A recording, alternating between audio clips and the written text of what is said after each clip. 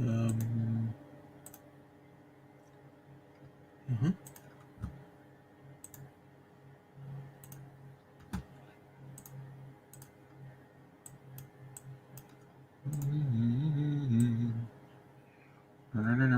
No.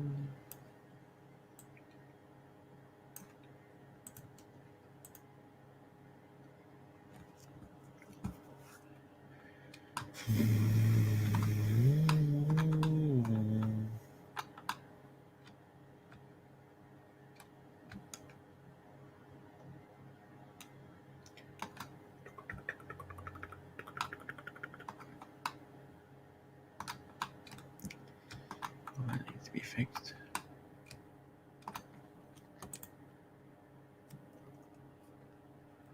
Hey guys.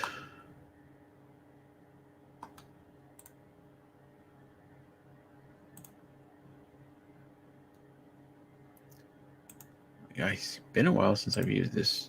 Nope. There, that's the one.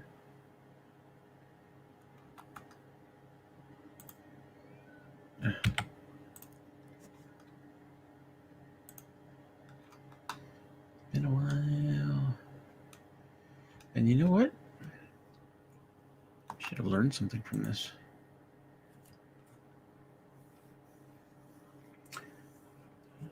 Hi guys, David. This is Google SketchUp. This one is free. This is the 2017 version. In fact, you can I just downloaded it like half an hour ago. So yeah, you can download it. Yeah, I haven't worked on the workshop at all since my last live stream, which was months ago. And I'm wondering what my deck overhang should be right now. There's a few things that I left off that I'm looking at this going, what was I thinking? What was going on at the time? I think the overhang on this should be 2 inches.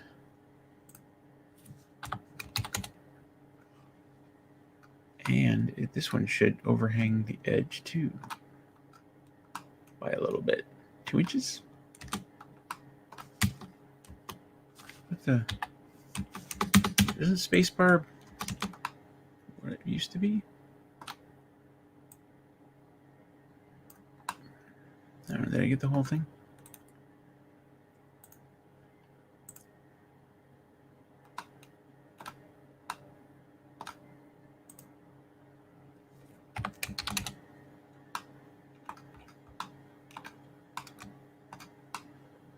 Whoop.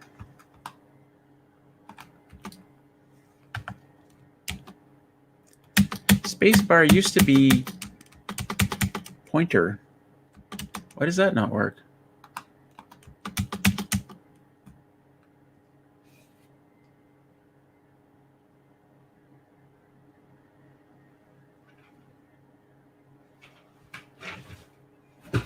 Why does that not work?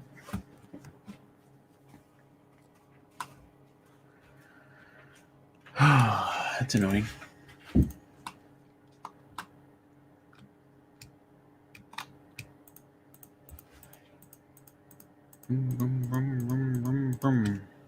Boop. At some point, I'll be using this for actual planning my boards. So if I stick these right together, it's not going to be a big deal, is it?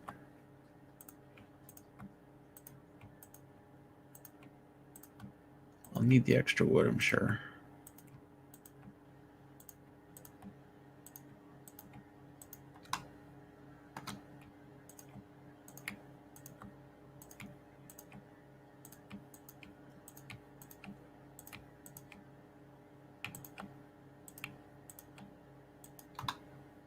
One more in there.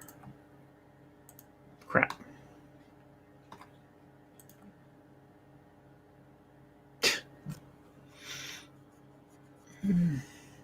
Nope. That's fine. Looks good. 2-inch overhang all the way around. This is the part that's I forget. I think I was doing it one way on this side and it wasn't working out, so I think I forgot the damn it. How do I... Tools. Where's the...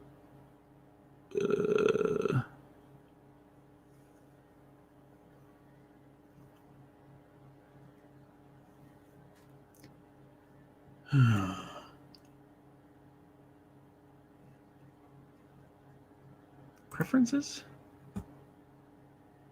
Shortcuts?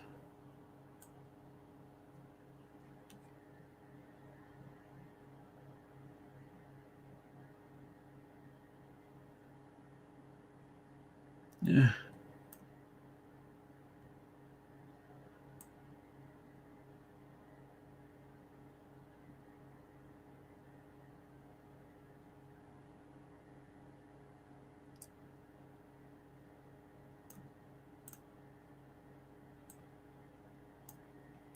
This is going to be annoying.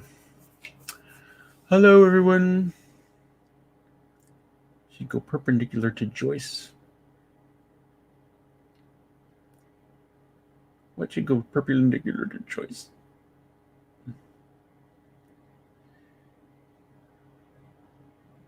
I've been looking for a shed and found out that a larger one and long one would be best. Yeah, you definitely want to build it big enough. What should go perpendicular to joists? Hold on, I gotta find out why my how do I get my arrow?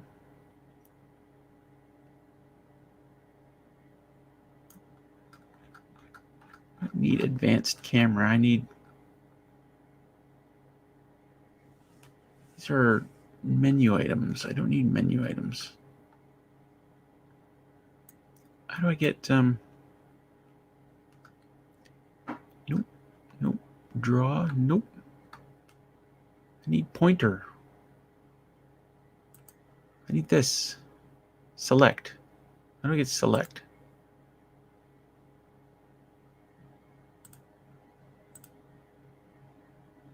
Where'd it go?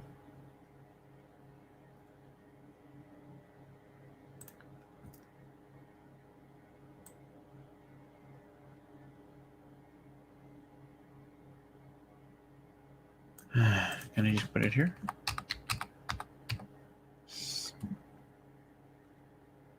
No. Tool select. Maybe that's it. Space. No, it's not working. Oh, thought we're close there.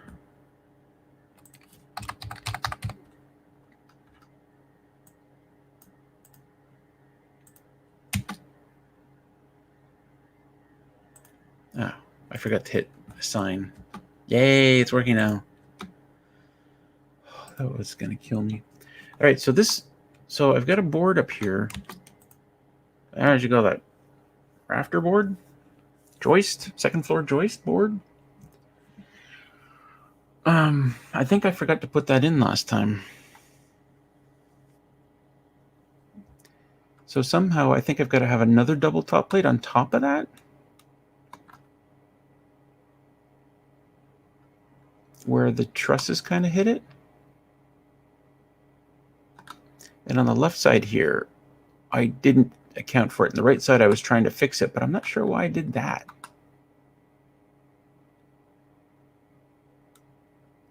That doesn't make any sense. What did I put in here anyway? 6.5?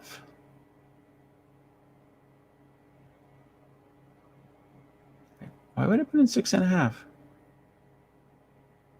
This is well as taller, so you don't have to make custom doors, Russell. Yeah, I wasn't going to do anything special for the doors, Skip. I don't think. I think I was just going to use like plywood or something. I don't know. The door, or where was I? They're 7 feet tall. The doors are 7 feet tall, Skip. We went over this last time, man. I don't remember anything I've done. Why is that 2 feet? 2 feet, 7 3/16?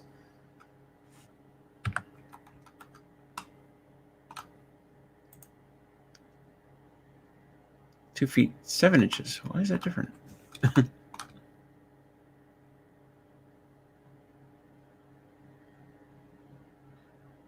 31 inches? Why did I go to 31?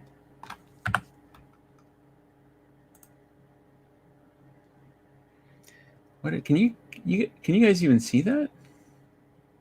Can you see that? Oh, that measurement one comes up? Probably can't. Is your roof angle correct? Sharon, I wasn't really going for a specific angle. I was just kind of... What I was going for is I don't want to hit my head on this piece right here when I'm walking underneath. So pretend this is me. Bam, bam, bam, bam, bam. Why is this hidden?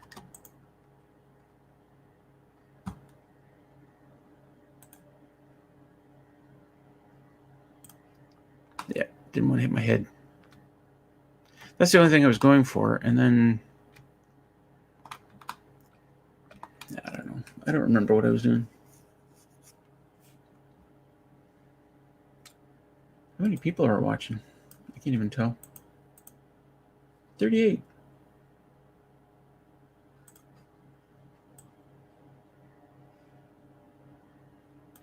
Think about raising the roof and making a bunkie above the shed for guests. Yeah, I don't want to get into that. It's just a shed.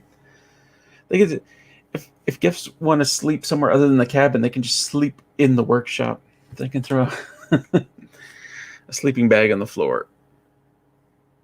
Snow dog, Paul. Canna Gin kind of has it. I just want to be able to put stuff up there. Crap. A little bit of storage. It won't be much storage because it's only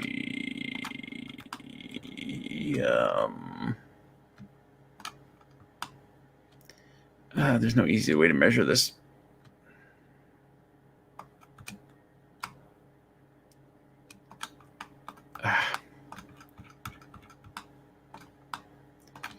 Let's turn the roof ply off.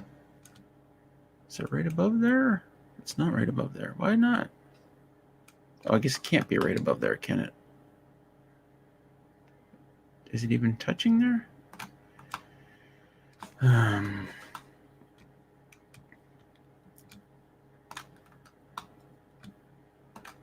If I take this, just an approximation, but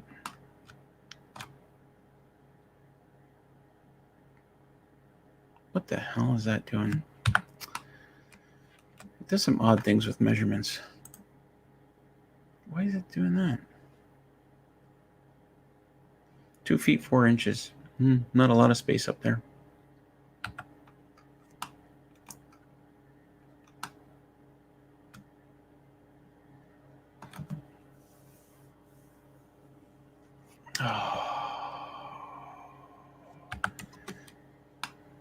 Why did I do 6.5 inch here? Why didn't I do what is 6.5 inches? Hey, Wolfie. I haven't built it yet, and you already broke it. This is exactly what I went through months before I built this cabin, just going over it over and over again and deleting stuff and recreating stuff and deleting it again and recreating it. Like so many times.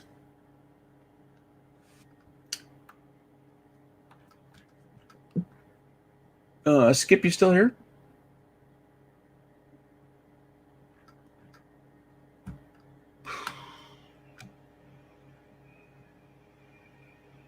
Why did I go 6.5? What is 6.5? A 2x7? A 2x6?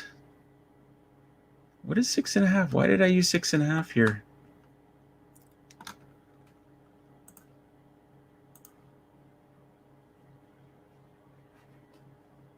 Was I drunk? Anybody who was here last time, was I drunk when I was doing this?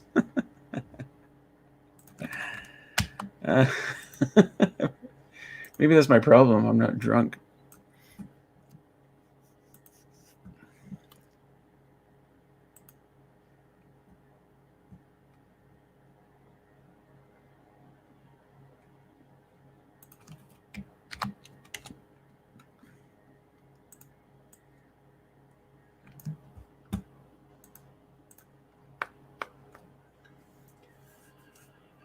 Marcus. Hello, everyone. This, of course, is not a Books Fest. It could turn into one. But somebody tell me why I put 6.5 inches here for this board that is 12 feet long. That makes sense. I wanted the workshop to be 12 feet wide. What is the pitch on the roof? Yeah, I think I can calculate that. I forget how to do it easily, though.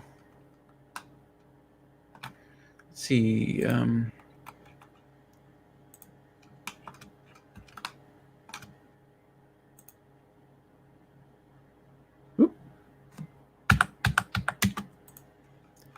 Try that again. This is kind of hard to do.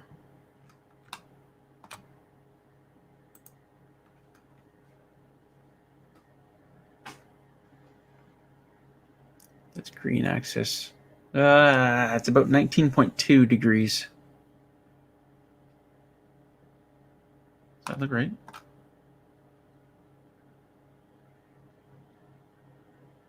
So I know it's not very steep, but I kind of wanted it that way.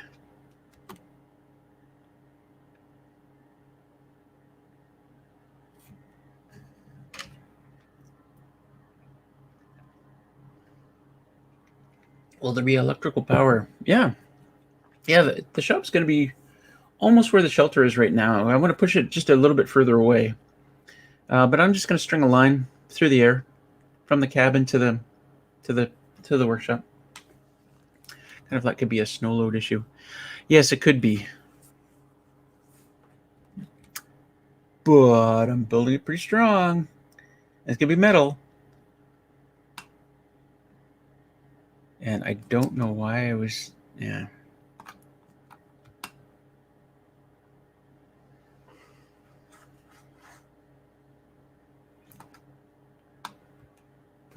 If I make...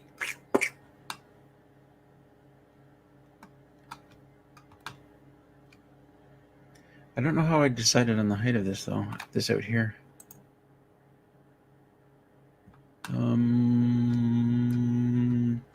If we take...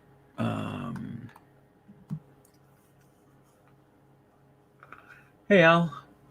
Building the workshop is what I'm doing. Oh, yeah. I'm trying to figure out, like... So, the other thing, too, is, like... this is looking south. So, the left side of the workshop...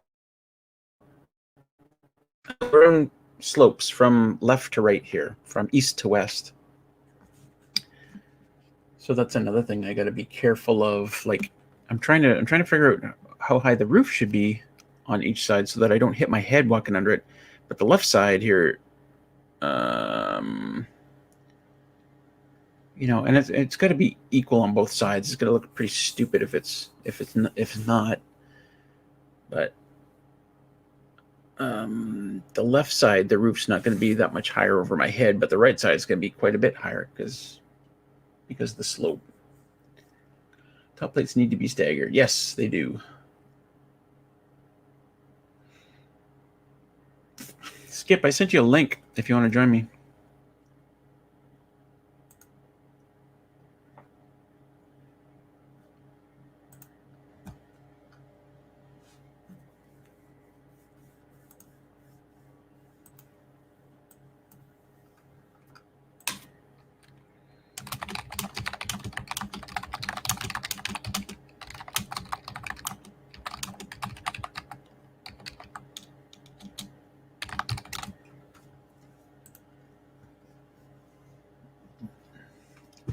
How long are the wall studs? How tall, you mean? I think I made them 7 feet.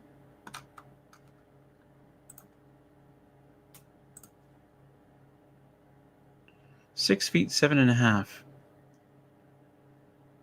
I don't remember why I picked that. 6 feet, 7.5. There must have been some reason. Oh, maybe. Once you add in 3 inches and 3 inches, you get 7 feet. That would make sense. Or thereabouts. How much is the overhang? I don't know what you mean. There's Mike Walker.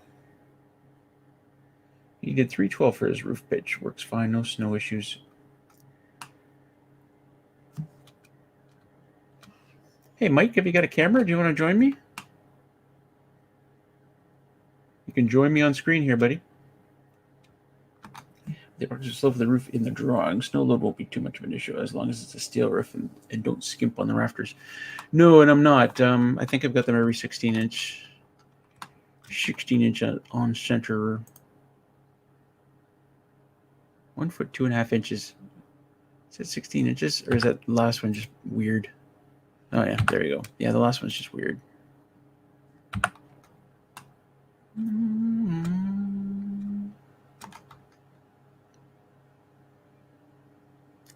But I didn't. Oh, there's another thing I haven't done. I didn't do an overhang. Oh, Russell.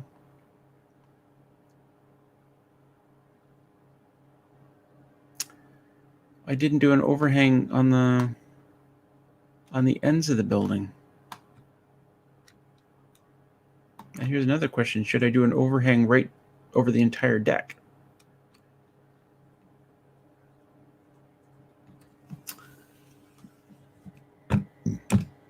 It'll handle our worst winters then, Russell. Thanks, Wolfie.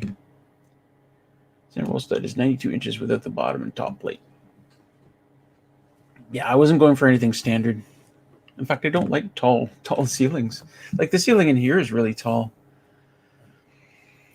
It's 8 feet 6 inches or some shit. I don't like it.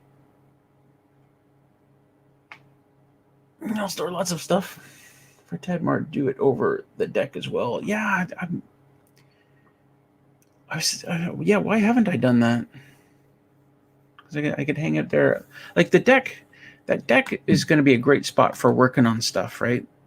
If it's a really beautiful day, and I've got stuff on wheels, like my table saw, if I ever get set up, I get that thing on wheels and I can just wheel it right out in the deck and work there. It'd be really nice. But it'd be nice to have a roof over that area as well. Ken, it's Google SketchUp. If you look for Google SketchUp, the 2017 version, it's a free download.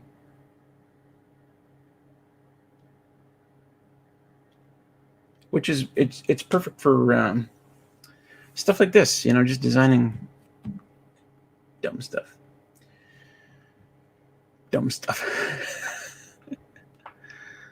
So let's see.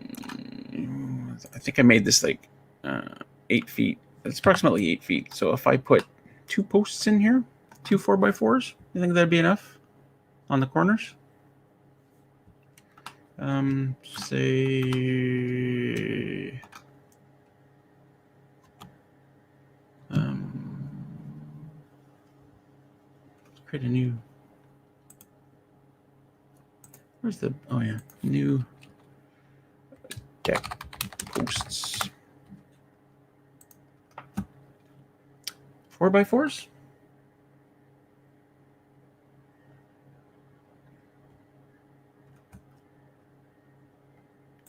Oh man, I can't remember how to do anything.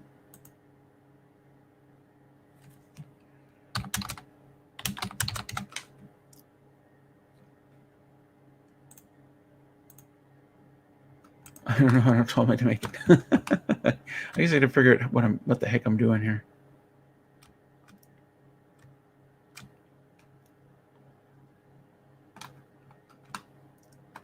All right.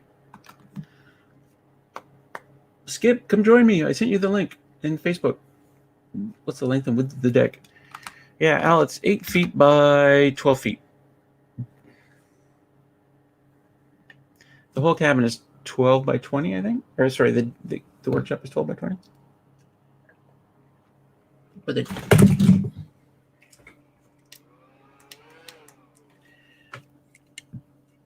was bugging me anyway. The double top plate are your studs coming out to 8 feet tall. I would think that you need the minimum to have enough pitch for your out roofs. Yeah, that's Wolfie. I started to do something here last time I was doing this, and I'm not sure what the heck I was thinking, because obviously this is not right. I mean, those boards shouldn't be lined up stupidly like that.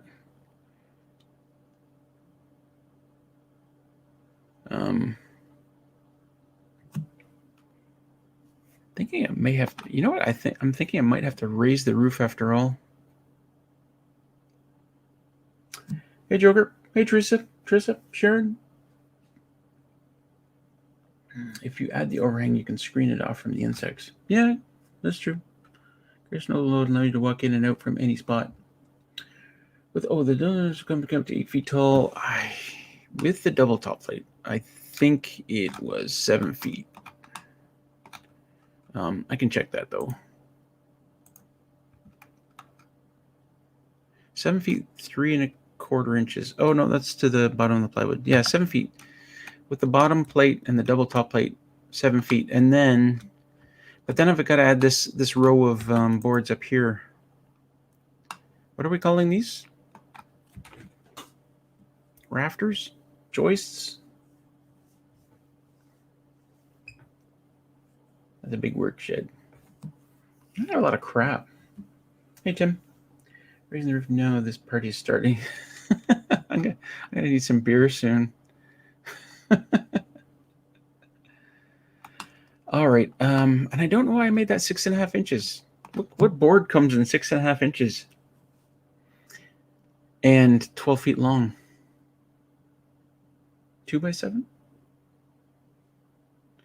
We started this. Did you design how you'd like your workshop laid out on a generic floor plan? No, this is Joker. This is me laying it out right now. Kind of the idea. I wanted it to be 12 by 20, and then I just, I drew the piers and put in the floor joists and kind of kept building it. And that's, of course, how I've been running into trouble. No walls, no roof, just your equipment. You will want to use dimensional lumber? I guess. I mean, you mean other than otherwise having it milled or something? Pretty good so far. You got a lot of procrastinating done in that shop. Yep. It's true.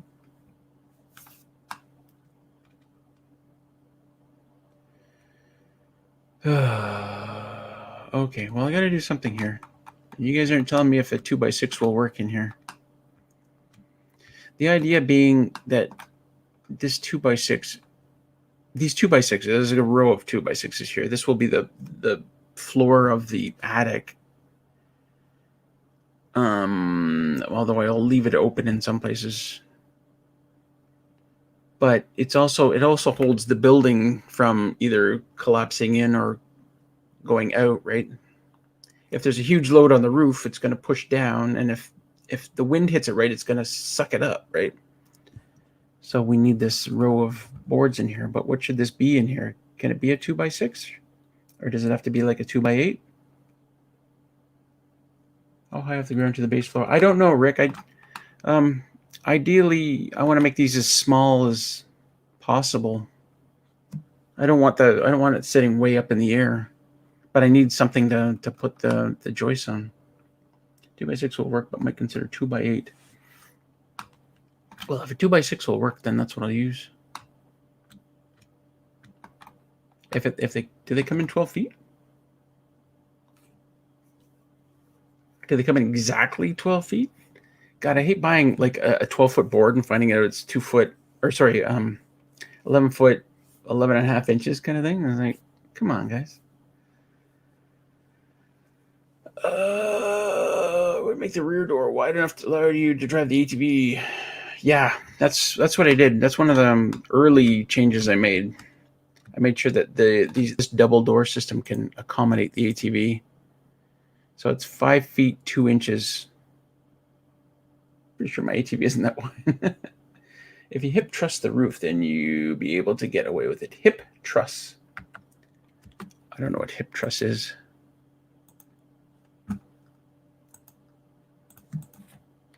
Hip truss.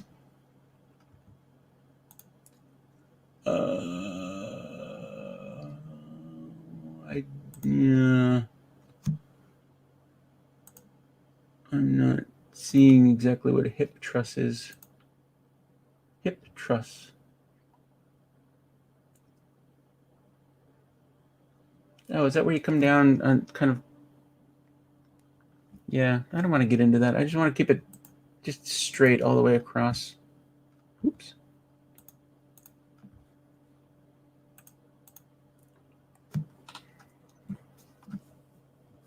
All right, I'm going with 2x6s up there. And I'm going to, let's get rid of all of the... What is this supposed to be? Rafter. I'm calling it a rafter. Okay, well, I got to redo my rafter.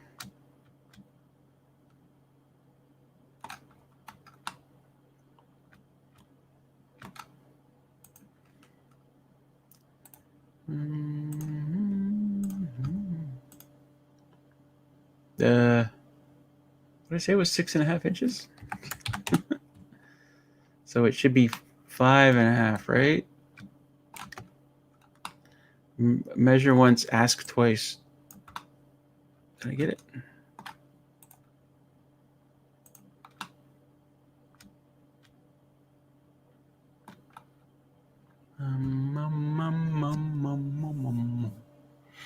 Something like that.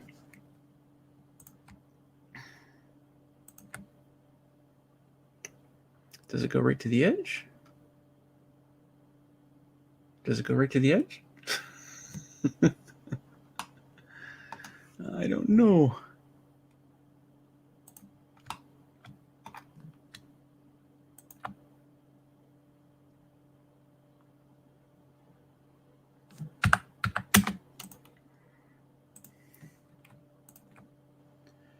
Do these need to be at 16? I think they do, actually, if I'm putting stuff up there.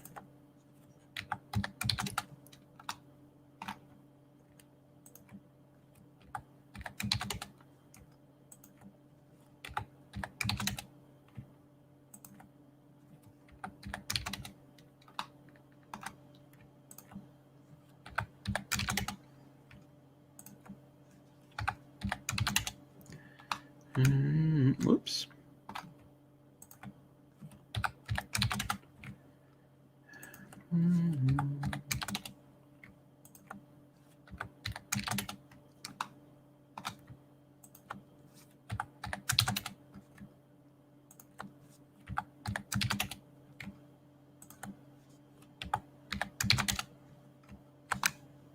Will this go right to the end?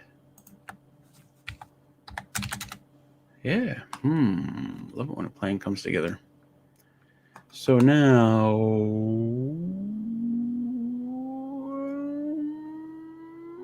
do I need another double top plate on top of that? Or just a single top plate? The outer frame need to be double joists. Double? This last one here? Al, is that what you're saying? It needs to be double?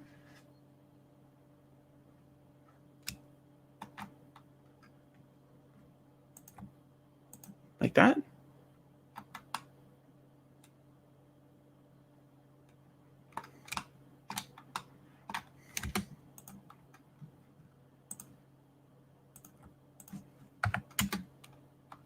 Now, do I need a double top plate on top of that, or a single top plate will do?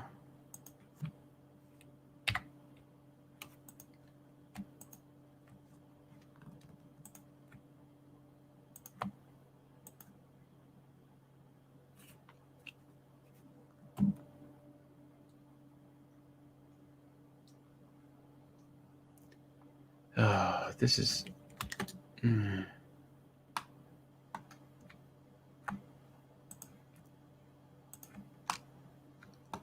Oops. Duh.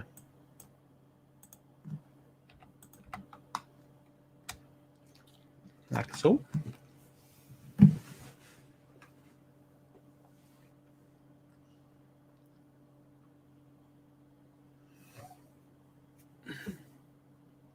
There's a mill. There's Skip. Hey, Skip. Hey. Oh. This is what I need. I need somebody telling me in real time what I'm doing wrong. Uh-oh. Actually, you know what? It would be really cool if I could just give you the controls and you could like do stuff. Do you know how to use SketchUp?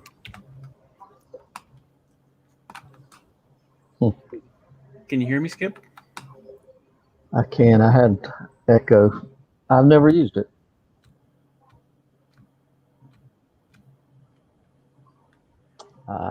I can. All right. Did I need the double top plate there, or will a single do?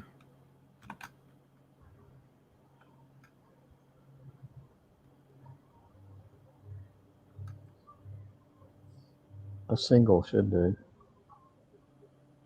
Yeah. Well, let's not put boards in where we don't need them, right? Well, you really don't even need the top plates unless you're just trying to achieve a higher ceiling height. Well, the idea is the trusses are going to come down here and attach to something here.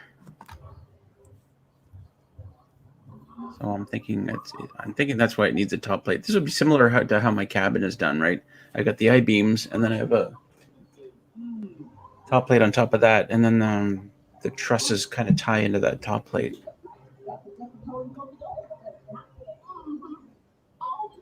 But now we bring in this shit. Look at that. Well, so typical construction would be your ceiling joists, your rafters, tails will tie to those ceiling joists so you have a good solid structure. So the rafters will rest on the same top plate as the ceiling joists. Oh, so they'll come in between here then. Yep. Yeah. Oh, okay. And if you're not looking for load storage on the ceiling joist 12 feet, you could go with just 2x4s. All you need is something to keep the walls from blowing out. Yeah. Well, I was looking for a little bit of storage up there. But 2.5 feet, you're not going to get a lot of weight up there. You No. think? No.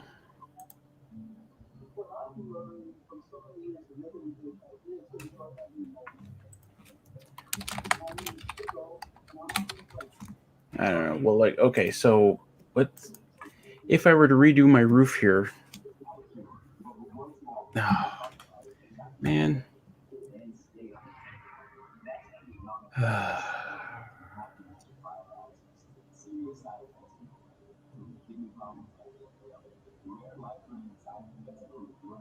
Ken says I tried SketchUp and went back to pencil paper and a slide ruler, old school. Well, Same here. this is the reason SketchUp is good is because you can see your mistakes, right? You can't just I don't have a natural construction mind. Like my buddy Ray, he doesn't need to draw anything; he could just build it. But I need like going through this process shows me where I'm wrong and I've made mistakes and I need to fix it. But a big benefit is you have a material list when you draw it and you like what you have too. So yeah, it was pretty easy to make the material list for the cabin once I thought I was finished. All right, so we get rid of these then, and we let's bring back the trusses here for a second. So that actually is pretty close then, except that they're coming right on top of the. What are we calling these boards here? that's a ceiling joist. Ceiling So it's a joist. joist. Yeah. Yeah, so they're coming right on top of the ceiling joist, but they shouldn't. They should come like right beside it, To the right? side. And here we use hurricane hangers or straps. They'll tie the ceiling joist down to the top plate and then also to the rafter. Yeah, got it. All right, so what should I move here? My ceiling joists or whatever we're calling these?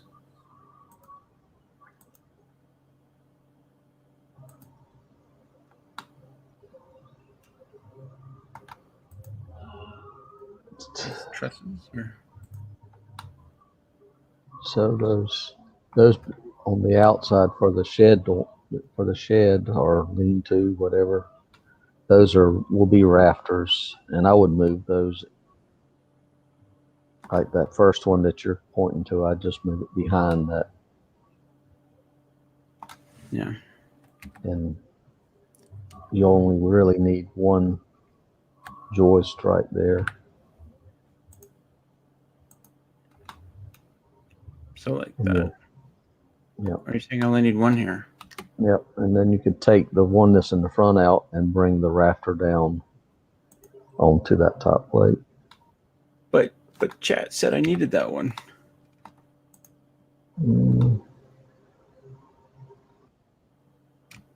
You'll end up putting filler in there, but not a whole length of board.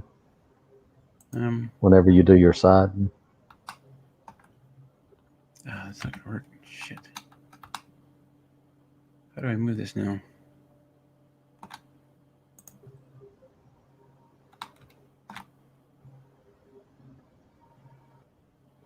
Now that one I would move behind the board, and then the gable end rafters would go in the front.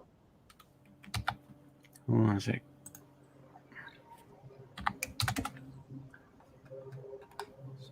Sorry, what'd you say? So the one that you're moving now, yeah, should go behind that ceiling joist. So I deleted the wrong one. No, well, leave it like it is, because your rafter for the gable end part of the shop, the center part of the roof, it should land on that top plate and not on top of, like you have the rafter landing on a rafter. That will not be strong. I'm not getting yet. So the shed rafter, move that one by itself behind the first ceiling joist. This one here? That would go where you're trying to put the one that's for the lean-to. Okay, and then this board would go behind the ceiling joist. So I shouldn't have moved it then. Shouldn't have moved it. Yeah, right there, and then the one that's now the gable end rafter would land right on that top plate. Okay, I get you. All right, so I could. These both have to come down, of course. Yep. And then you'll end up cutting a bird's mouth on that. Yeah. Let's try. Oops.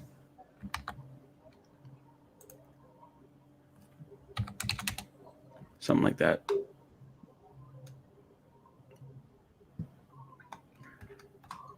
You could do that. And this one's going to come down. It's hard to manually move these, so I'm just kind of dropping them by inches. A little low.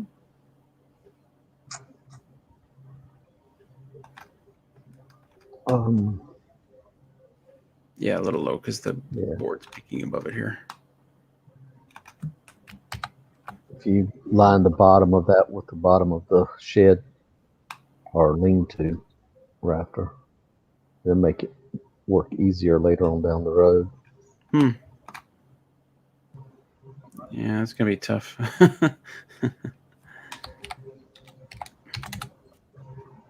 There. It's close. So the guy I used to work with, he said, "We're not building a piano." Yeah.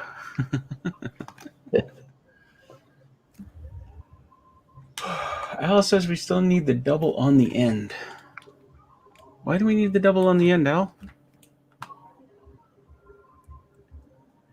Actually, we do need something there because Yes, but you'll cut the ends to follow the contour of the bottom of the rafters in the center.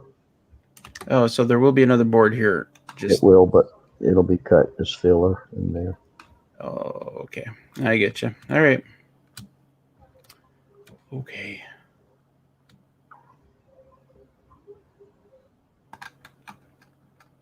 So I think that could probably come down just a little bit more. An inch, maybe.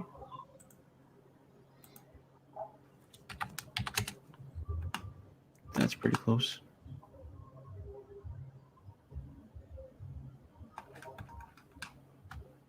And then, of course, so either I raise the peak, or I've pretty much got nothing up here at all in the attic. Raising the peak is not about. You know what? I think originally what I was trying to do is make this all one angle, so I wouldn't have to do anything weird. I wouldn't have to join it up like I did on the cabin, but I don't think that's going to work very well. That's exactly what happened, and then it was going to be almost touching the ground on one side. Yeah. The roof. So the walls, are you planning on just hauling in 12-foot 2x4s and cutting them in half for the wall studs, or? What did I have for wall studs? They're 6 feet, and then there'll be another. I did use 2x4s. 4.5 inches. Well, these are 6 feet 7.5 inches.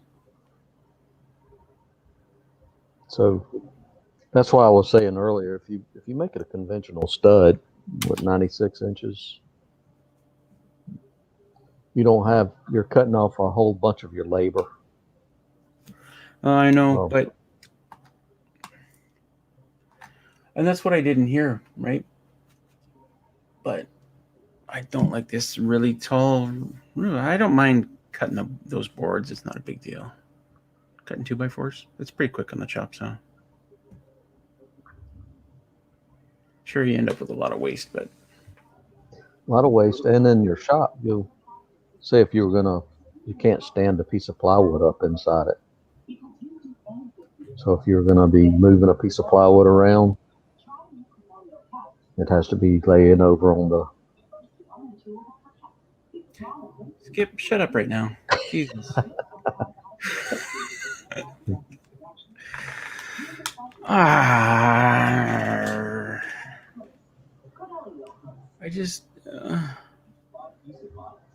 It's a lot more labor, especially if you're going to insulate and if you're planning on doing like plywood on the inside walls. You're going to do a lot more cutting. I'm sorry, Russell. All right. Well, it means that almost everything here has to change. Which wouldn't be the first time I've torn apart a complete build and started over.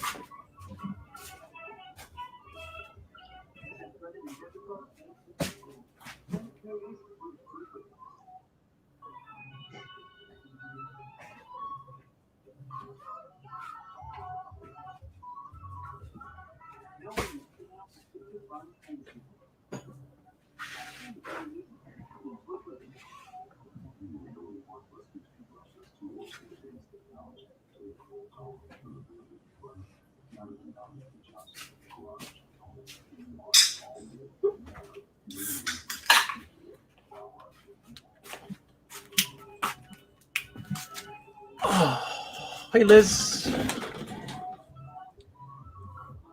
Get your wood under there. Yeah, that was the thinking behind one side of the shop. The overhang would be just for firewood, and I calculated it out to. What did I calculate? 8 push cords I want to get under there. What about balloon? What is balloon framing?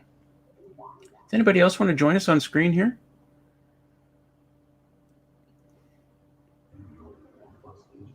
Skip, what's balloon framing? I've heard the phrase. I'm not really sure what it was. I got to say, I'm officially pleased with how Budweiser tastes. It tastes so much better than that Carling shit I drink.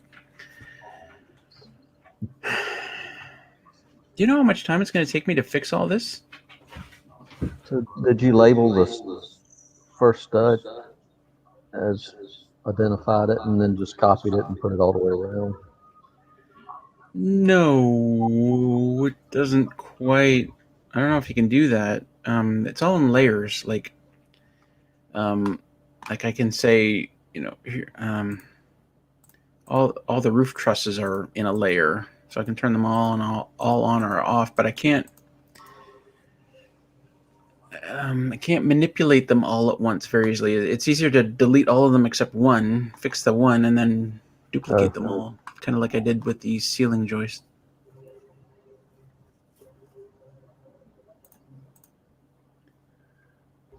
"35 people watching." Also, don't forget to leave a good size opening in the ceiling joist to get stuff up there. Yeah. Yeah, that's true. I won't put in all of these boards. I'll leave a couple of them out in the middle. The ceiling joist. But now I gotta... do I really care about being able to stand up a piece of plywood?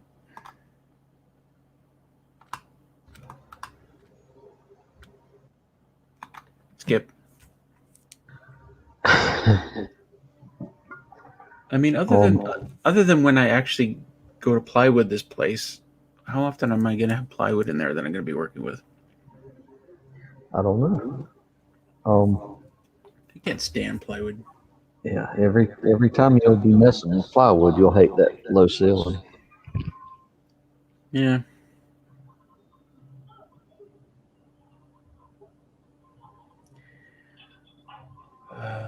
Balloon is nothing more than lengthy 2x4 framing with no interruptions.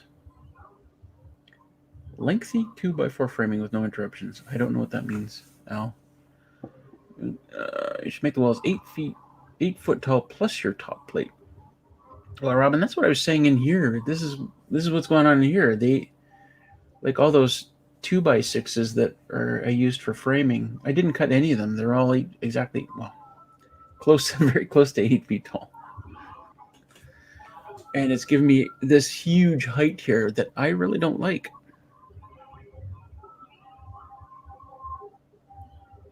It was a real estate agent that told me once. He said, because we had a bathroom in our old house we had 9-foot ceilings on our ground floor, and you go into the bathroom in the ground floor, and it looks like it looks really weird. And he said, you know what? If you drop the ceiling, it actually makes the room feel bigger.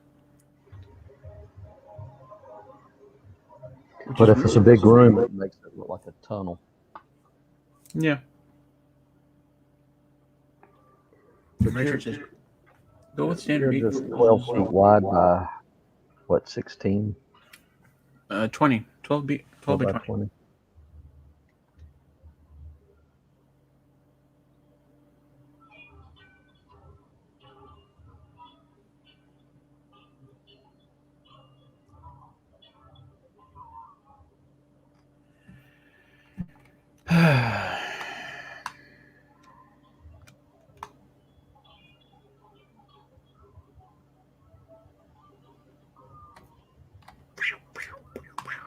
Well, let me fix this, and then I'll think about that.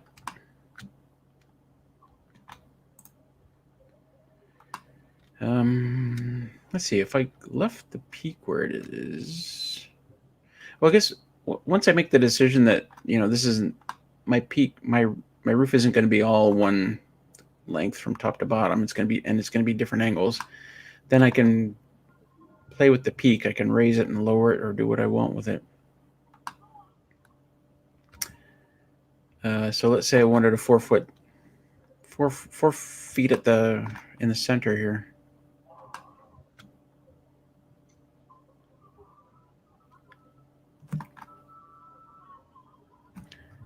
What do you think? 4 feet?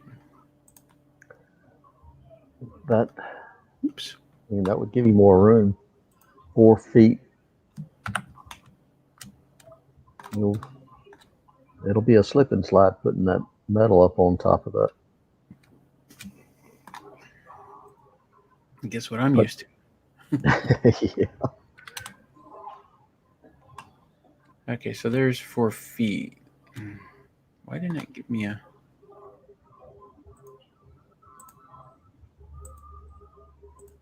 There it is. Okay. So I move the peak up to there, or the ridge I said rich board. Come on.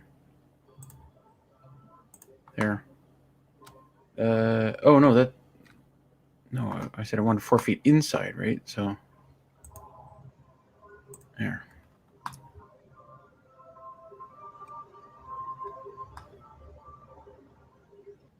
What do you think, Skip?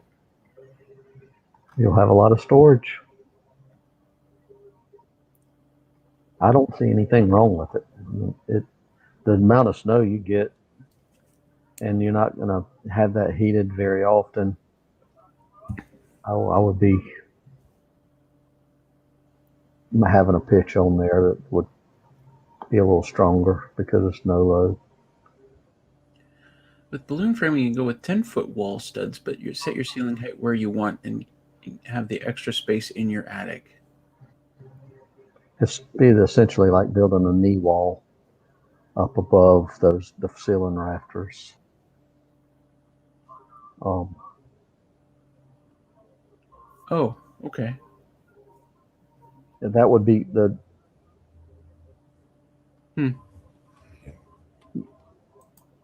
you would need to do like jack studs or something like that up underneath every one of your ceiling joists to make them strong. Otherwise, you'd just be nailing them into the side of the 2x4 studs. Okay. Or you could put a ledger board up under them.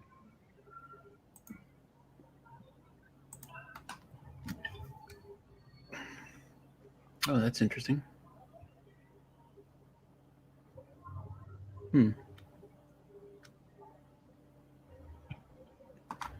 So,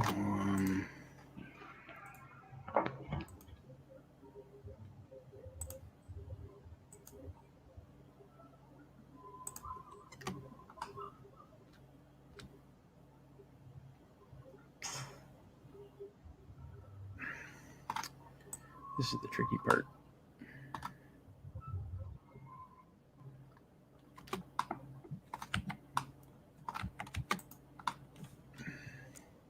Trying to group with this with all the crap in the way.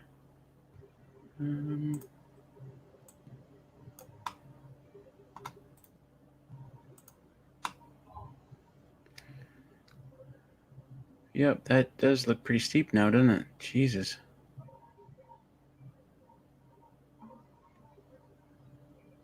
It's going to be even steeper because it hasn't hit the thing yet.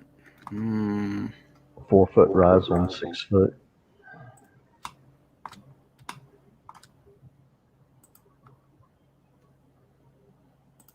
So something like that.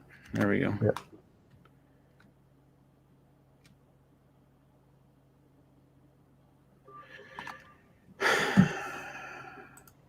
Yeah, it's much steeper.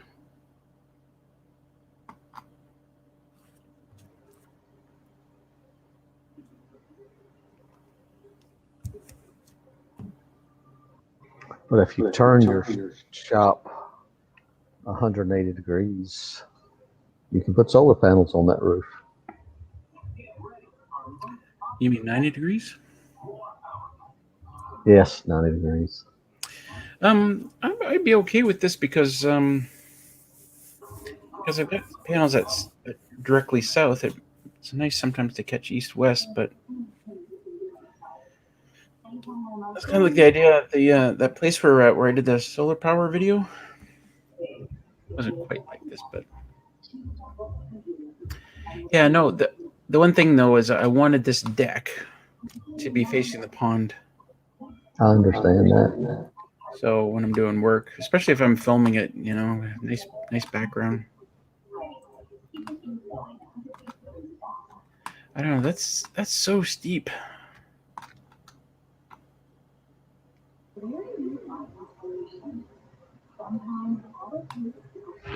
But yeah, I probably regret it if I don't.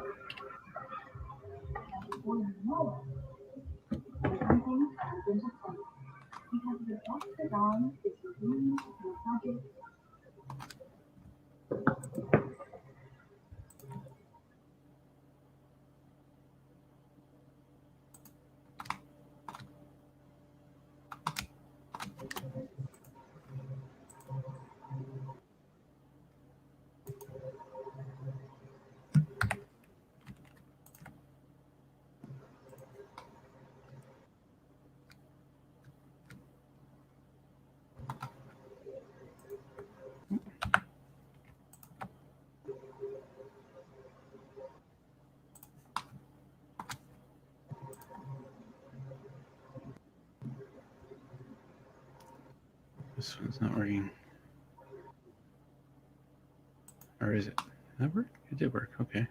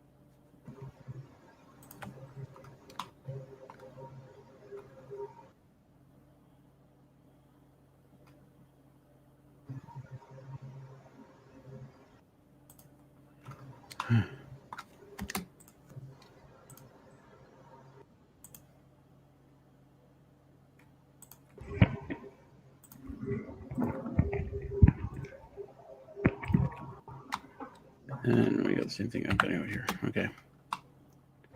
So something like that then.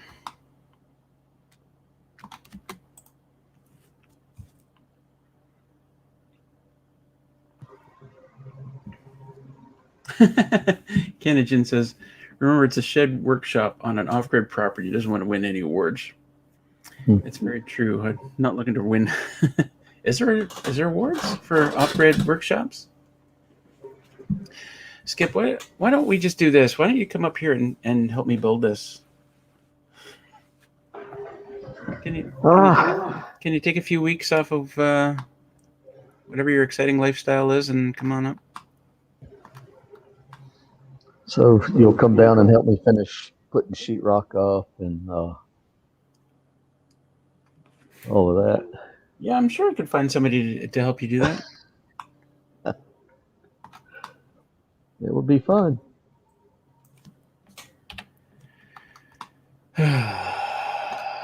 Okay, here's the power of Google SketchUp. If I can do this right.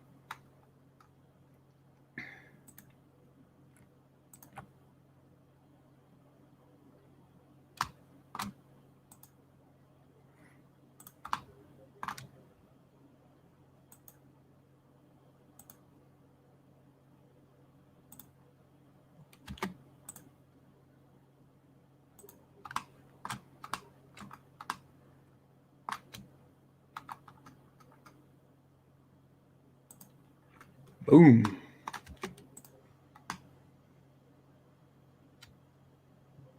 Pretty good, huh?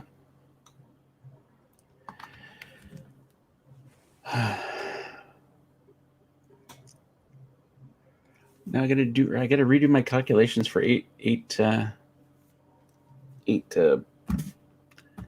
bush cords.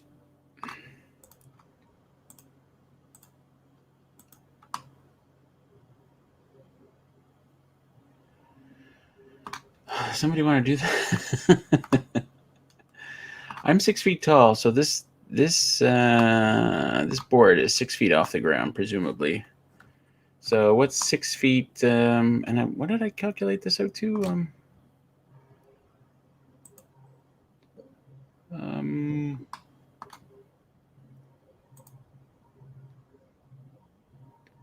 7 feet, almost 8 feet. 8 feet sounds about right. So 8 feet by 7 feet by 20 feet. Skip, I don't see you with your calculator there. It's okay, I got it. I thought I had it. Where'd it go? Come on. It's not moving. Oh, there it is. I got it. Okay. What did I say? 7 by 8 by 20. 1,120. Can somebody convert that to bush cords?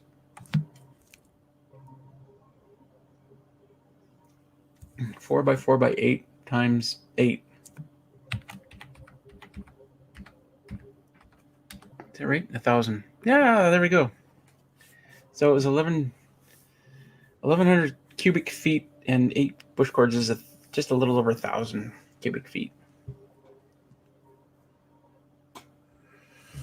right? I don't hear you agreeing with me, Skip. Oh, I wasn't doing that math.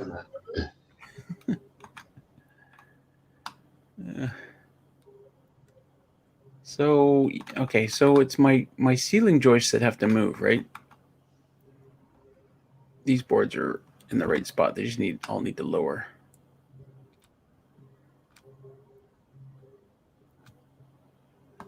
Nope.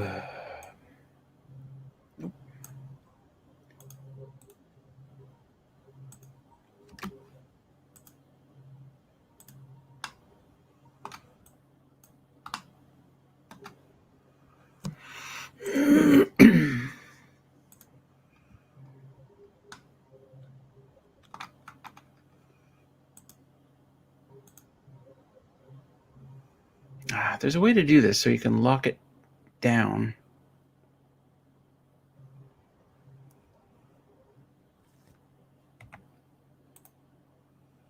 Damn it.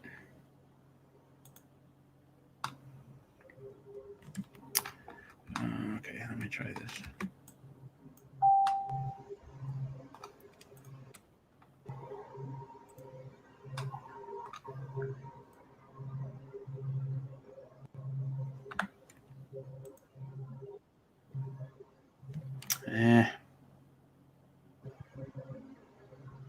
Oops.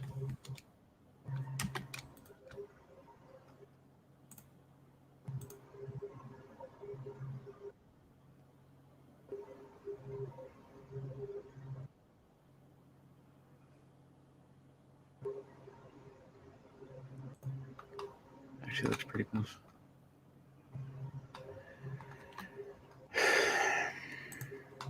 That's going to lower your. Yeah. Yep. Well, yeah. So that'll be something like that, right? Okay. So, but this is the question. Like, I don't know how tall my piers are going to be. Like, I just want.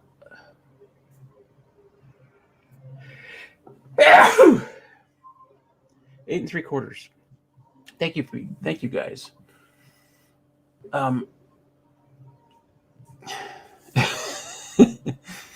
I don't know how big my piers are going to be. My idea was just like, so the cabin. I thought the joists were going to sit right on the piers, but it turned out it was incredibly difficult to level 16 piers to be exactly the same height.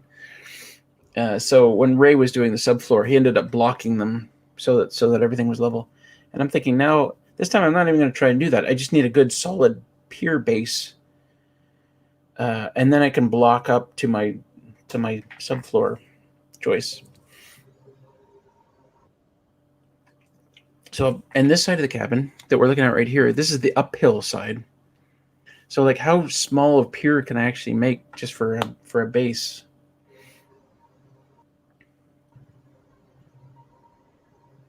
Like, can that just be a few inches? Say off the ground. Sorry, what did you say? So just a few inches off the ground. Yeah, and they'd be anchored into the bedrock, because it's all bedrock here as well. So I guess what I'm saying is the height of this is going to be,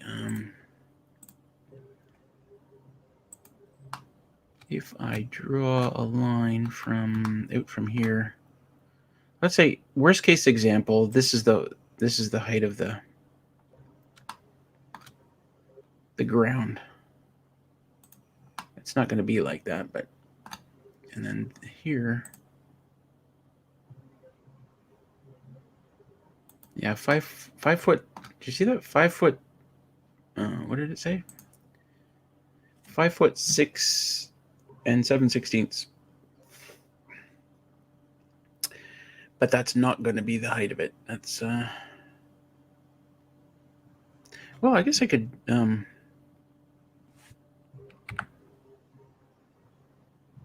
endpoint and group.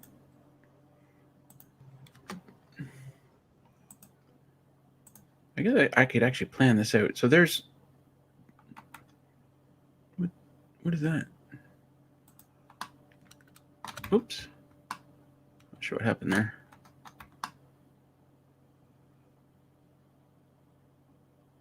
Yeah. It's close, but so that's what was that? 6'6" and 7/16 to the bottom of that pier, and I think what did I make these piers?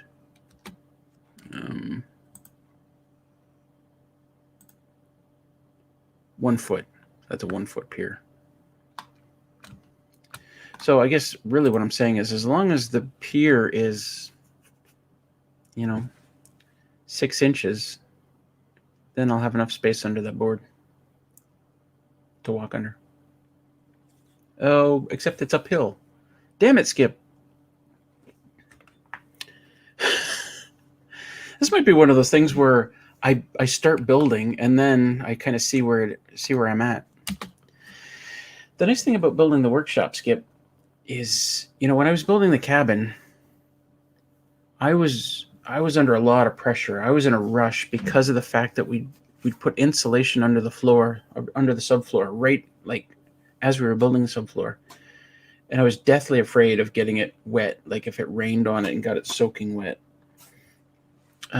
This I'm not planning to put any insulation on, so I'm not worried. Like when I was building the cabin, I brought like everything in up front. Like the roofing was brought in before I even started the subfloor kind of thing. And this I don't have to do that. I can build it and then go out and buy some more stuff, bring it in, and keep building. So I can get the framing up. I can build the framing, and then I can see what the height of this is going to be, and I can say, okay, well, we can raise this up a little bit or down a little bit or whatever we want. And then I can go and buy the plywood I don't need plywood on here. I could go buy the metal roofing, the length that I need and stuff. So when I built mine, I put plywood. When I put the plywood down, I just rolled out plastic over it and then stapled it down and left it until I was finished and cut the plastic out. So, because like vapor barrier? Well, that's what I used is vapor barrier, but I just put it on the top of the plywood to keep it from getting wet. Did you have insulation? I didn't put insulation in the floor. We don't have temperatures as bad as you have here, so I thought about using some that aluminum bubble wrap. We all think about it because we all have seen the video, and then we've seen other videos where it was a complete disaster. It got rained on and trapped a whole lot of water, and it has an R value of like what, 1? Yeah. It's according to how I could be wrong. It seems like if you leave an air gap, that improves the R value. But if you put it up against the surface, it's just stapled to the plywood, it takes a lot of the R value away. So, but I used it in my camper. I have a pop-up, and I cut out the stuff to fit where the windows are on the 10 ends, and it worked for that. Okay, question. Is that roof? Yeah, that roof's steep enough, right?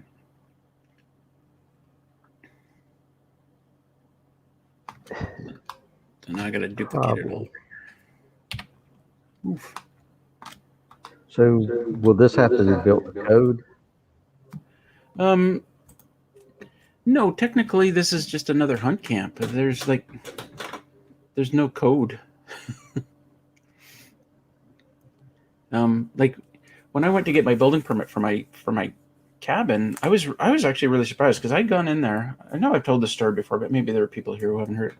When I went in there, I had pictures of my SketchUp. Like I'd taken a bunch of screenshots, kind of just like this, showing what I was doing, and then I had like a 1-pager of, the framing will be 2x6s. This is the subfloor will be, I forgot, a 3/4 inch.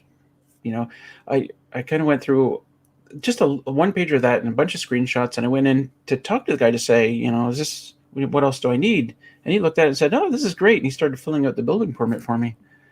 You hardly need anything for a hunt camp. It's surprising how little they care, which is awesome. All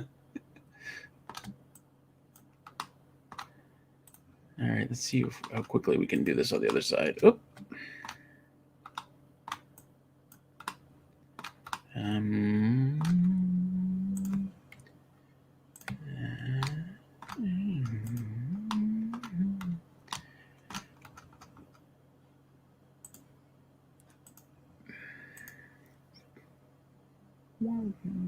Is it 180? There we go.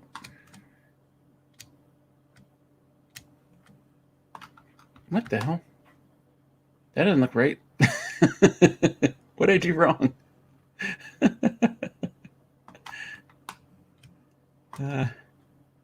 What did I do wrong, Skip? Oh, I know what I did wrong.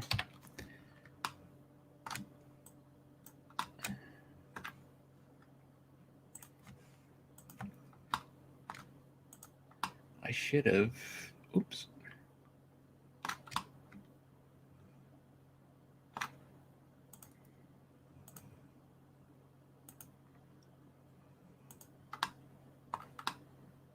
Damn it, Skip.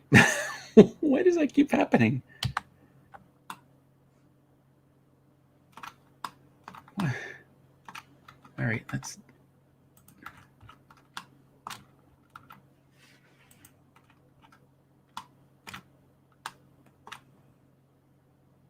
Oh, it's still happening. It's got this really weird. Oh, I see. Okay, hold on. There, got it that time.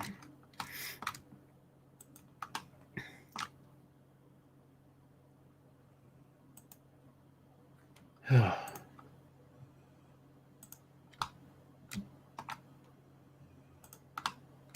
right, how do I do this?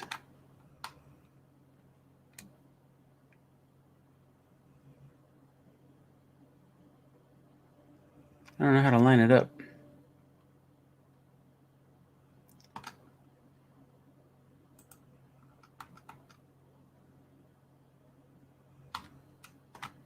I wish I could.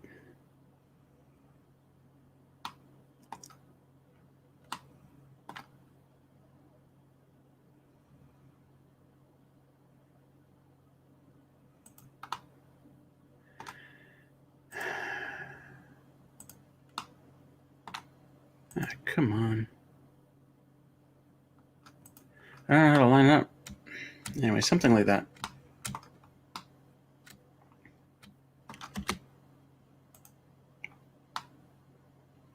Huh? Starting to look like a thing?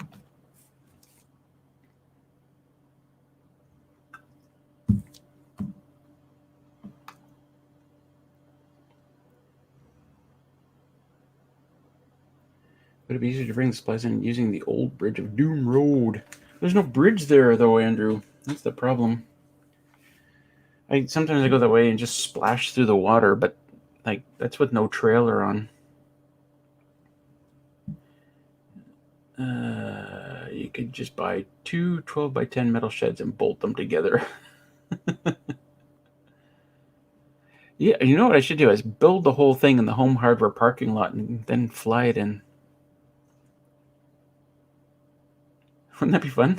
Just whenever you need something, just walk back inside. I need some more of this.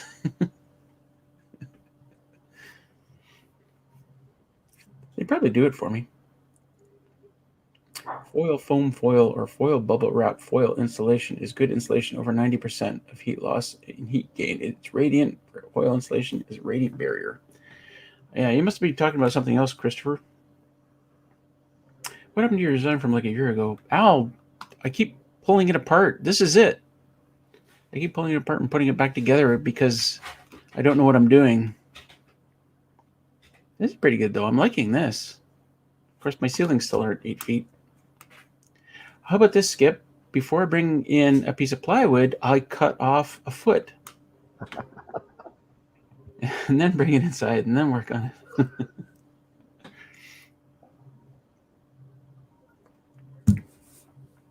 Anybody else want to join us on screen here?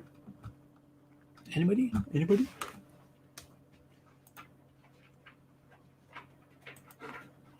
How many? I don't even know how many people we got watching here. 42. Well, what do you think, Skip?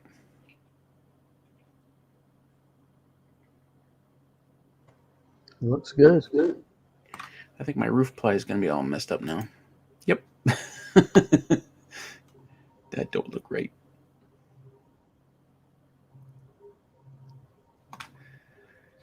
But now I have to extend it because I want it hanging out. What's typical for like extending this way? Like a foot, 2 feet, like 16 inches? I try to stay within a foot. Within a Well, foot? at least a foot. But you see some people they want just a drip edge on the roof, and I'm that sure I've just seen needs people. more maintenance. I'm sure I've seen people go 2 feet on this. 6 inches. Oh, Ken. In my storage building, I went, I think, 14 inches. I think, did I go 16 inches here? I might have gone 16.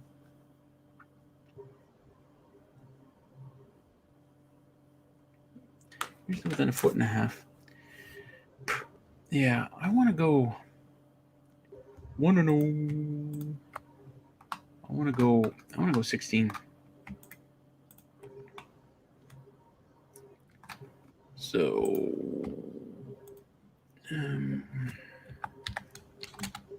there. It's not exact because I don't have another ceiling joist in there.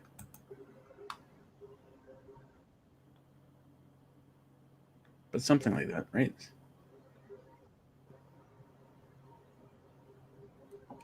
And then on this end, oh, why am I missing?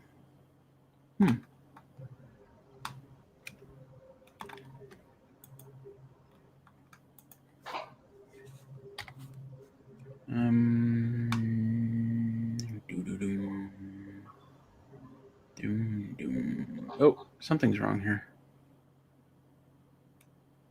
These boards aren't supposed to be like that.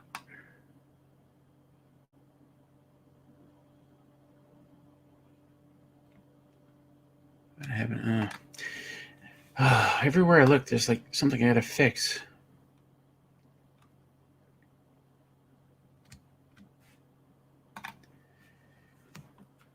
Maybe I'll go 24-inch on center for the roof. Yes, I probably could, David, especially if it's this steep.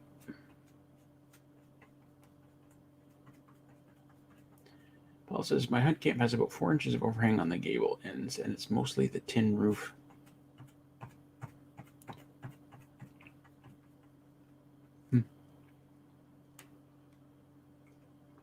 Al, what do you mean this is nice? This roof, you mean?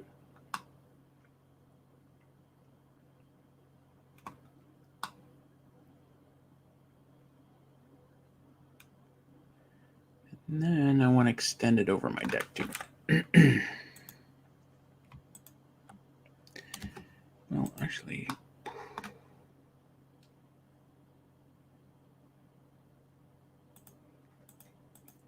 oh man. My deck board appears to be on my rafters layer. When I click it off, I lose my deck board as well. That's what happens when you forget to change layers. How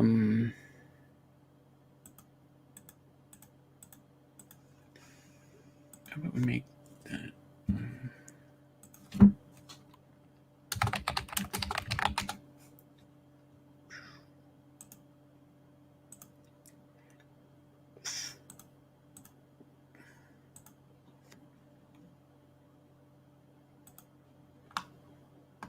Hey, what happened?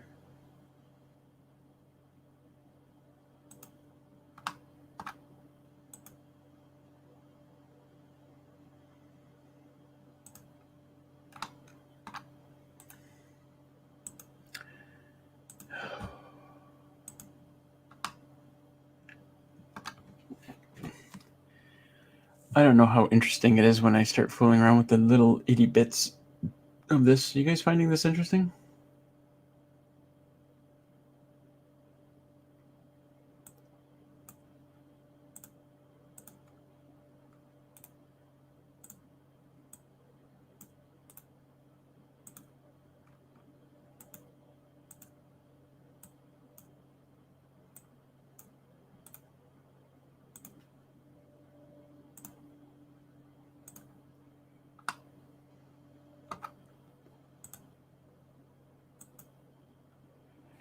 What did I say this was going to be? 8 feet?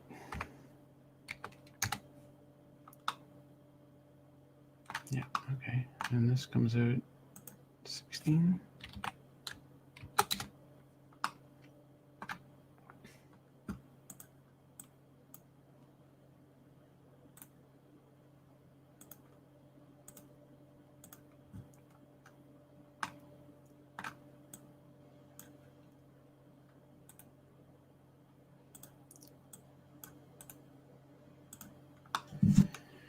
All right. And then what do we do on this end? Comes right out to the edge, right? Yeah, okay, so and that goes inside? Yeah, okay.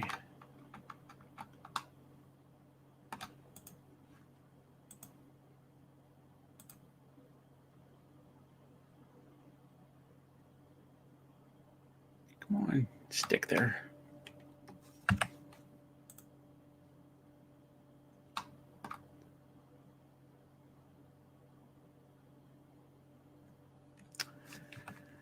Sometimes it's working and sometimes it doesn't.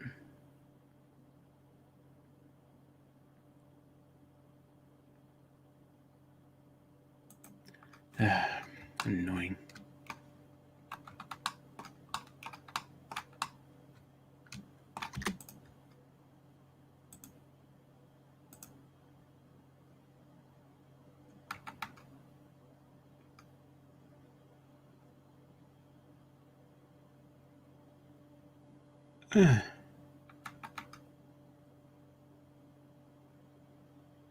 Red.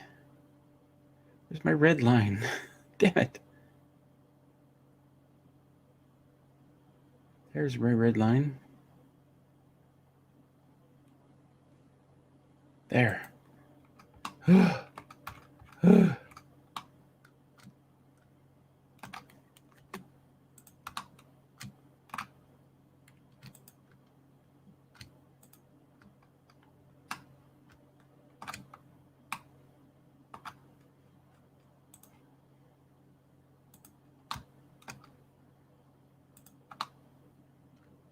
There. Okay. And then what do I have? Oh, see, now I need a board coming out of here to the post. What comes out of here, Skip? How far out is the deck? How big is the deck? It's 12 by 8. Yeah, 12 by 8. Do I put another post in up here against the wall? Well, you could do, like, you're probably going to have to use a 2 by 8 or a 2 by 10 and make a header that goes out all the way to the 4 by 4 out on the outer edge of the deck. But you could use hangers and do another. Oh, just hang it from the framing? Yeah. Is that strong enough for a roof? I'm pretty sure it'll be plenty strong. That's pretty much how you're going to end up having to do it.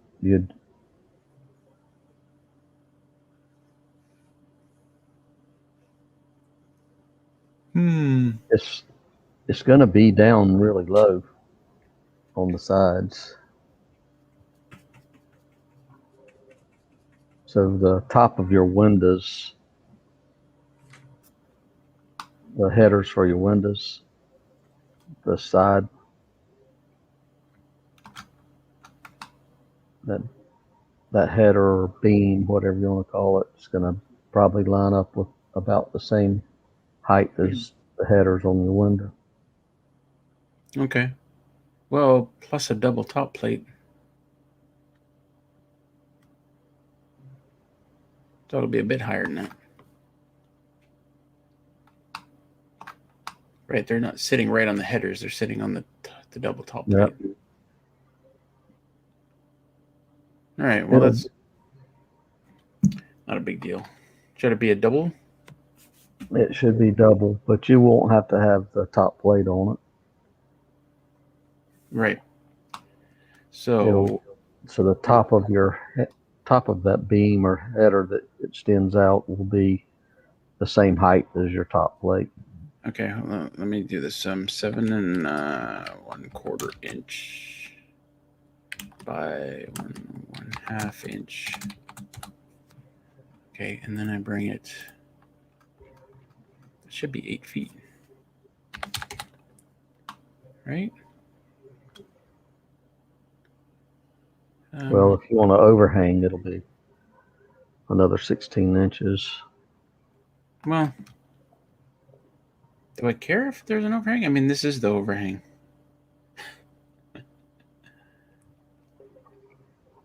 It'll leaves All your right. deck vulnerable for water just dripping off. Okay, there. I put on another 16.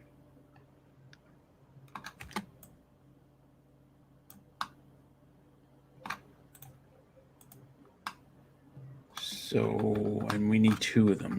You'll say. Oop.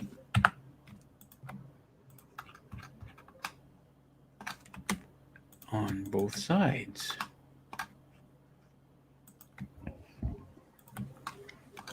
And I'm just attaching those with a joist hanger. Joist hangers, right? A double joist hanger. Okay. And this then comes up to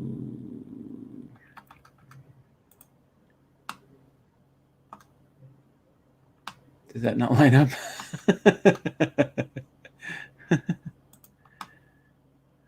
Nice work, Russell. You did that really well. No, I know what I did wrong. I'm on the overhang.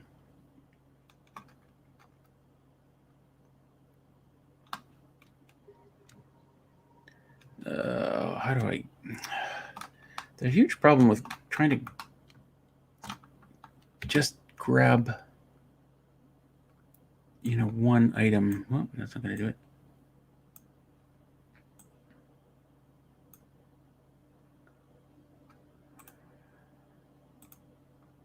Oh, okay. Okay. So then we're just bringing that in. Well, I'm on the overhang both ways, aren't I?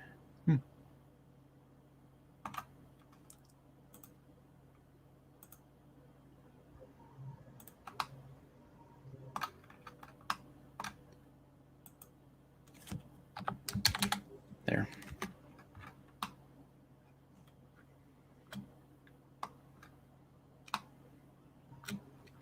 Right?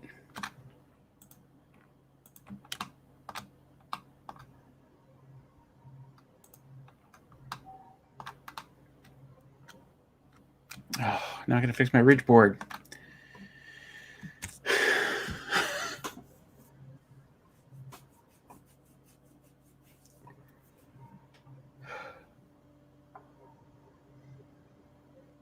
If you use a rim joist, you could extend it and cantilever your roof over the deck. If you use a rim joist, I don't know what a rim joist is.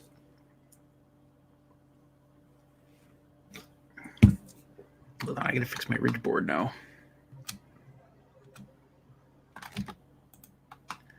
Oh, I gotta do the same thing I did before.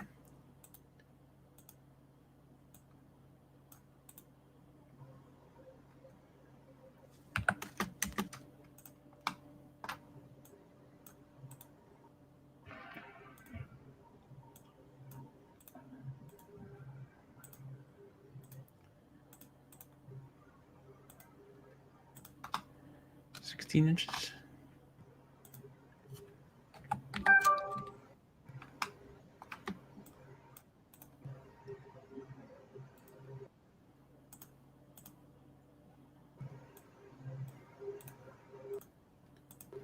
Okay. Now I can just kind of walk out my trusses, right? Do I need this board here as well to come out? I guess I do, don't I? Because there's nothing. Well,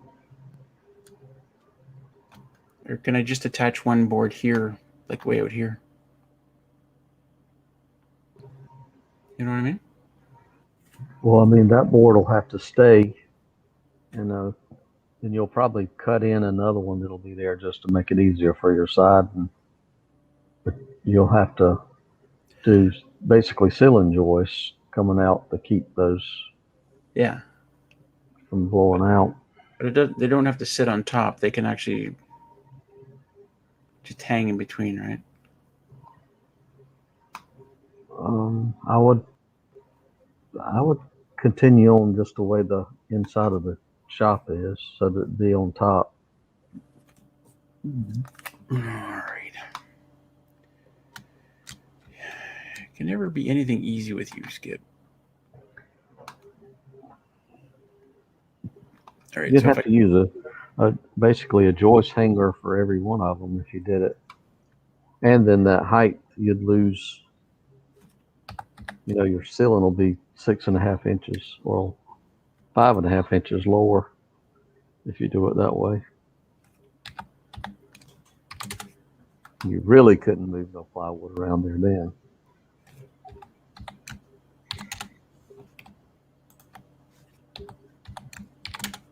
am I doing this right?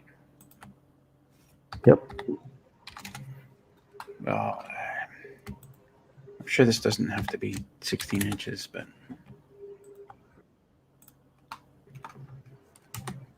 okay. Oh, how did I lose 2 boards in there?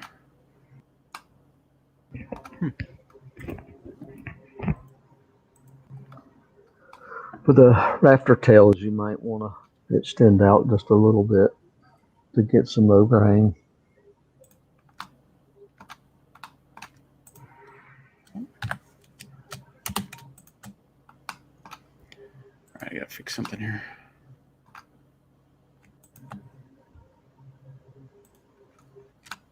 Oh, come on. What the hell? Oh.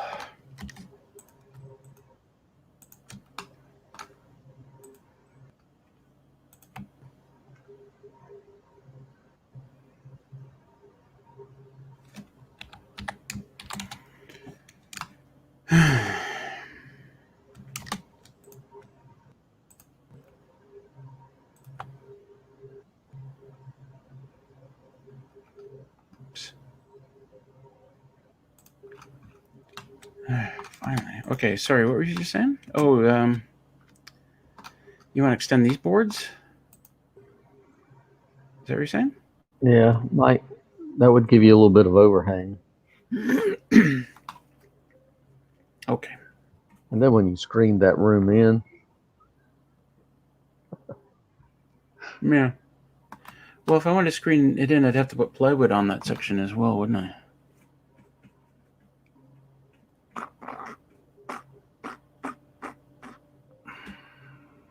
oh yeah, you box it in the soffit.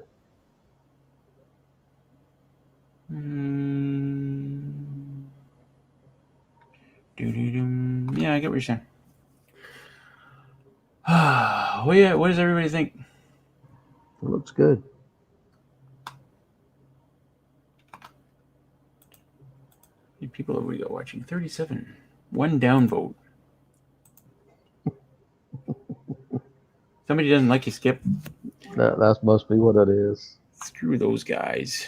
That one guy in particular who doesn't like you. Yep. I get downvotes every once in a while, but no comment. So I just.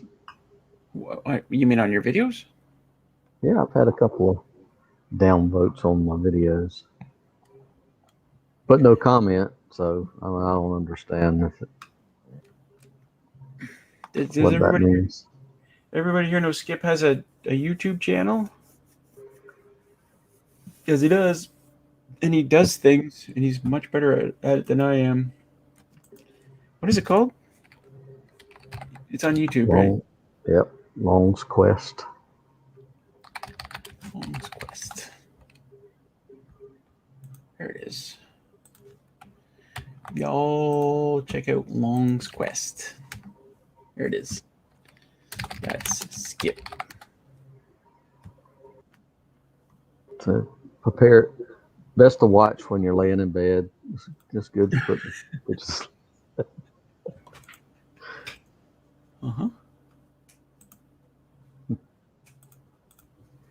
Yeah, my videos are best watched drunk. Speaking of which, I gotta grab a beer. I'm gonna do the same thing.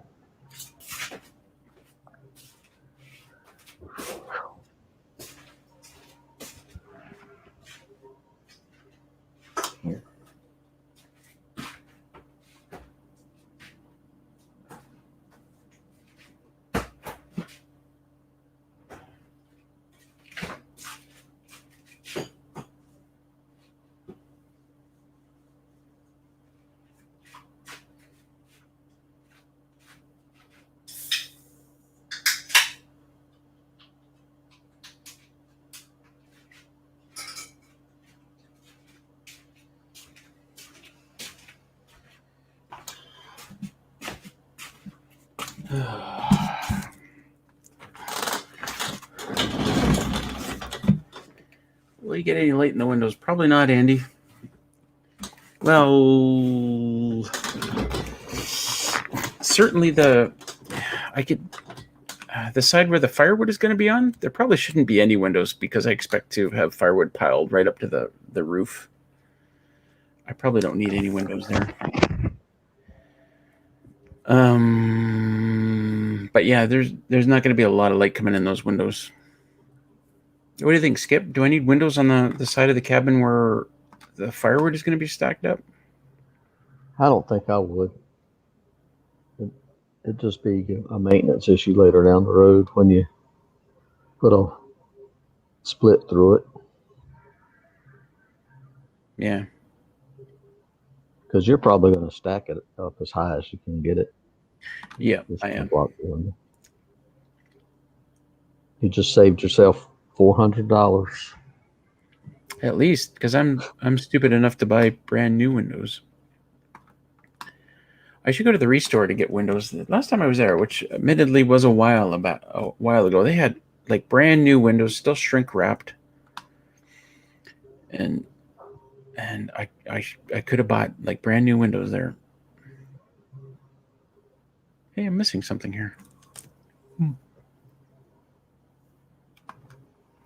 Yeah, I think that's all the work I'm going to do on it tonight. Doing this kind of stuff requires a certain level of patience, and I can only maintain that level of patience for so long. I guess I need piers, concrete piers, where the posts for this roof is too, right? Yeah.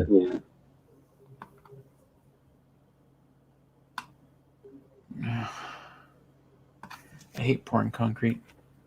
Skylight? I wasn't thinking of doing any skylights. Although that actually is a really good idea because it's going to be pretty dark in there. Can you do skylights with metal roofs? You can. It's probably a nightmare to flash in. Charles, I put the link to Skip's channel up a little bit. Yeah, it's called Long's Quest. You need to do more videos, Skip.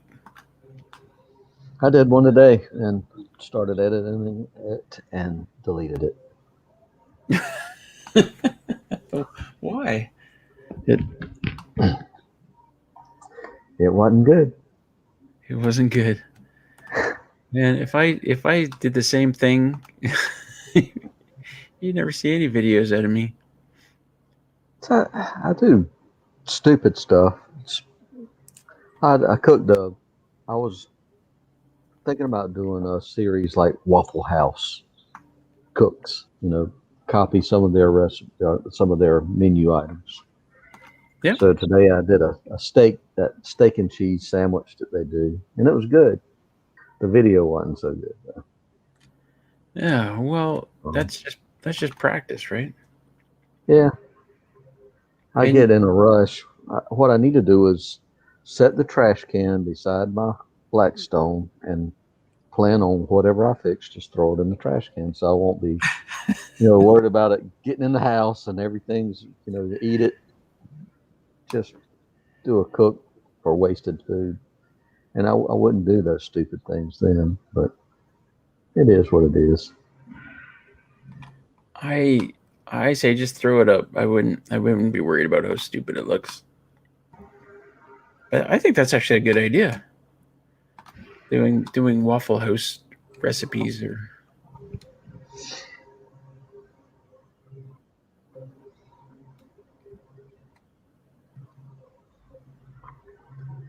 So I just put up that Bruno Mobility scooter lift video. Bruno curbside scooter lift install. What's that about? It's for picking up the mobility scooters. So it's a crane basically that Oh, okay. so you can load the scooter. I put that in my mom and dad's van. Oh, see, I saw curbside, and I thought you picked it up somewhere, like it was sitting on the side of the road. It's designed where the boom will swing out and actually lift the chair from beside the vehicle. Here, let's One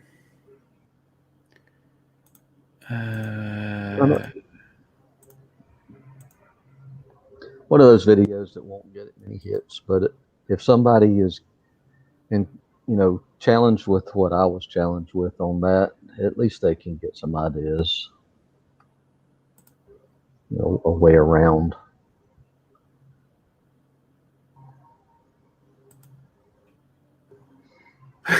we're watching your video. This is probably killing my internet. It can be like super lag, but if it ever plays.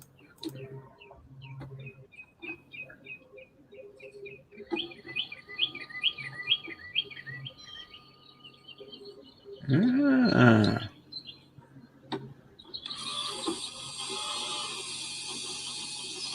You do. Well, we won't watch the whole thing. It's 22 minutes. But ribs. I love a good rib video.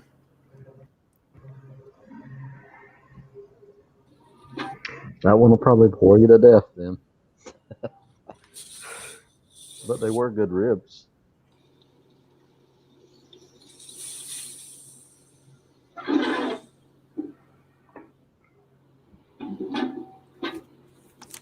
All right, that's been about 3 hours. Time to wrap it.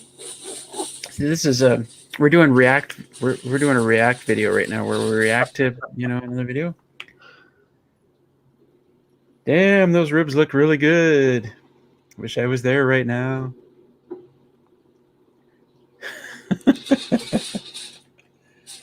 Oh, you're starting it halfway through the cook though here.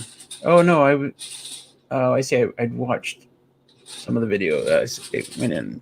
Okay, let's skip ahead. So they turned out really good. What kind of ribs were they? Baby back ribs. And I used Cattleman's barbecue sauce on them. Oh, look at the pullback. Really nice. Looks like you got two different kinds of ribs in there. Yep. It was the ribs? little beef back ribs, little small ribs. Nice. They end up. My wife likes those. I don't care much for them.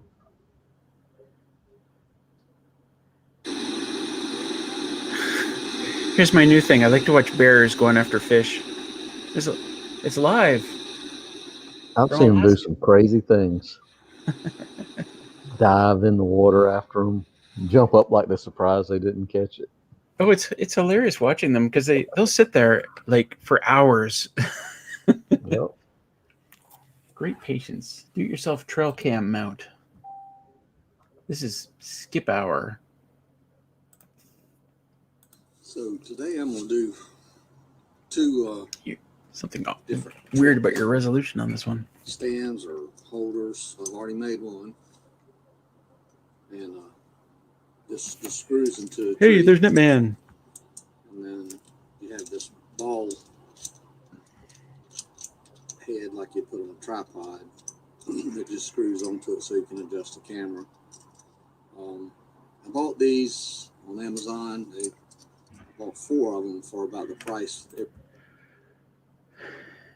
Sam says if you could lift the scooter with a person, it'd be kind of like a carnival ride. I'm thinking that if you could just like lift the person up and leave them outside, and then just drive down the road, right, with them hanging out on the outside. It'd be a wild ride. That'd be It's fun. will lift up to 400 pounds. So Oh, it'd even lift my heavy ass. There's Ian. How did I miss most of this? You missed most of this, except I'm probably gonna leave this video up, so like people can watch it, and I'll get some watch time. And maybe I'll monetize this channel one day. I don't know. And Skip, you'll get monetized, and you'll become a YouTuber. Okay, look at this. You've got over 1,000 views on this one, Skip. We could talk about thumbnails though. See, this one's not bad, but some of these like where your text is kind of in the middle of the thumbnail and you kind of hard to see what it is. yep. Yeah, this one's good. You can get a lot of views on it, but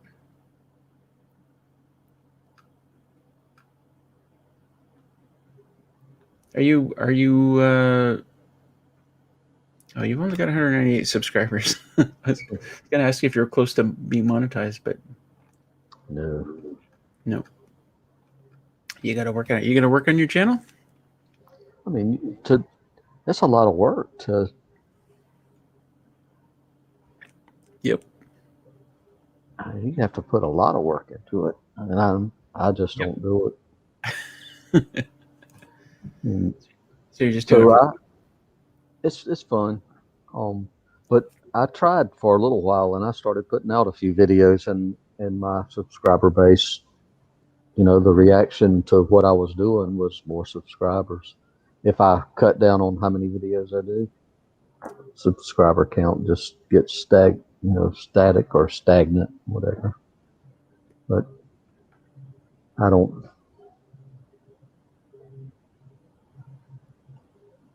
really have the right personality, I guess, for that stuff. It's more of a patience thing, or I know a guy who just he just fixes things like appliances and stuff, and that guy's making a killing. Because all his old videos, like how to fix the ice maker in something like an LG refrigerator or something like that. And it's pretty basic video. Like he stands in front of the camera, he talks, he shows the various steps, pretty clear what he's doing, and he's making a killing because like everybody and their dog is searching for how to fix their ice maker in their LG fridge, right? Yeah. And they're evergreen videos, right? Because so that like people are always going to be searching for those things. So I have too many different things that I'm doing. A little bit of work at the cabin, cooking, working on a car. Mine bounces around to different categories. Yeah, it helps to have a focus. Yep. Like I've seen channels where, in fact, I was looking at one earlier today. This guy had a video go viral, like hundreds of thousands of views, and it was all about his dog. But every single other video on his channel was about riding his motorbike. He's wondering what's going on. Like, I forget how many subscribers he had, but it's like, well, all the people that subscribed from that dog video are not going to be interested in your motorcycle video. Oh, is Skip at 200 subscribers now? Yay! Wow. You know what? Let's keep this live stream going until you get 1,000. Yeah. Yeah, I don't know if that's going to happen. Well, it depends on how long we go for. Did everybody just drop? Or well, we still got 36 people watching.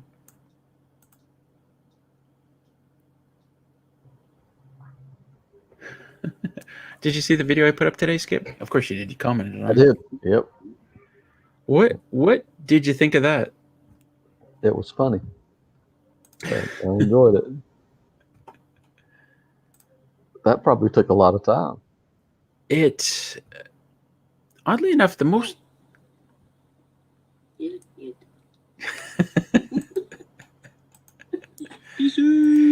Yeah, that... What took all the time was actually finding all the clips. Yep. I went through folder after folder after folder looking for the clip that I needed. But once I had them all in Adobe Premiere, then it wasn't that bad because I could just kind of quickly find the spot. And it's like I did the end of the year New Year's video one time, and I put clips out of I think every video that I had up at that time. I didn't do one this year. That's too much effort, man, to go through and try and find a clip out of just the few videos I have. Yeah. What? No, what's funny is the one I did back in April. This one, full year. I've changed the title and the thumbnail a few times, but this hour and 30 minutes, which was a highlight of the past year. And previous times when I've done that, those videos are taken off and done really, really well. And this one kind of took a dive, but it took me, I believe it took me 3 hours per month of video that I went through. Like April took 3 hours, and then I went May, that took 3 hours. So all in all, like 36 hours to put together that video. Yeah, I don't doubt it. And it just died. And that could be YouTube. I don't want to start bashing YouTube or nothing, but man, they can either set your video up where it's going to be successful, or it can just be dead. That video that I did on the DIY trail cam mount. Yep. I watched the analytics on it, and just that one evening after putting it up, just about every view that's on that was that first day it was up, and then all of a sudden it's like they just turned the valve off. Just 1 or 2 views a week. 1 or 2 views a week. Yeah. From 500, I think, the first maybe 6 hours. So, I mean, that's a lot for my little channel. You have videos that'll have 500 in the first hour or 2. Well, yeah, but you know what? Here's the thing about this is something I never thought about when I started my channel. Let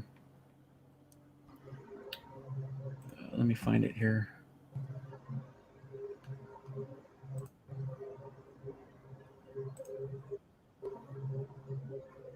Yeah, here we're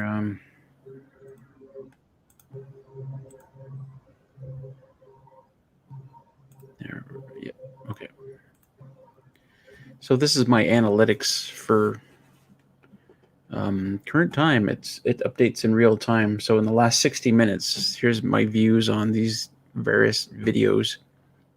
And you can see that the video I did today, oh no, Friday's video is now ahead of the video I did today. And then Another Year in the Wilderness, that's that one of those long videos I did, which was a compilation of a previous year. Still doing well, like 2.5 years later, Or is it a year and a half? Anyway, but if I scroll down here, you'll see that I very quickly get to crap views on all these old videos. Like this is the kind of the difference between evergreen and just vlogging essentially. Like evergreen videos always get views because people are always searching for them. Nobody's searching for, off grid in the wilderness, June 2018 kind of thing. So, what's your average subscriber views? You probably have, like, for me, if I do a video, 90% of the people that view my video are not subscribed to me. Oh, hold on a second.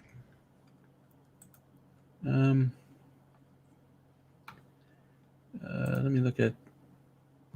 Yeah, okay. This is audience. Is what I'm looking at. Okay, hold on a second.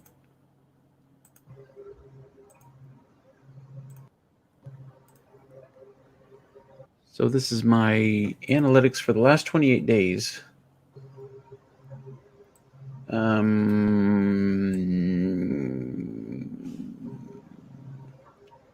Where's the... Yeah, so not subscribed, 53%. Subscribed, 46.9%. So that changes radically the more subscribers you have, I'm sure. No, it's the niche of the video, right? And what's going on? Like that one video that I showed, that another year in the wilderness, that's one of my perennial videos. It's always getting views, but these days it's only getting views from people who aren't subscribed. Nobody who is subscribed is watching it right now. So that's kind of what's throwing that number all off. Otherwise, it would be heavily subscribed, because I get huge number of views the first couple of days from subscribers, and then it just kind of dives, and that's it. Lots of good information on this page.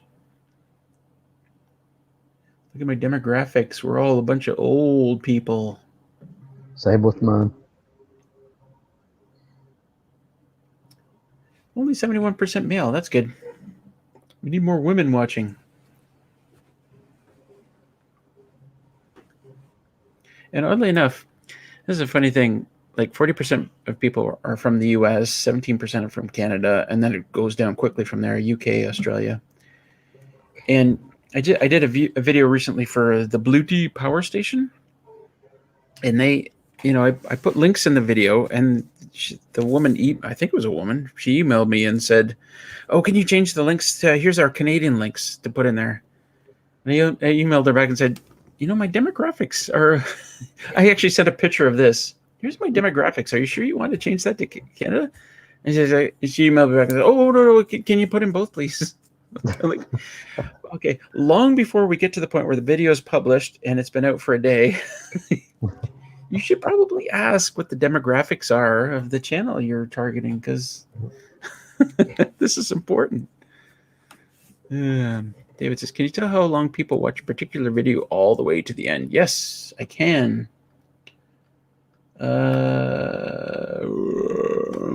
Is it reach? Yeah. Very few of my videos have people that watch the full video. I bore them to death. The engagement.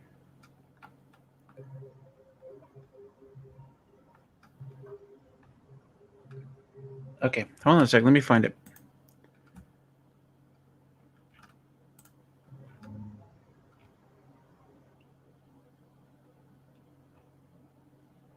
Yeah, okay, here we go.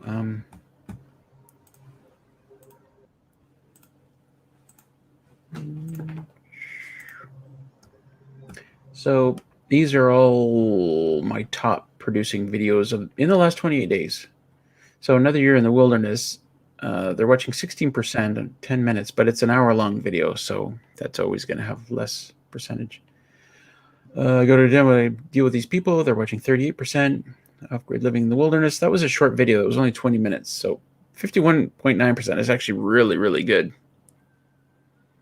But you'll see that, like, I'm typically between 30 and 40% average view duration.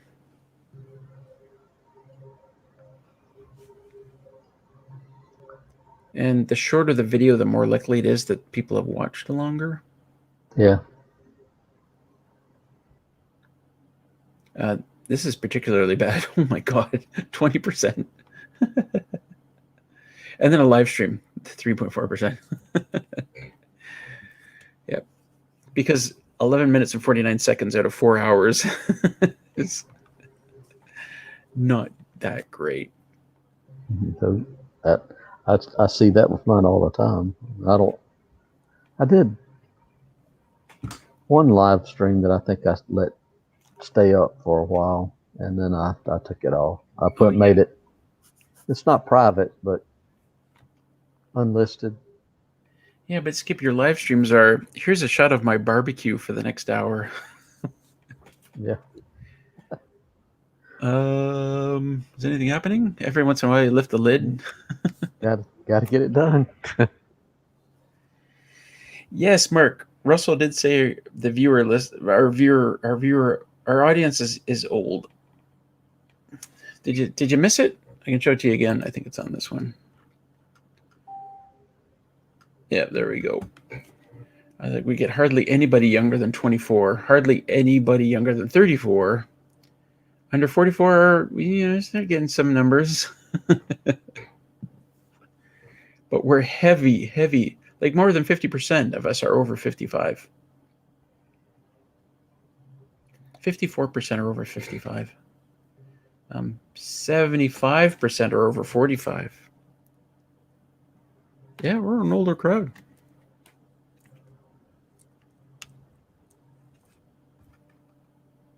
Some interesting things you can see in here. Here's other videos that your audience has watched. I always find this is funny. Most of the time, this is like my self-reliance, my Shame Johns, my self-reliance. But we got the outsider, and we got a wild, wonderful off-grid. Mine are extremely random. And then Kyle's cabin, simple living.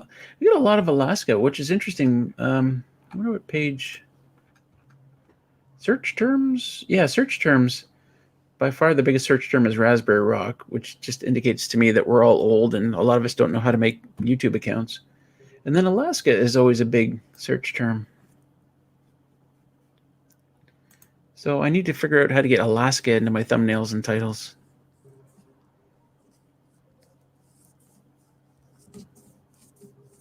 And tilapia. Tilapia. That's a lot of people wanting to know how to cook tilapia. What is it's a fish, isn't it? Yeah. So we could do that. We could get tilapia into a cooking segment. Carol says she watches all of those. I don't know. Do you guys find all the analytics interesting? Everybody watching?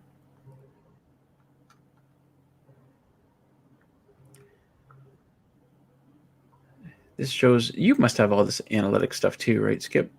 Yep. I look at it pretty regular. When I get these stuff, okay. So 1.8% of all my traffic comes from search, 34.9% from Google search, 14. Oh, sorry, this isn't search. This is external. So Google search being external. Facebook is just me posting on Facebook. Reddit is sometimes I link my videos on a Reddit subforum. YouTube, I don't quite get.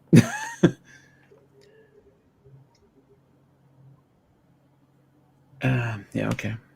And yeah, Yahoo search. Oh my God. Is that still a thing?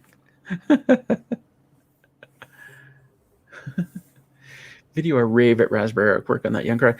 Yeah, no, Mark, that's when did I start saying yeah, no, or no, yeah? Anyway, Mark, that would be a bad thing. That I was talking about that earlier. When you have a viral video that's not in your niche, or any kind of video that does well and not in your niche, you're going to get subscribers who won't watch your videos. In fact, I saw a video recently on why you don't want a viral video. He may have specifically been talking about music. And he may have specifically been talking about one-hit wonders, but the kind of the idea is the same. Put cute dogs in your title, Andy. All right, I got to see a man about a hearse. Talk to people, Skip. Tell people why they should be looking at your YouTube channel.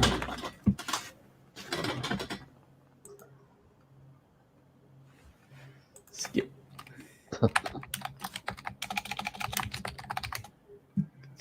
Give us the top 10 reasons. Oh, you're at 202 now. So that's the biggest jump I've had in years. Tell people, people the top 30 reasons why they should watch your videos. Number one, it's a good way of putting yourself to sleep.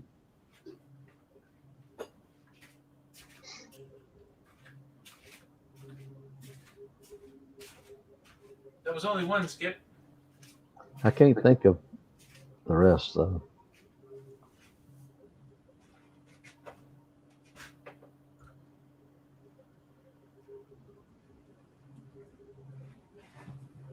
That's me, a man of few words.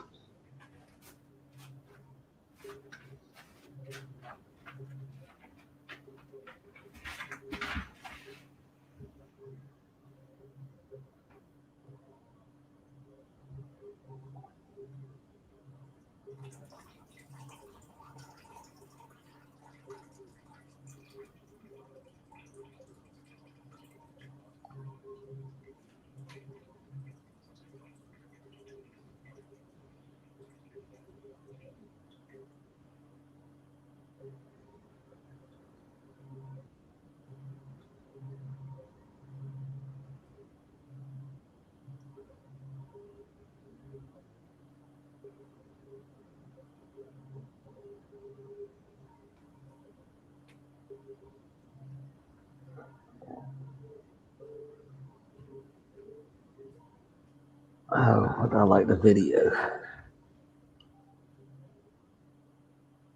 I kind of enjoy doing the cooking videos, but that's really tough. For most of the stuff I do is outside, and sunlight or rain, bugs. That makes it challenging. I started off trying to do a lot of videos of the little cabin we have, and to do enough videos on that, no more than I get to work on it, I wouldn't have a whole lot of content.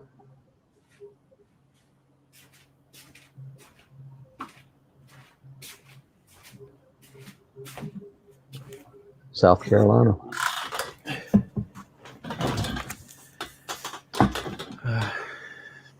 The problem I have with videos like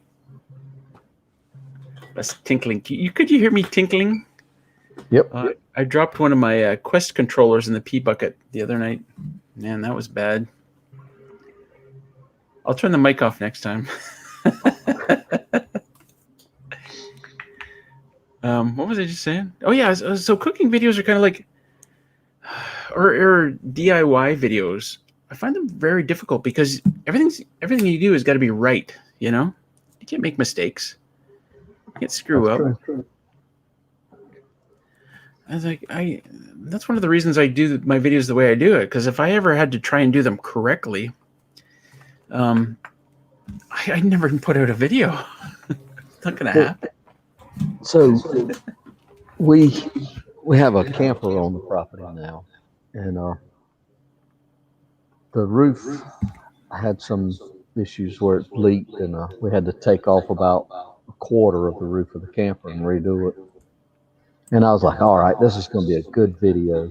I had my cameras up and tripod on the top of the camper and recording. And you start working, then all of a sudden you look up and your battery's dead in your camera, and you don't know how long you worked without capturing video. So I have that one, and it was just no way I could make a video out of it that made sense.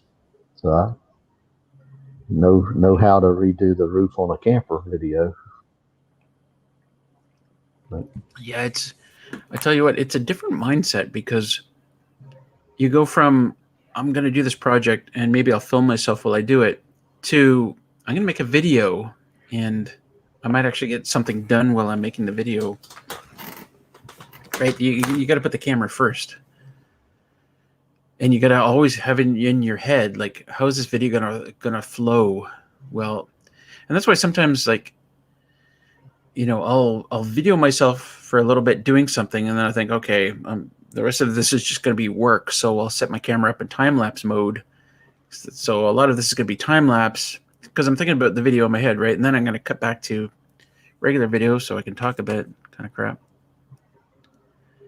It's all about putting the video first, right? Yeah. And it's a pain, and it's hard because a lot of the time I'll get doing something and think, oh, shit, should I have grabbed the camera for this? It's hard. If you're, say, doing something, it's the first time you've ever done it, or you're fabricating, like on that lift, I made all of those brackets for it to be mounted. I didn't even try to catch that on video. I mean, trying to make sure your camera's recording and measuring and test fitting everything, and then welding that up, that's too much. Too much. You have to have somebody that's filming for you and keeping up with that. Well, it can certainly help. Sometimes when City Girl's making, something in the kitchen, and I'm there just filming it, it's a lot faster. Well, a lot easier.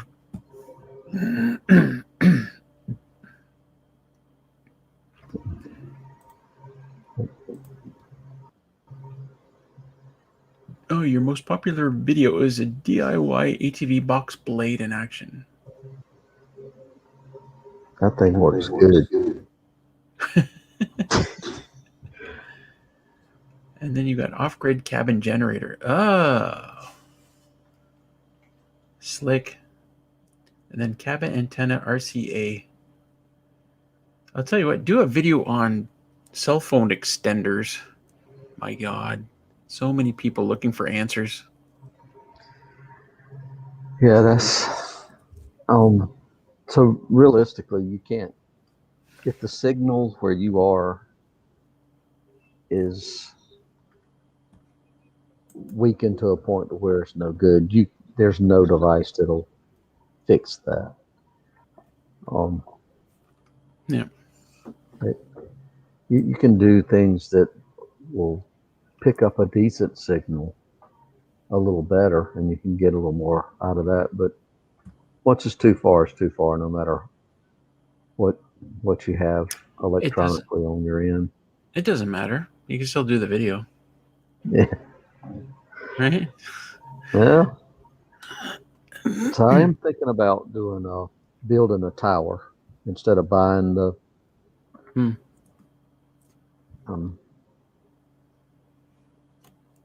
antenna. I mounted it in a tree, and that works great, but the tree grows and it doesn't necessarily grow straight up.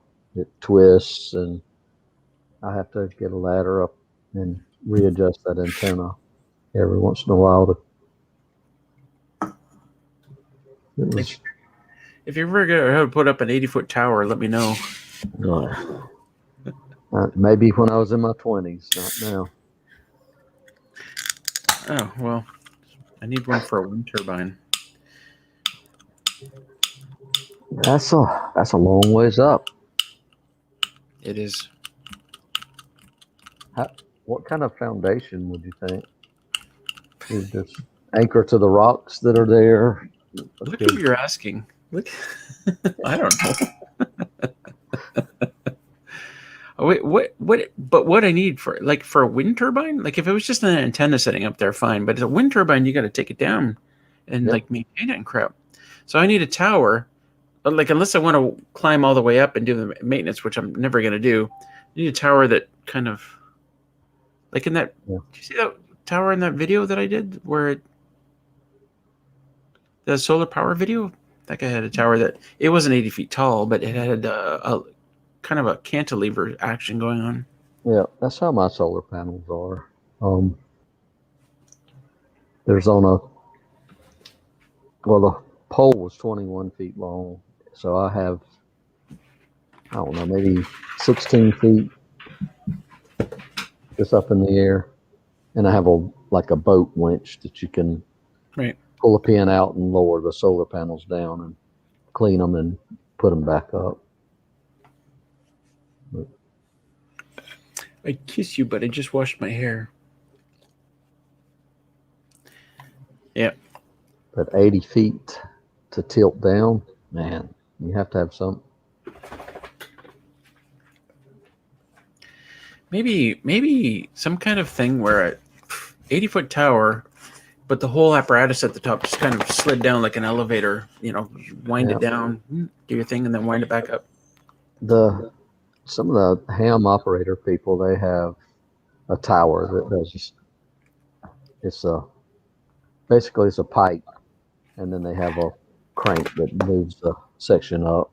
It probably rattle like crazy though. Like a telescoping pipe? No, it's the pipe is solid. It does tilt up when you do the setup without the wind turbine or the antenna. But then there's a collar that goes on the outside of the pipe. And what they did, if you think about you had a 4-inch pipe with a 6-inch pipe on the outside of it, but only, like that. They cut it at an angle so it'll always go up and sit at the same position. Right. And it's a cable that runs on the inside, and it basically you just use a crank to pull that piece up, and on the side of that piece is where their antenna mounts. But you could probably do a small turbine on that. A small turbine? How many watts are you wanting? I don't know, Skip. Every time I talk to Ray, he says I need to do it for real. Like I can't just put in a Canadian Tire wind turbine. Yeah. So I imagine like one of those whisper lights. I don't know. I don't think I need a lot of watts. Like 500 watts would probably be awesome. I don't know. 500 watts. If you have the wind and you have storage. Holy shit.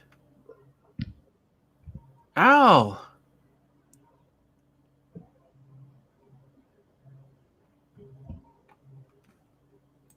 Al, when the fuck did you do that? Sorry, Skip.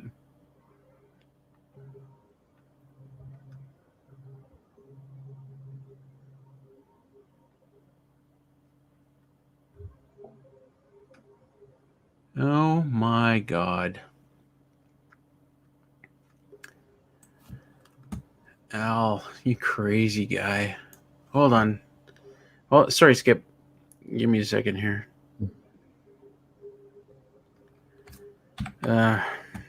Sorry, Al, it's not showing up on the screen because this is StreamYards. This is an OBS. And I did not expect this. And I gotta remove something here.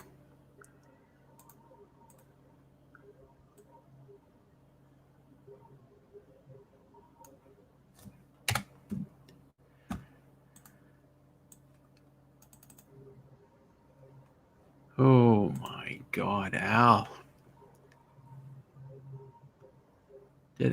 Are you still here?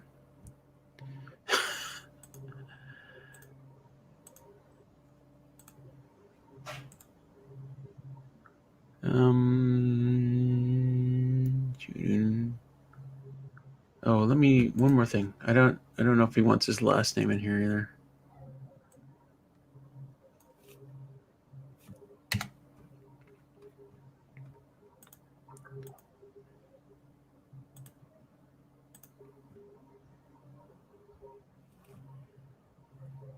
Yep.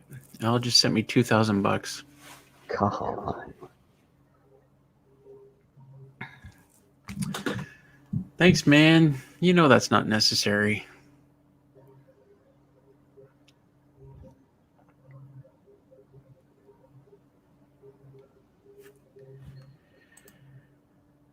Had a nice talk with Al last night, actually. No need to get specific. Well, there it is. Al, are you donating again? This is not the first time Al has dumped on me. That's pretty generous. Al, did you do well in the stock market again? Yeah, no, I get it, Al. Cheers to a guy named Craig, who is a good friend of Al's.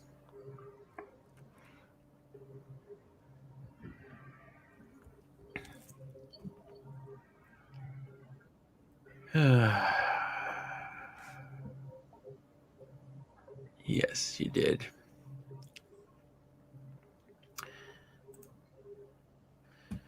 Thanks, buddy. Wait, the last time you dumped a bunch of money on me, it was because I needed a propane stove. Where would you like this money to go to, Al? Other than my wooden leg or my hollow leg, my hollow wooden leg. Anyway, you know, the place where all the beer goes.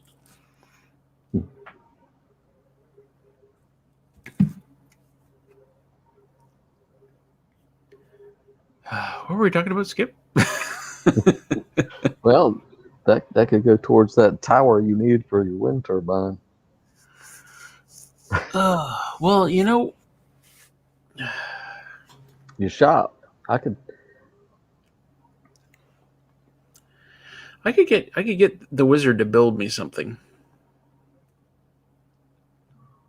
Here's the thing about the wizard. I mean, I love the guy. The wizard and Mary Kay are like very close friends now. I consider them very close friends. I love them. But if I ask the wizard to do anything, it's going to be 10 times better than I really needed it to, and it's going to cost a lot more than I think it should. So I'm kind of careful what I ask him to do for me. Because if he does something and it's going to cost money, it's going to cost a lot more than I thought it would, or he'll just do it and say, "Don't worry about it." And then in which case I think, "Oh my God, you went to all this work and trouble when all I needed was 2 pieces of metal welded together." But that's the way he is, right? He can't do anything half-assed. It's if you ask him to weld 2 pieces of metal together, it's going to look like it should be in a museum. Yep. He doesn't do it. That I've seen that he does a good job, without a doubt. There's no two ways with him. It's just that one way is it's either right or it's not right. Sounds like a good start in your shop. Yeah, Charles, I keep complaining about the prices of lumber, but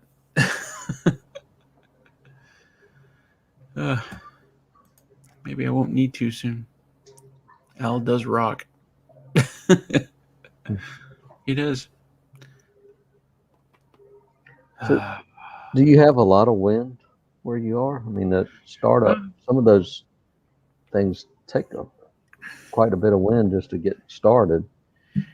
Yes and no. Like the funny story. Like Ray and I, before we started our solar power company, we looked at starting a wind turbine company.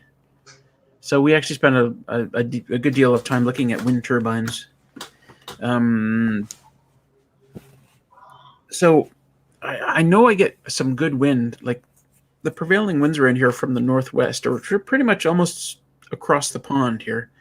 And I said to Ray, "Look, I think I could put a wind turbine up right on this tree where my internet is, and I'd catch a lot of wind." But he keeps saying, "No, you know, we looked at this. It's got to be 20 feet above the trees if you're gonna." There's levels of wind, right? At this level, it's nothing. At 80 feet up, like 20 feet above the trees, it's a completely different story. And I thought, well, I just need a wind turbine that kicks in at a very low wind speed. Right? I don't care if it only does 500 watts. You know, I don't need a 1,000-watt system if it's going to only kick in at a very high wind speed.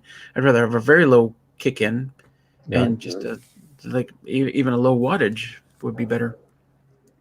I mean, if you have 500 watts all the time, that's 24 hours a day. If you have the right wind, yeah, you can't. You'll never you get. need but you need your battery storage to take advantage of. But like if I could get like over the course of winter, if I could get like a kilowatt hour a day or 2 kilowatt hours a day, like 2 kilowatt hours a day would be wonderful. And that would just be like 4 hours of wind at top speed. I mean, ideal conditions kind of thing. But Yeah. Then you probably do have a little better wind in winter because the leaves are off the trees, and watching some of your videos, you do have some pretty good wind blowing across the pond. Yeah. Well, as I said, Um, like 60 to 70% of the time, the wind's coming not straight across, but northwest is a bit of an angle. But I thought about a turbine one time, and the more that I saw that to get something up above the trees around our cabin, it was going to be, first of all, it was going to be this beacon for opportunists driving around looking for stuff to steal, and because we're pretty close to the road yeah. where the cabin is. You have this sign with the finger pointing down like this when you have a wind turbine sitting up above the tree line. I don't have that problem here. Nope. Steve Brown says metal studs may be more affordable. Yes, I'm sure they are. I don't know anything about metal studs, like metal studs for framing for my cabin. What do you think, Skip? Well, people do it.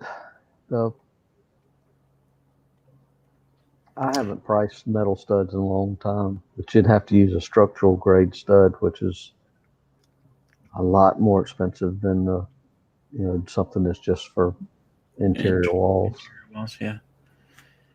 Yeah, I don't know anything about them. But they probably last a long time too, wouldn't they? They're galvanized or zinc coated. So,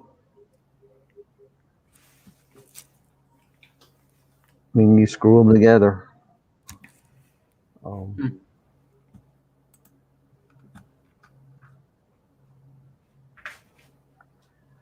I've never used any structural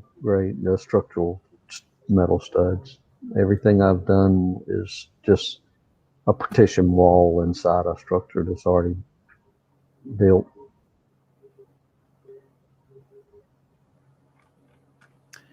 Al says anything I need and get building. Oh, Al, damn, I really need that workshop. Skip, when are you coming to help me build it? No, Are you good on a ladder, Skip?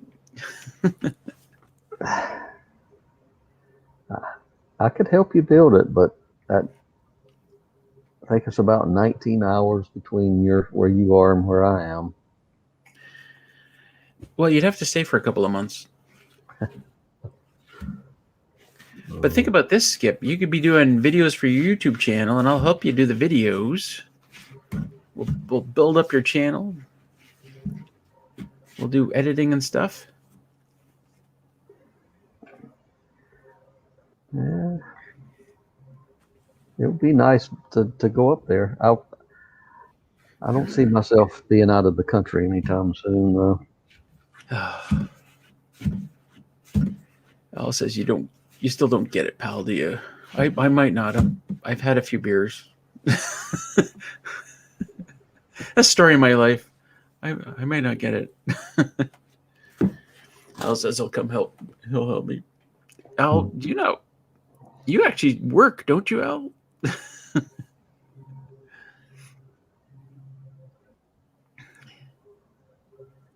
I haven't been watching it. Steel prices. Oh, steel prices are way up too, says David.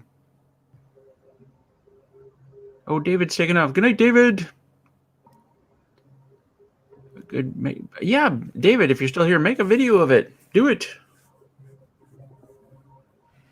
Can you set up a temporary wind recorder for a period of time to measure wind speeds and strengths to see? Yes, you can, David. They exist. Like if you ever see those big wind turbines, in places. Generally, they put up those temporary wind recorder things for like a year before they actually build the wind turbines because they want a full year's worth of study done. And they get them up pretty high. I wonder what kind of towers they use for that. Certainly, if you have enough guidelines, then it doesn't really matter what kind of tower it is, does it? Yeah. They just put a pitot tubes up and have a velocity meter, or they don't put up a, what do they call is it an anemometer? Anemometer? Is that what it is? The wind speeds?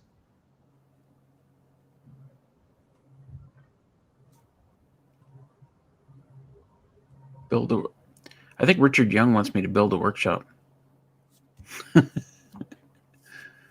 Future job. Al, do you have a camera and a mic? Do you want to join us on screen? Remember, futures dropped from record high 1700 US back to 500 in the last week or so.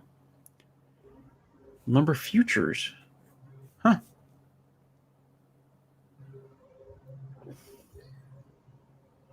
Mark says, ministry, don't leave us hanging. What's the day job? Mark Campbell, are you at your cabin right now? Or are you just getting really good internet? God, Mark, we laughed so hard when when we were trying to get that, not the most recent live stream, but the one before when you were off trying to get a signal so you could send us a picture. And we were talking about you walking through the woods with your camera looking for a signal. Yeah, that was funny. Yeah, Al, do you want to join us? Here, I'll send you the link.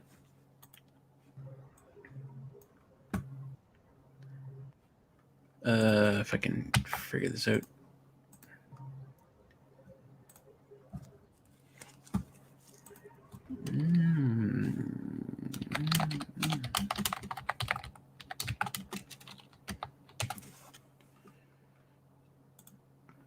There you go.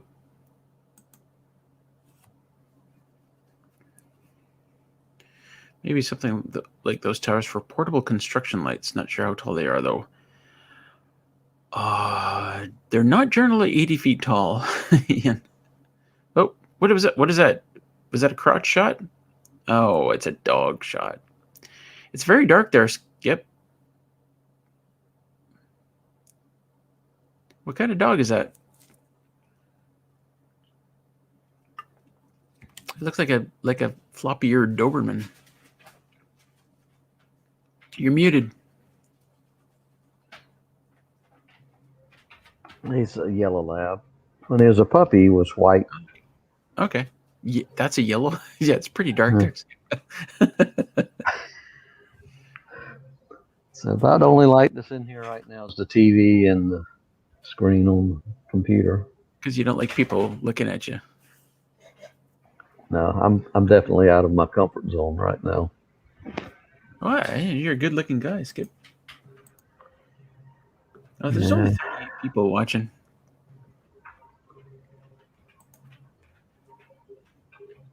Plywood prices are already dropping by half in most of the USA. Dimensional framing lumber is soon to follow as mills have been running 24/7.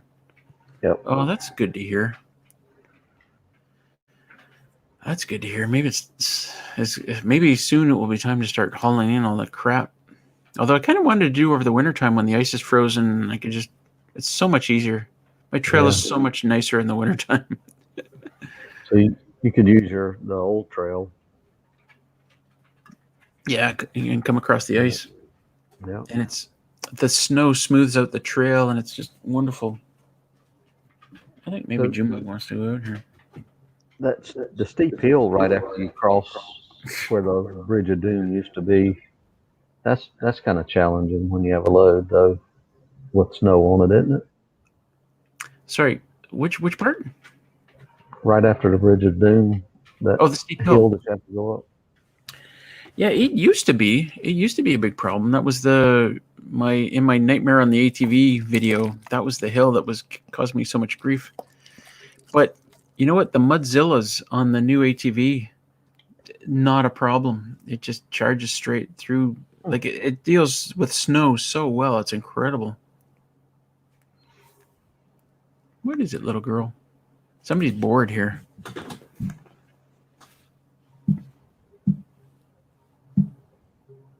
Can't see me. I can. Can't see me. I can. There's Dave. That's good to know about lower lumber prices. I have to order a bunch of T&G pine for interior walls. Yeah, we're gonna have to watch like lumber prices, and as soon as it looks good, just get in there and buy everything, even stuff I don't need. 6x6 pressure treated posts. What is it? There's Al. What in the world? Pressure treated posts. What is it? Al. There's Al. Al, What? pause your the YouTube video. Post. We're getting feedback. What's it? Al. Al, pause your YouTube video. Post. Al, you got to pause the YouTube video because we're hearing the YouTube playbacks. Al, you got to pause the YouTube video. No, you just muted yourself. So you've got the YouTube video still playing. You got to pause that. Not this screen. Not the screen. Your YouTube.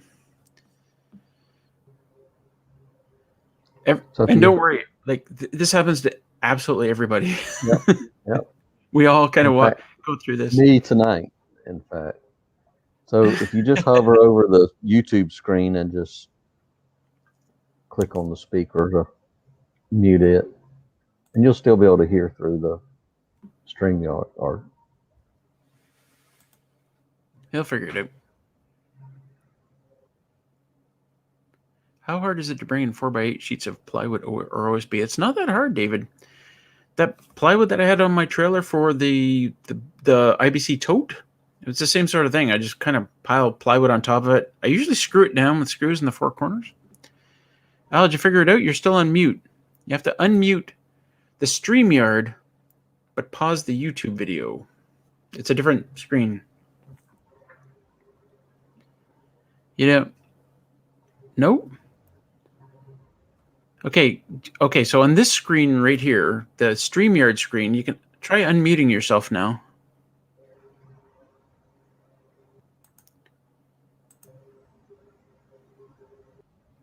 Looks like you're in your garage there. Is that a garage? Thumbs up. I tell you what, we get this figured out, and then you'll never have to worry about it again. You'll be an expert.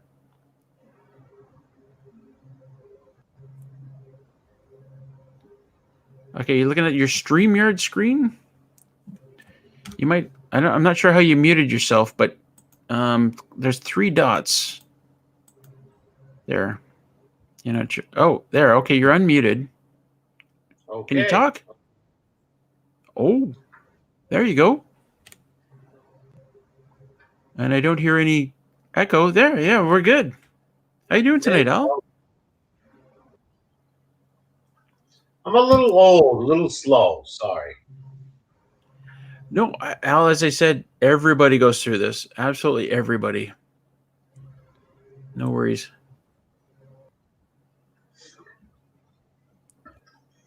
So where are you sitting right now? Is that your garage? Yeah, it's my garage. My hot rods. Well, you can't see it, but it's back there. It's my man cave place. man cave. Yeah. Oh, you got some cool stuff going on there. Well, I got lots of cool stuff. But be honest. Nice. So do you want to talk about Craig here? Or is that just a personal thing? You don't have to. I think that's more between you and I, brother. All right. I appreciate it, but it's just yeah. Yeah. I don't know what to say. That's cool. Don't worry about it. It was nice talking. I'm a private investigator. Nice. So you're like Magnum PI then? I so wish, but no. No, Okay, no, so you don't have the Ferrari yet. That's okay. no. I'll be Well, back. I think Ferraris suck anyway. So I'm an American car. You know, my you can't see it because it's by there, but it's a Gran Torino with a 460, and it's yeah. It's what I do. I've been doing it since I got out of the military.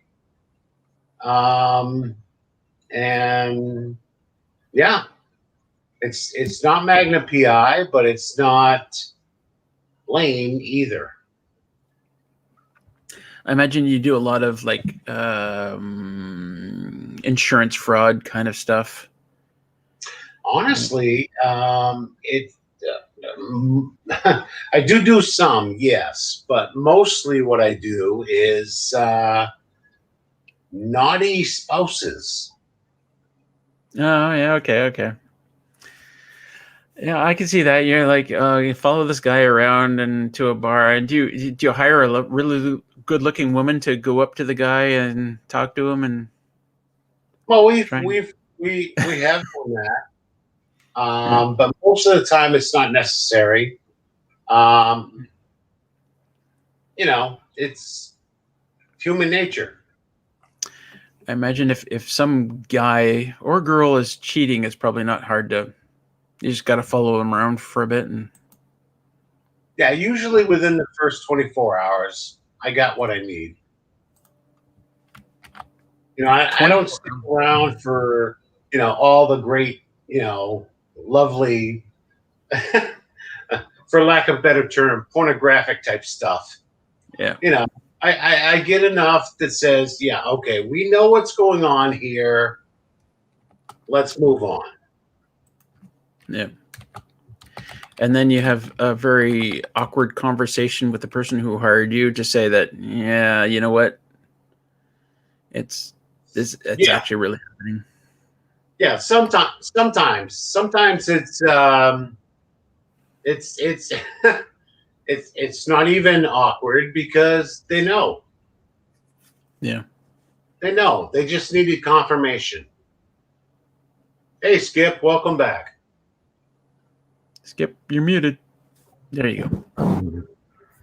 You're gonna act like me and not know how to use a computer? What's up? What do you, Al? What do you like? We're like your camera's like across the room from me. Or where? Like, what are you Yeah. using? Yeah, because I don't want to be up close. No, sorry. What camera are you using right now? It's a shoot. What is it? Is it a laptop or just a Well, webcam? laptop, but it's a computer on the laptop. Yeah. Okay. No, wait, a camera on the laptop. Sorry. Yeah, I've had a few beers, brother. Oh, cheers. Exactly. No, it's a Logitech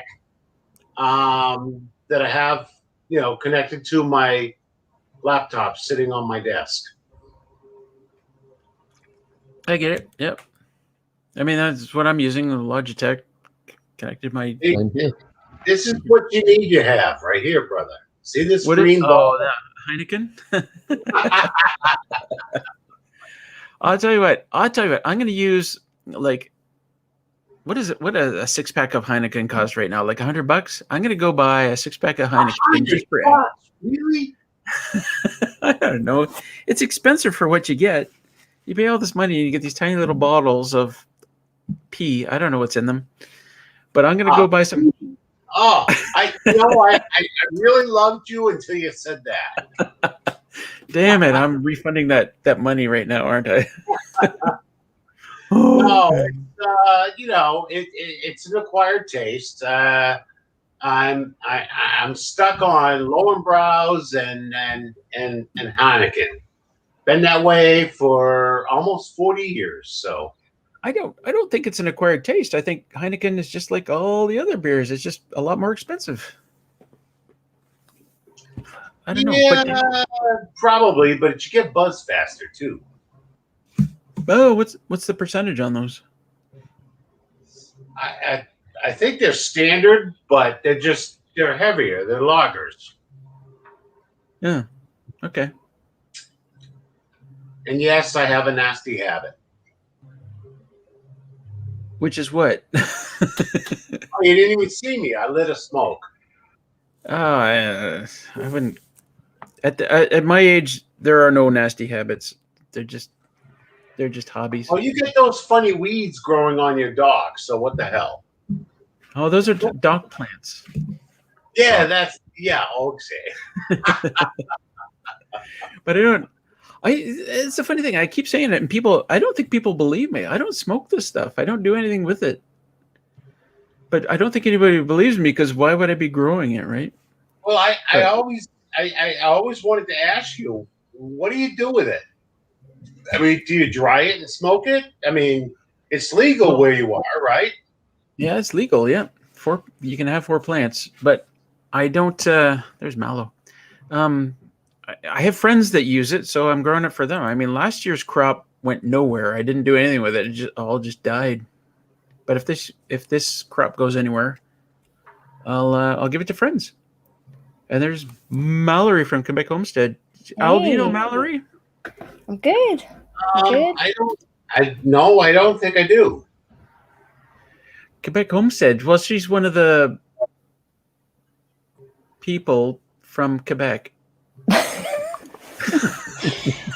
I am one of those people that speak English in Quebec. That's the best intro I've ever heard. She does videos on things. Yeah, I have a sucky channel. Don't go see it. Even Russell doesn't watch them. I don't watch anybody's videos. He watches. He's got a man love thing going for Sean James. We all know.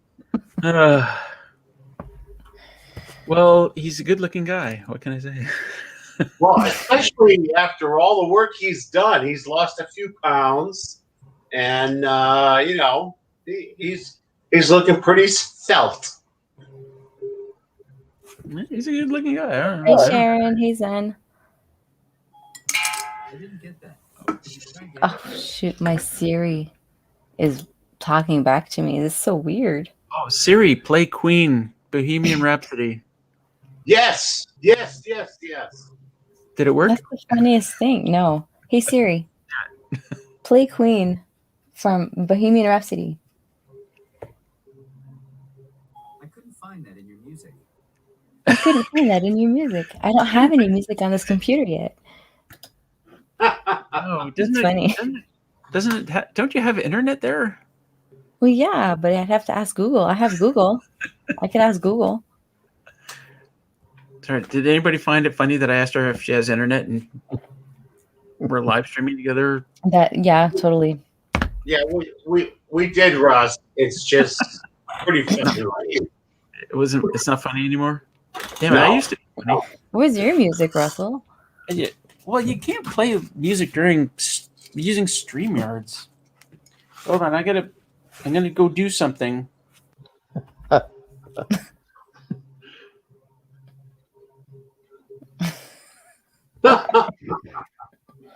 Whereabouts are you? He's still not wearing pants. I don't recall your name, but Quebec Homestead. Mallory. Mallory. Yeah. Hi. I'm Al. Hi, Al. Man on the street. I'm a jackass, but I love people like Russell and Skip and you. I love people like you folks. Well, I love you too. So welcome. I love Russell too. So we have stuff in common. Everybody else's backdrop's a little bit better, but see, this is me. This is the man cave, and You want to see what's behind my backdrop? It's like a freaking mess. Hot Rod's back there. You just can't see it. I'll show you. No, you don't have to show anything. I don't care. There you go. All right. Now I feel better. Little green screen action. Good job. Yeah, this is like my entranceway. And like I do everything in here. My greenhouse is on this side. I have like my grow racks in back here. And then I have all my clothes, winter clothes, spring clothes, all like everything is in this area. And then I have my little studio. Well, that works. I guess it does. It's got me this far. Hey, what the heck? So are you originally from Quebec?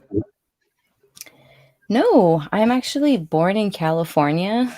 Okay. And I was raised with my dad, who was Canadian. So we lived in BC for a little while, and I've been in Quebec since I was like 8 years old. So I think like in '96 or something like that, we moved here in Quebec. So just about everybody that I've met from Quebec have a French accent. Yeah, So my fiance has a very thick accent. He's like pure Quebec now. okay, it just But didn't yeah, sound. You do not sound like you. Yeah, Okay. no. I don't have an accent for like the Quebec accent. But when I speak French, I have an English accent. Okay. So like yeah, so it's a little bit reversed. Ben has the thick accent and I don't. Hey Mark.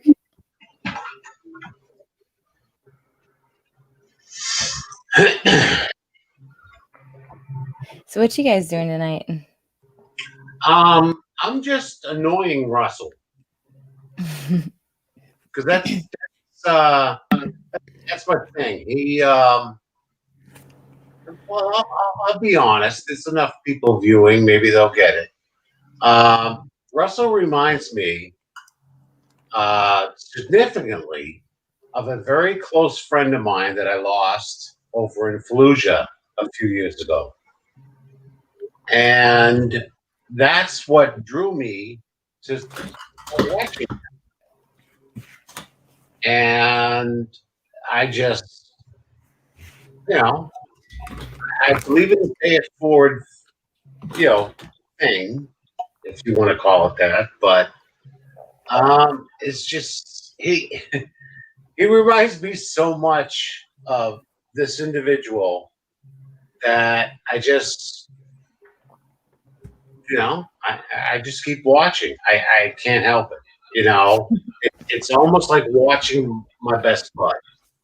And he's gone now, and we don't need to get into specifics, but he he just it's almost like reincarnation. Wow. It's Well, I'm very sorry for your loss. And that's why, and I talked for the first time, really talked with Russell last night, and tried to explain to him that it's not some John James stocky freaky weirdo. It's a matter of you don't realize how much you We're exude similar. this individual to me, and that's really it. And I love City Girl. I think the whole concept. I love dogs. I'm allergic to hell of them, but the whole damn thing. It's so Craig. Just goofiness, and here's me. Here's what I'm doing, and oh, look how stupid I am. But so what? Let's move on. That's real, and I mean, it's just not a lot of people doing that. My point. Anyways, I'll stop now. Mallory, did you see his generous donation? I showed it earlier on screen. No, I didn't. Oh, you don't need to do that. Yes, I do. Absolutely. No.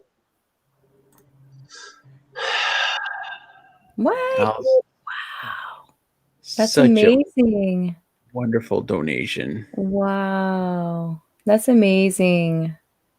And I'm Wow. totally going to spend it on Lego sets. because Al said I could spend it on whatever I want. He's gonna build a cabin out of Legos. As long as I get a video of Alicia stepping on the Legos. Oh, well, That's that's not amazing. going to happen. Wow. No, I pay it forward. You know, Yeah, of course. I got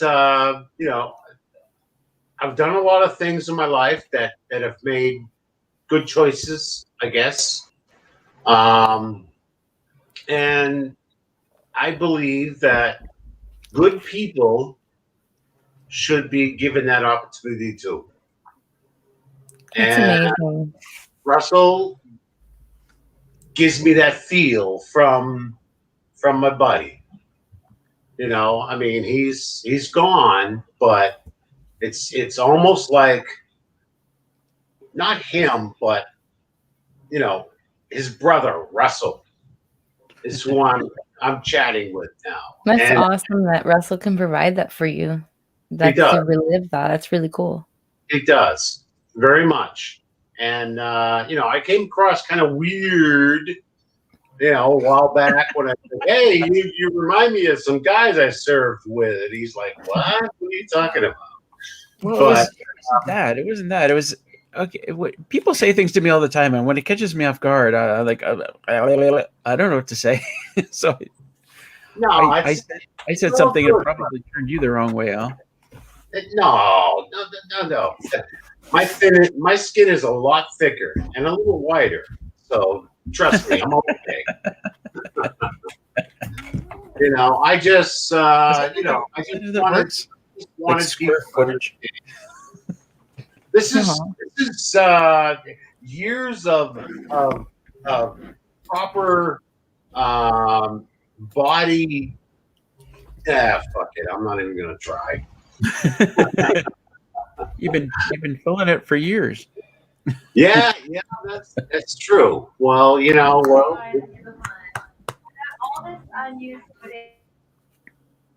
uh-oh. Skip, what are you doing? So Al, is your wife nearby? Actually, she's inside. Can we say hi to her? Sure. That means you have to. Are you going to call her on the phone? Okay, they're saying hi to you. Where are you? Where am I? No. I'm in the man cave, and she's inside the house. Let's just hope she's not trying to sleep. Geez, I hope you have a pool table under there somewhere.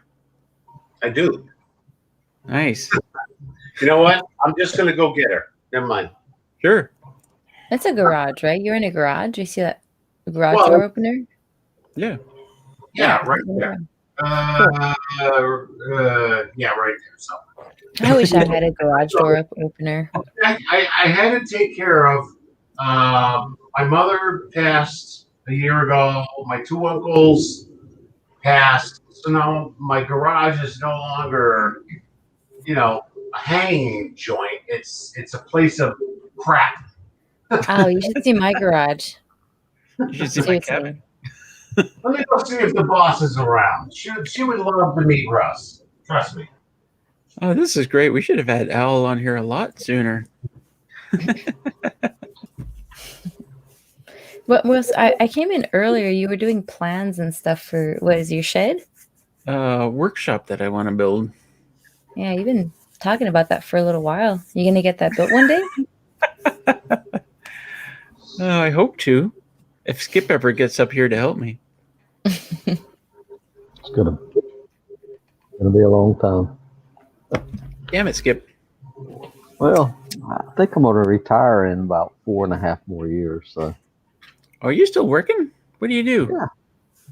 I work for the University of South Carolina. Janitor?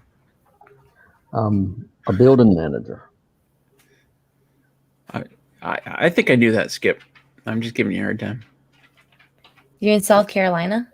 Yep. Nice. Jesus, is that Tech Stories? I haven't seen Tech Stories in like 2 years. Man.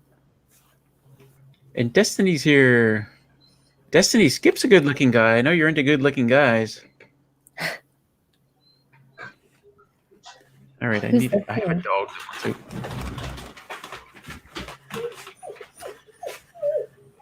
Mallow, talk about your next video. I'm gonna show Ben in my next video where it's gonna be really short. I'm gonna show you the bags that I use to bag up my chickens. Very short video because I'm really busy planning my wedding right now. So Are you sharing the screen? me? Yeah. Didn't you say you're showing something? No. I'm not showing my video. Oh, Al's got his wife. Who's out there walking around in underwear? What the heck? Hello. Yeah, don't mind Russell. He's always in his underwear. This is my wife of 37 years. 37? 35. Oh, wow. Congratulations. I'm getting married in not even a month. Hello, Al's wife. Hello. Her name is Melissa. Melissa, hi. Hi. So, Melissa, do you watch Books Fest as well? I do. Yeah. Sometimes. Oh, I'm so sorry. You shouldn't have to be put through that. No. No, It- I enjoy it. she giggles just like I do.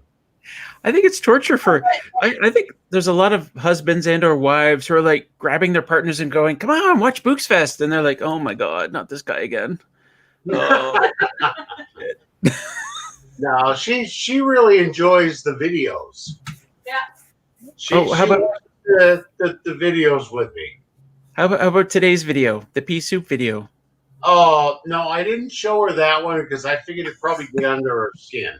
But I thought it was hilarious. I think it made a lot of dogs howl. Did you post a video today? Pea soup. It's just a compilation of 90,000 pieces. Actually, there was almost exactly 100 of them. You know what I thought was funny was the amount of people in the comments that thought you were saying peace out. Well, and that's how it started. It's a Canadian way of saying peace out is peace out. Oot. Peace out. But people Peace kept out. thinking I was saying peace soup. So I was like, oh, that's way better. Well, What, do you isn't say that oot instead of out? commercial or cartoon? Sorry, can you say that again, Al? Isn't that like some animated show, some cartoon? Oh yeah, I got it from Rick and Morty. There you Like- go. That's it. There's just one episode. He's like, Rick's like, and as the Canadians say, peace out as he's walking away, right? I was like, yeah, that's how we say it. Sure, peace out. But everybody kept thinking I was saying pea soup. It's like your trademark now. It is. It's awesome. Except I for need today, a trademark. I'll tell you what. Editing today's video, the pea soup video, I was like, oh, like I'm halfway through it, going, oh my god, this is awful. So No, annoying. it was funny. Listening to myself say pea soup so many times, like, oh, this is terrible. Well, I'll admit, I was thinking to myself, you know, this is going to be a little painful, finding all the clips and then constantly hearing the exact same thing, slight inflections, but essentially the same thing for who knows how many times. But it was funny. It was original. It's good. It reminds The me pea soup video. your Sean James spoof. Oh, the parody I did. Oh yeah, that to me was friggin' hilarious. That was You the parody where I come out with my gun and I shoot and it's a frozen chicken breast. Yes, yes. It was great. You get the hat on and the whole bit, and You know, the it best was part great. about I'm thinking to myself, Sean. I hope the hell Sean sees this. the 'Cause it's funny. best part of that experience was that Sean actually commented on that video saying he found it funny. And I was, and that's the first time I knew that Sean knew I was alive, that I existed. Because You before that, existed. I didn't think he knew who I was or that my channel existed or anything like that. But he commented and said it was funny, and I pinned the comment. And I'm like, holy crap, he knows who I am. Did you tag him in the description or something? No, no. I said the title of the video was Sean James Parody from your big fan. I think it was. Okay. And you didn't So- even tag him or anything, so he just found it. But well, he was aware of who I was long before that because of other reasons that we won't get into unless we go private. Hey, Other Skip, reason- say hi. He did. Sometimes you get to check for a pulse. Well, that's what I figured. I just want to make sure he was still around. I don't multitask very well, so I was doing something else. And what makes you think I do? Oh, it's really dark. What are you doing there?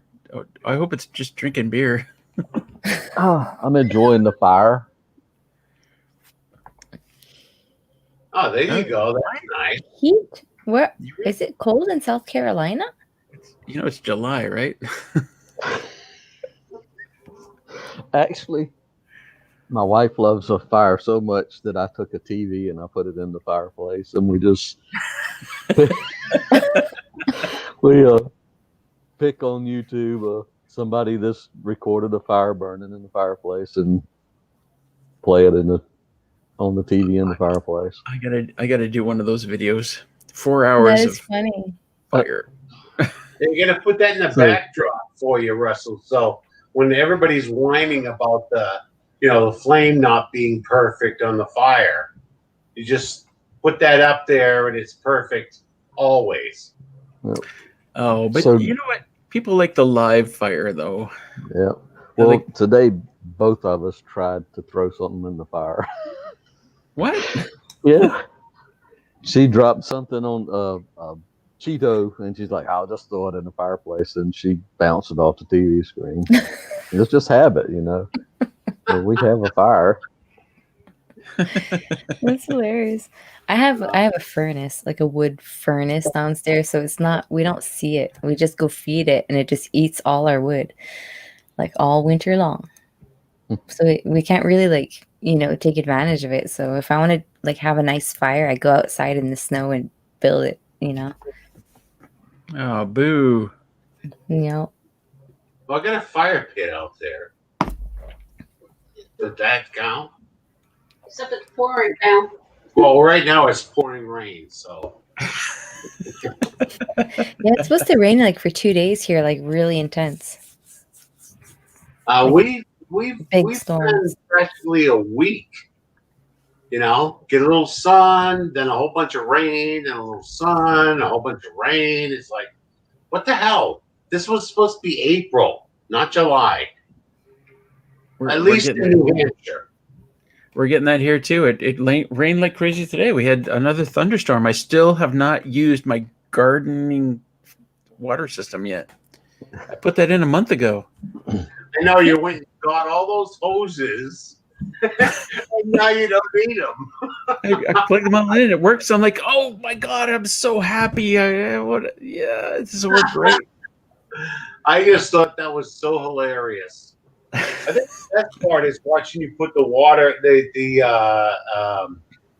big plastic thingamabob in place for your rain catchment. The big tote. Yeah, the big toe. Oh yeah, that was good, funny stuff, brother. let's talk about that for a second, because I put that little first flush thing on there, which is about 2 feet long, and then Skip and I got talking about it last night. And I thought you don't need a lot of water to clean your roof before you start collecting it. But no, hell, my God, that pipe should have been 20 feet long. We did some quick calculations, and even if my roof was perfectly clean, that pipe still needs to be 20 feet long. And I'm oh my God, where do I put this pipe now? Does the catchment at the bottom collect a lot of garbage from the roof? Well, yeah, but a lot of garbage ends up like I looked in the tote today, and it's full of crap. It's absolutely full of crap. It's terrible. But so I got to do this. What I'm gonna do, and this is Skip's idea, is I'm gonna instead of just going down that 2 feet, I'm gonna wrap it around underneath the deck, go the length of the deck down to the end, like right where the stairs come up, so that the outlet is right there, so it'll be easy accessible. And I think that should be long enough. I mean, 28 feet should be lots. But Why don't my you just pipe it over to the garden? it's almost like that, right? But my own problem is like sometimes we get rain. It rains for an hour and it stops. I'm thinking that pipe's not going to fill up with that rain. There's only like 1 or 2 times a season generally where you have enough rain that like lots of rain that you're going to start filling that thing up. I mean, Skip, tell me if I'm wrong. You'll be surprised how much water is coming off of that roof from just a little bit of rain. Well, his video showing the water catchment, he was trying to put it into the whatever it's called, the plastic tub thing, and you could see it all spewing out the sides. And I took that off today. It's really coming out bad. Really coming out. Yeah, it was raining as hard today as it was when I showed it in the video. So I took the garden cloth off, so it was just pouring straight in. Yeah, and that's when I looked in and said, "Oh, it's full of crap." Yeah. But here's the thing about crap in your water totes or your barrels or whatever. There's a layer of crap that floats on the surface, and there's a layer of crap that sinks to the bottom. In the middle, it's generally not that bad. I mean, it's pretty clean. So it doesn't matter. But eventually it, you get like if your tub is this full, the layer that's like on the top creates a ring around the tub, and then you got a ring of crap. And So on my tote, whenever I finish it, I'm going to have a hose inside the tank with a strainer on it and a float, and it'll be suspended below the surface. So as the water level goes down, of course, if I use all the water, it'll get down into if there's anything in the bottom. But okay, that makes sense. So on your tote, you bought the adapter. You bought 2 adapters, right? The one that you remove the cap and it goes on, and you have the 2 little arms that you flip back to hold it on. Well, hold on. He gave me a garden hose adapter and a PEX, like a 1/2-inch PEX. Hold on just a minute. I got So he's the one that sent you all that stuff? Huh? Skip? He sent you like pipes and stuff? Skip didn't send me anything. What are you talking about? Okay. I heard you sent me. I don't know why I understood that, but I heard wrong. Well, it's your French ears. It's my tired mommy ears. Parlez-vous les ears? That's some good French there, Al. Je comprends très bien, ma pas savoir. Been practicing. So, Mallory, you need to join the Books Fest like late at night when City Girl is here and start talking French to her, because she'll speak French, but only if she's drunk. And I never hear her talk French. Now I need to stick around long enough on Boot Fest just so I can hear that. Oh, it's wonderful to hear. The funny thing I'm is, always asleep at that time. In the summertime, man, I go to bed early usually. I'm just too pooped. I got really big gardens to take care of. No, well, at least you have an excuse. I'm just lazy and old. I just go to bed. I've seen that. Skip, you're on mute. Yeah, I've it's seen on mute. those, yeah, we used to have. That's a sump pump float, right? Well, this is the fitting that goes on the tote. Oh yeah. Oh, okay. And then this is the garden hose. Yeah. So this is it's 3/4 pipe thread, and I'm gonna tap the inside and screw a 3/4 male pipe thread to a slip fitting or a hose, and then this strainer is going to be suspended in the probably about 8 or 10 inches below the water surface. That's a good idea.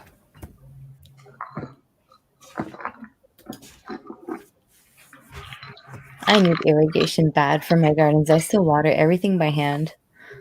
And I have 1, 2, 3, 4 gardens that are 40 by 50. And I do that all by hand. So I had too many things going on this year. I didn't even get a garden in. It was kind of sad. So Aw. make sure I'll have to. Is that your channel? So I can go look and Yeah, Quebec Homestead. That's my channel. so I can say, oh, look at all these beautiful gardens I could have had. Yep, pretty much. Except it's like things are just now starting to like shape up in the garden because it was so cold in June, but now like it's warmed up, so it's nice. Everything's booming. My tunnel's got beautiful tomatoes in it. It's fun. And you're in Quebec or? Yeah, I'm an hour away from Quebec, so like an hour. Is it south? Yeah, an hour south. Am I south? I'm on the south shore of the St. Lawrence Seaway, so yeah, Oh I'm an crap! hour away from Quebec City. Russell's got something in his hands. Watch out. So that has a, this is what Skip was showing. Except yep, and yours has a hose bib Bye, bye. yes. on it. Good night. I gotta go. My mom's going. So is Melissa going to bed? Yeah, my alarm goes off at 5 a.m. Oh, good night, Melissa. Sorry for keeping you up. It was nice meeting you. Good night. Nice meeting you. Bye. Good night. You watch that owl guy. Oh, I will. Okay, so it has the garden hose adapter on it. You can't see that, but it comes with the PEX adapter, so I could just put that in there, the 1/2-inch PEX.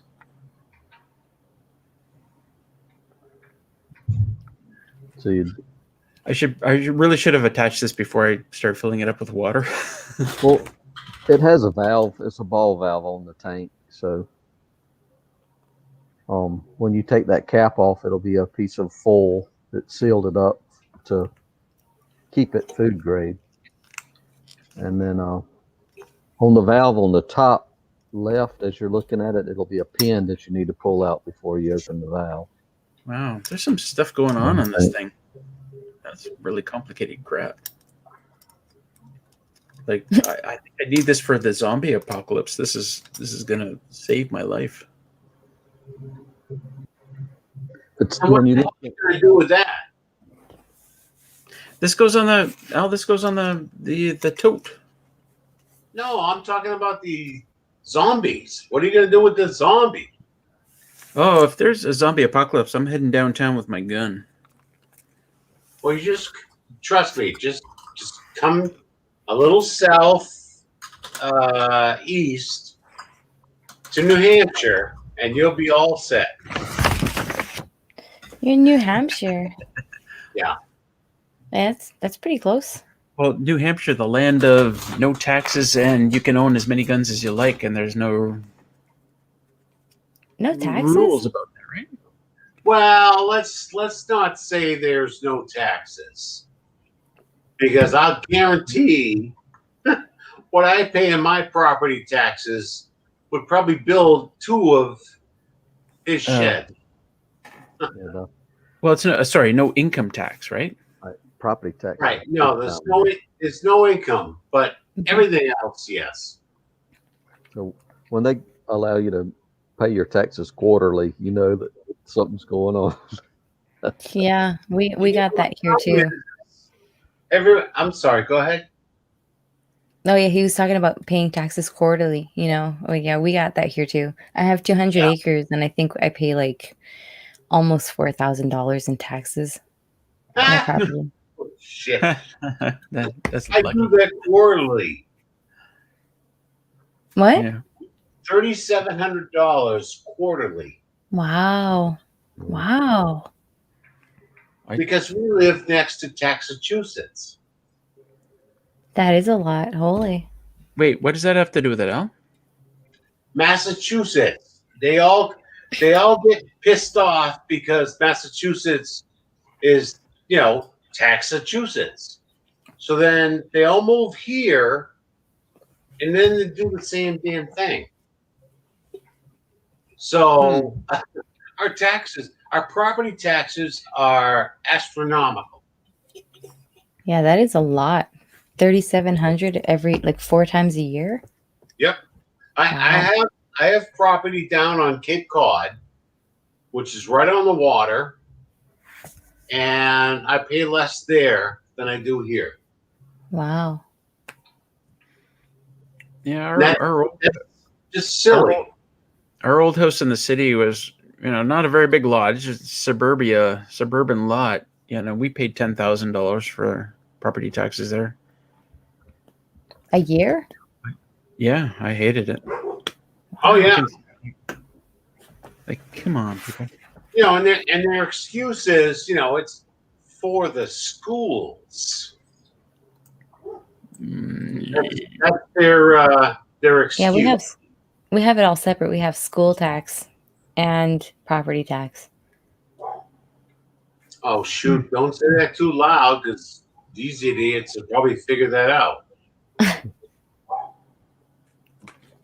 It's we are the tax-free state, but we're really not. We just pay in different ways. Yeah. That's too bad. I didn't know that. We have a good friend, Chris, Eastwind Farms from New Hampshire. And he keeps talking about how wonderful it is because there's no income tax, but I didn't hear the property tax thing. So, Skip, what does he pay in property tax? Did he tell you? I looked it up one time, and it was outrageous. I can't remember exactly what it was, but that's how I knew you could pay quarterly. And Yeah, so I would, if I had to pay the taxes he was paying, it would be quarterly. he Well, owns the more 40 north acres, but you it's also zoned commercial something. So Yeah. I imagine the more north you head, the better, your tax brackets are. I The mean, more I have a friend and or YouTube that I watch, Lumna Acres, Al and his family. Yeah. He's got 500 plus acres. He ain't paying crap in taxes for that property. Because it's way the hell up there. Well, before I started building my cabin, I was 180 acres. I was paying less than $200 a year for property tax. Now, of course, I built a cabin, so they jumped it up to $800, but still, that's pretty good for the size of this property. And Sharon also, she pays $5,500 a year for a small subdivision. Wow. Yeah. I thought I was paying a lot, because I pay a lot for people around here. Well, that's the funny part is, live free or die, tax-free New Hampshire, blah, blah, blah. Not really. But you get to shoot guns. Yes, we do. Oh, you got it right there. Andy, what is it? I just got back. This is my my Springfield 1911. I was looking for a Magnum PI. Oh, I can do that too, but this has better stopping power. So my Magnum PI is not worth it, but I'll bring it in a little for you. So Mallory, he's a private investigator. Yeah, I heard that earlier. Okay. No. Anyways, this is Betsy, by the way. She's only second to Melissa.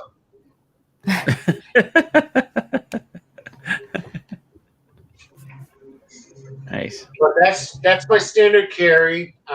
Been carrying it since 1981. Wow. Wow, Tim Key says California's property tax is 1% of what you paid for your house. In 1990, I paid $100K for my house, and since then, I've paid $1,000 each year. Wow, Tim, and what is it worth now? That's amazing. In So, like, California, nobody would ever want to sell their house if that was the case. shit. I Yeah, was 'cause stationed houses out in there in California expensive. 82 and 83. I was stationed out in San Diego in Coronado. Hold on, I gotta back up. Sharon Q, we were talking about the pea soup video. Sharon Q says, my husband must have watched it at work. I got a text saying pea soup. So guess what he got for supper? Nice. So it's not like you're like, oh, there must be a new video from Russell. It was like, oh, he wants pea soup for dinner. Oh, okay. Oh God, I can't stand the taste of that. Can't even stand the smell of it. Pea soup? Yeah. What do they usually put in pea soup? Ham? Ham and pea soup? Peas and dog poo. I don't know. That's something I would have said. No, Hopefully don't. I was brought up in an orphanage, and that was a big Sunday thing. You know, the gray nuns, and I'm telling you way too much, but you know, the old French gray nuns with their pea soup on Sundays. Yeah. And oh my God, it was awful. Just the smell of it makes me want to Ralph. But did you get your pudding? You can't have your pudding until you eat your pea soup. You can't have any meat without your pudding. Oh, you are such a troublemaker. Don't be going unless you're bringing me a Heineken. Don't be going anywhere. I'll be right back. Okay. Wow, his house. Wow, I'm having a hard time speaking. 800,000. His house now. Well, That's my amazing. place on the Cape is worth that.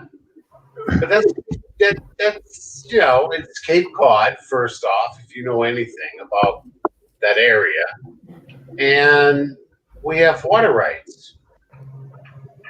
So you know, but it's friggin' stupid. It really is. I'd rather go up north to our camp anyways. So Yeah. go to the base of the White Mountains. A lot of I'm all by fun. myself on the top of the mountain here, and I just have like a view of the mountains, and like I don't have neighbors nearby. Like I have neighbors down the road, like way further out, but it's really, really nice. Yeah, that to me is the best. Yeah. You know, I mean, the Cape is beautiful. You know, I dive there. You know, fish there. Bring my grandkids there, and it's fun. But going up to the mountains, where it's so quiet, you know, I mean, it's campground, but we have, you know, our own space and everything. But Yeah. it's really nice. You know, like this week and next week is the I don't know if you guys in the States it's the same, but we have the vacation weeks of the year in July. The 2 last of July and the 1st of August, usually everybody's out and about. And we went out to the big city today and to get flowers for our wedding. And everybody, like on the way back home, everybody was going our direction with their motorhomes and everything. And we're like, you know, people from the city come to our place for the vacation, and we live there like full time. That's how lucky we are. No, that's what I love. You know, the nice peaceful, quiet. You know, got Yeah. a neighbor. Hey, how you doing? And okay, have a nice day, and leave me alone. Those are the type of neighbors I like. Yep. I only bumped into two pieces of furniture on my way here. What happened to Al? Furniture. Furniture. Two pieces of furniture. Yeah, I bumped into furniture, Mal. Oh, hey, I heard Mal. furniture. I guess my French ears are not hearing very well. La furniture. What is furniture in French? Des meubles. Yeah, De l'ameublement. I'm not saying that. What the heck just happened? Anyway, Mal, we're gonna do this narrative telephone thing. Yeah. Yeah, we should. We should do it. As long as we do it right. Yeah. No cheating. Yeah, no cheating. Absolutely, because the best way to do it is no cheating. Al, are you opening a regular beer, or is that another? Oh, it's water, isn't it? No, it's just water. Oh God, kicking Al off the live stream now. Have you been live for 6 hours? Wait a minute. Wait. You're kicking me off? What the hell is that crap you're drinking? Oh, I know. I've ran out of Budweiser. Well, I don't have any more Budweiser in the fridge, so I'm drinking this crap. Might as well be drinking water. I mean, my water, that. What's the difference? I'm drinking water flavored pee. That's what it is. Exactly. Mallory, what are you drinking? It's called Belgueule. It's just a regular lager beer. Cooler beer. Yeah. Ooh. It's French. Just me, or does beer taste like crap in cans? Just you. Wrong answer, Russell. How could that be wrong answer? That's all I drink these days is beer in cans. I know. I watch you bring that poor stuff to your freaking camper. It actually has, like, on our cans here, pretty much all our cans have the suggested kind of glass that you should pour it in. Ooh, on the can. That's And the neat. temperature. Serve between 4 and 6 degrees Celsius in one of these glasses. Oh, hold on. Here it says, if you can stomach this swill, just drink it any way you can. Okay. That's curling for you. Well, there you go. But I don't want to do dishes. So, or I don't want to wash a glass. More is like the more accurate, like, because I just have so much dirty dishes right now and I didn't want to wash one. You don't have a dishwasher. I do. But you know what? In the summertime, life gets busy and sometimes it's full and I don't feel like emptying it at night after dinner. So everything sort of stays out. And then I pick it up in the morning. Yeah. You know, there are people that have two dishwashers. One is dirty, one is clean. You take the stuff into the clean, you use it, and you put stuff in the dirty. And then you switch. Sounds good to me. Oh my gosh. No, I need a maid. Like, seriously, I need a maid in the summertime because I spent all my days outside. Yesterday, I did, 25 meat birds with Ben? We were just the two of us. And then we're like, okay, we're done. Let's go eat somewhere. So we hopped on the bike and we left and we came back and we're like, okay, the house is a flippin' pigsty. But we're too busy. We need to go back outside and work and water the gardens and Wait a minute. You processed a bunch of meat birds, then you went out for dinner? yes, we did. I didn't feel like eating chicken, that's for sure. Okay. I think I saw that video. Not that I noticed anything weird about that or anything. No, I get it. I saw that video as kind of like, let's do 100 birds, and then you kind of process them all, and then you said at the end you could probably buy them cheaper. Oh, yeah. Well, yeah, you can definitely buy them cheaper, but it's so much better and bigger.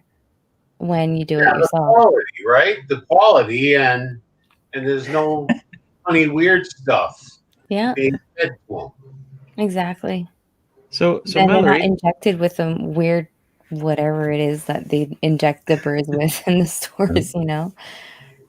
so I Mallory, Mallory has said that she's cutting her hair after she gets married, and Yes. yet every 30 seconds she's doing this. I cannot stand long hair, Russell. I cannot stand it. I cannot. That's why Yeah, I but want to when cut it's them short off. and you're doing this, you're gonna go, oh shit.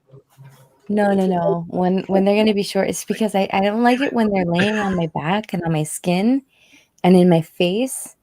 So I'm always doing this because You're gonna be, I don't like long hair. I can't wait to see you on a live stream when you're with short hair. When the first time you go, oh shit, I guess I Oh, don't. he's I gonna. can't do that. You're totally gonna tell me about it. I know. Well, personally, I think you're being very rude and mean and discriminatory to Skip pointing out hand. Oh, dog. Just putting that out there for people Well, to for Skip, it's more like this.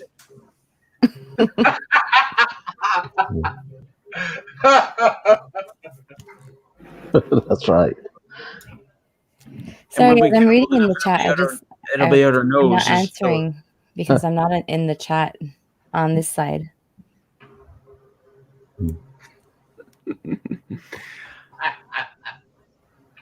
Yeah, I would like to have a head full of hair like that. Al, how old are you? 57. 57. Yeah, you're right. You're right in the right group. Mallory's the young kid here. I'm the wow. outsider. Just look at the four of us and, duh.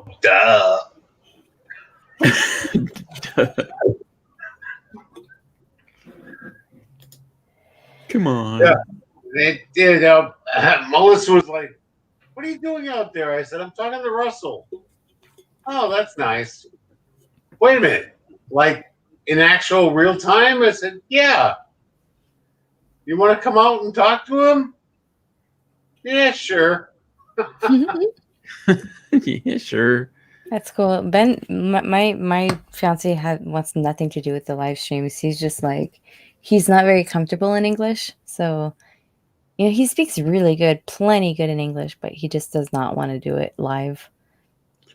Well, and I saw him in that one live stream. He was like frowning, like. How serious? I know. Well, He's really concentrated. I didn't want to be on camera or anything like that, but I got to the point where it's like, whatever. Yeah. No, I tell you what, Al, a lot of people are like that. Every single time somebody comes on for the first time, they have to fight that. They have to get over that wall. But after you do it the first time, it's like, yeah, whatever. That was fun. Let's do it again. Yeah, I think the first 5 times I went live, I was just like sweating so much. I was so nervous. But then and I started with like a whole bunch of other people like this too on StreamYard, so it wasn't that bad. Can I answer Charlie's question for me there? Yeah. Who? That's Caroline, by the way. Charlie? It's Caroline, yes. Oh, Caroline. Sorry, Caroline. No, non-traditional wedding, very non-traditional wedding. Like my fiance Ben's gonna see me in the dress during the dinner, and then we're gonna have the ceremony and get married after dinner. So it's really not traditional. So you're having the reception before the dinner? Yes. Sorry, after the dinner. We're gonna do the pictures and everything before dinner, have dinner, and then I'm gonna do the ceremony, and then we're gonna have the party, and I'm gonna do a live stream. That'll be fun. I Yeah. bet you get some donations that night. Maybe. That would be cool. It'll help pay for the band. That's for sure. What's band cost? The band costs. They give me like a big special because they're really nice. $800 for the band for the whole night, from dinner to the little hours in the morning. So nice. Yeah. Is that Kazakhstan money or American money? That's Canadian money. Send me a link. Wait, what did you say? What was the first thing? Is that what money? What did you say? It's a joke. It's a joke here in in well, mostly New Hampshire, but we call Canada Kanakistan. Connect. Oh, okay. Okay. So Chris Eastman Farms from New Hampshire calls it Canadia. Yeah, that's true. So that's what I call it. Oh, send me a link. To my live stream? No, send me a link so I can pay for it. No. Oh, Al. You can't do that. Why not? Because you don't know me. You just gave $2,000 to Russell. It doesn't matter. That's not who I am. I just do what I think is right. So send me a link. Al, I want to tell you, Al. And I've known Mallory. I'm Hold on. drinking. I've known Mallory for a while now, and Mallory's one of the good people. So it would be a very nice gesture. And Mal, if you have a PayPal, that would be the way to do it. Don't do No, don't make me cry, Al. Why? Oh, Don't- come on, Russell. You've known me long enough. Tell her this is who I am. Al's one of the good guys, Mal. Are you kidding me? No. Well, And heck. and Al being a private investigator, I think he knows people like Oh, I Like- can find you no matter where I you mean- are. Trust me. I feel bad giving my link out to just I don't feel Okay. comfortable. I'll tell you what. No, that's fine. If you don't, that's fine. But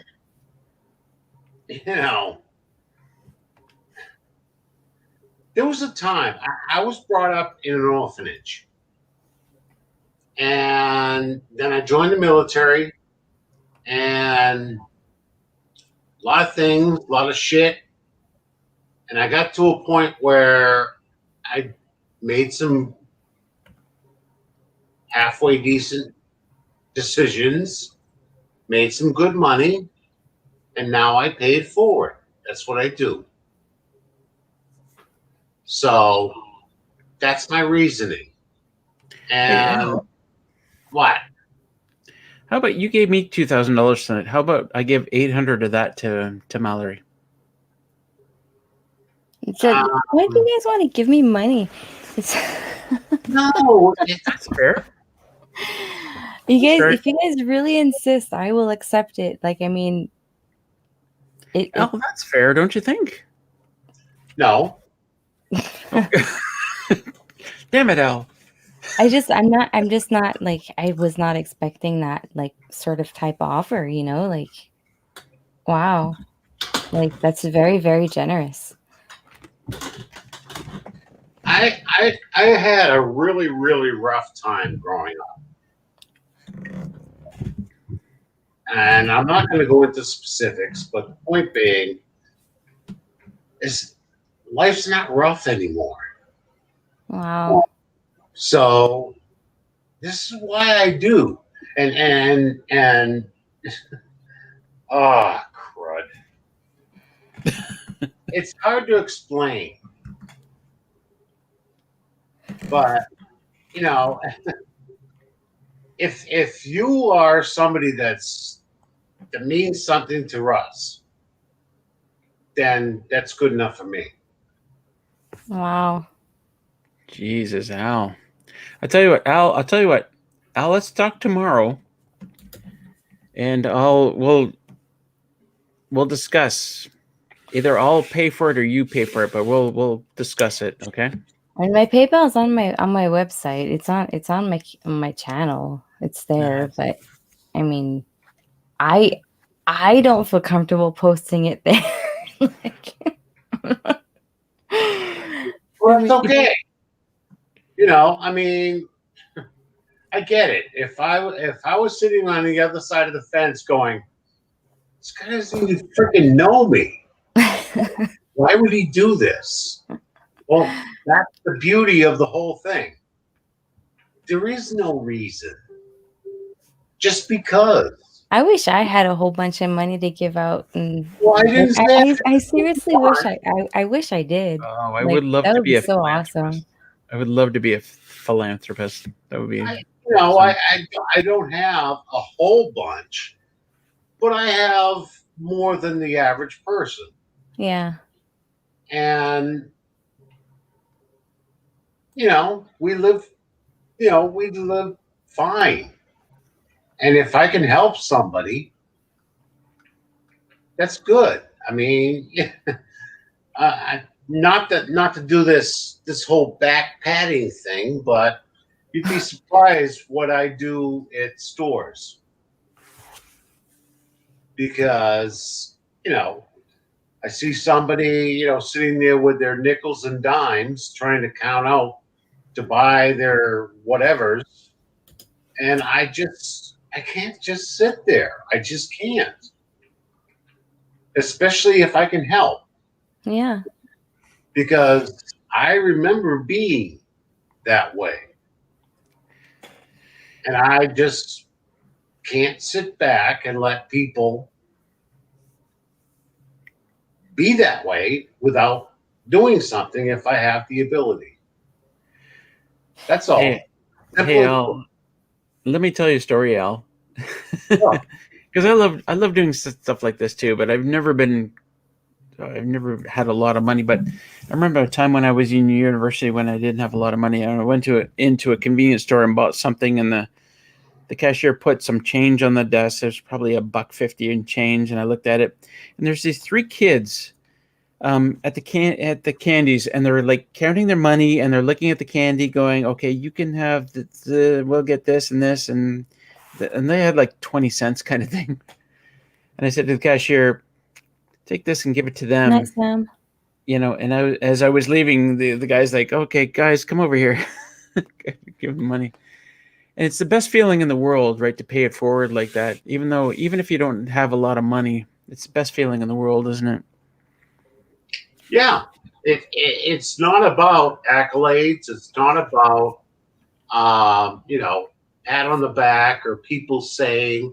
That's why when I do what I do, I don't look for people to say, "Oh, Al did this," or no. That's the least of my concerns. My concern is, does this help you? And Yeah. that's all I care about. And my wife, if she wasn't snoozing by now, she'd be right there with me. That's amazing. That's amazing. I love that. I have one of my friends that we were doing a 10,000 subscriber giveaway together. And so we gave away like a few things, and we got some signed books from some really good authors that we really like and stuff. And a subscriber of mine went on to her live stream and donated like 3 times $100. And so she had like $350 in one live stream, and like her car had just got smashed by a big branch from the storm, and her oven broke, and just like her computer broke and her camera broke, all in the span of 2 weeks. And she was just crying and bawling the whole time, and I was crying for her, and I was just like, oh my gosh, like how amazing is that? Like so deserving.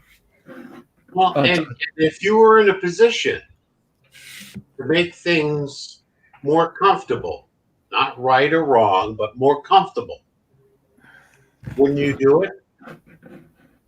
Of course she would. Exactly. And that's my point. But I've got a story similar to that. One night I said, I really need a disco ball here. And then it was Kemp. Kemp came along and said, okay, how much is the disco ball? He donated for that. Okay, so that's not quite the same, I know, but Well, I'm still waiting for the ceremonial Al stove. Oh, the stove I'm gonna get. Dude, I'm just teasing you. I could Oh, care shit. less. No, Al, Oh, I think Al, I was on that live stream where you got that donation. Al, the money's in the PayPal. It's still there. It's earmarked for a solid propane stove. Yeah, I looked at them. Yeah, it's a funny thing. So I said Al donated so much money that I like $2,000 that night as well, and I was like, oh my gosh, that's so great. That's not quite the record, but that's so amazing. Thank you. And I was like, what's the record? I'm like, oh shit.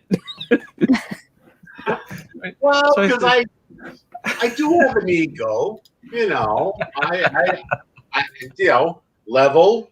Al wants to be here. Okay. so I said 2001. That was a really fun night. That was an awesome night. Yeah. I think some of my best memories absolutely are live streams. Yeah. We have so much fun. It's Well, that's- such a different experience. It's like one-on-one, and we get like to interact with you and like with the person, it's just so much more personal than watching a video and just like commenting afterwards. Well, it's interesting because I do my Books Fests, and then I do live streams like this where I actually talk to people, and this is probably more fun than Books Fest because it's like we're really interacting, whereas Books Fest I'm just reading comments and replying and stuff. This is nice, except that Skip never says anything. But Well, he's just sitting there smirking. I don't know. Getting a little worried. well, Skip's one of those guys. He never says anything. He's very quiet, but he'll remember every single thing we said, and he's gonna just catalog that. Oh crap. Oh crap! It'll never come out again, but it's in there. Yeah, well, you know. So how long have you guys been, like, Skip and Al, how long have you guys been following Russell? How did you find him? I'm curious.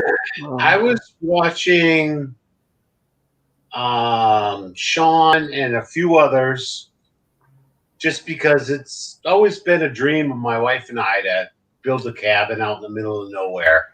You know, we have land and places, but truth be told, it's never going to happen. So I kind of live vicariously through individuals. And I came across him because he was, oh God, I can't remember what it was. I think it was the first time of the Bridge of Doom or something. I don't know. Probably I just Nightmare on the ATV. What's that? Probably Nightmare on the ATV. That could very well be. Honestly, I couldn't say yes or no, but it was a while ago, and he was still building, and I'm like, this guy's nuts. And I love him. He's great. He's just so hilarious. And then Alicia shows up, and she's like, the normal of the group, and I'm like, this is awesome. I love this, and I've been watching ever since. Awesome. So I remember before Russell insulated the cabin. In fact, he might have been doing live streams off of his cell phone, maybe. Is that? Yeah, my first A one's long time. That is a long time, Skip. What the hell? So long time, like what, 3 years ago? More than that. I'd have to look at pictures of whenever I built my cabin to see what the date was. So you're a long time subscriber and Yeah. friend. Subscriber probably before he started doing lives. Yes. Yeah, he didn't do books at first. When I started watching him, he wasn't doing books. Did you just start doing Books Fest because of 2020? No. No, I started doing my first live streams were summer 2017. But like Books Fest. They probably changed into Books Fest late 2017. Oh. Holy crap. Well, then Yeah. I did not start watching when you started doing that because it wasn't that long ago. But it was at least a couple of years ago. They started out as booze fests, Booze Fest. and they changed to Books Fest. Probably in 2018 they changed to Books Fest. Wow. Early 2018. I've been doing this for a while. I remember thinking, well, if I get less than 10 people watching, I'm going to quit. I'm going to end it early. If I get less than 20 people watching, that's not enough. I'm going to end it. And then it was like, if I get less than 50 people watching, I'm going to end it early. Oh yeah. And it just kept going up from there. It's pretty steady now though. It's pretty steady, like between the 200 and 300. Does it? Yeah, by midnight these days, I'm usually less than 200, like 170. Yeah. So it's Well, like you know, it's we're been steady a bunch of old for a little people. while. What was that, Al? I said, well, what do you expect? We're a bunch of old people. Yeah. I mean, I got a gig at 7 a.m. tomorrow. Yep. But,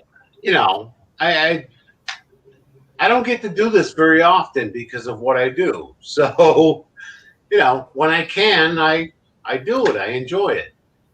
What's your gig tomorrow? Watch some naughty people. All right. How's that work for you? So that's 7 a.m. That's coming up, Yeah, I know, but I've even since the orphanage and in the military, 5-6 hours, I'm good. So, what the hell are you drinking now? There I can. Swill. Oh It's the my last one I haven't. It's the last one I have in the fridge. Carling. My gosh. And my I know eyes are it's- still watery from not even funny. From looking at what he was drinking. Yeah, exactly. Carling. Oh my god, I'm crying. You know what? We should do shots though. What? You guys up for shots? No, I'm not up for shots. I do I have to. Johnny Walker Blue. Like you're all like, No, It's way that's not too what I late. If you would have told me shots at like 8 o'clock, well, hold on, Al. Sorry, I missed what you said. Johnny Walker Blue? Is that what you said? Of course. Holy crap, that's good stuff. Have you ever heard of? Oh, I can't reach it. I'm too old. There you go. Huh? Crap. Okay. Yeah. If we're gonna shot it, I'll pop this baby open. All right. I gotta pour one. How full is that bottle? That's not a new bottle, is it? It's about half. Okay. Good. All right. But my wife bought me because we had our anniversary. Yeah, here you go. It's got some in there still. Not quite half. My wife, she bought me some of the fire and ice or whatever the hell it was called. And I almost died when she told me how much she paid. See, in a man cave, everything is available. See, if I don't know if you can actually see it, but let's see. Right there, see that? Johnny Walker glass, right there. That's the way to do it right there. She's looking going, you're freaking drunk. I'm typing at the same time here. Sorry, I was writing. Somebody else got a message. I wasn't listening for like 2 minutes. I'm not taking a shot though because I got a big day tomorrow. Yep. I gotta go to work. Every day for me is on the farm. I'm full time on the farm, so Yeah, I just saw a picture of you and I guess it's your fiance with holding a chicken in a bag. That's what Oh, that yeah. 10 or 12 pound chicken. that's my community post That's a big on chicken. YouTube.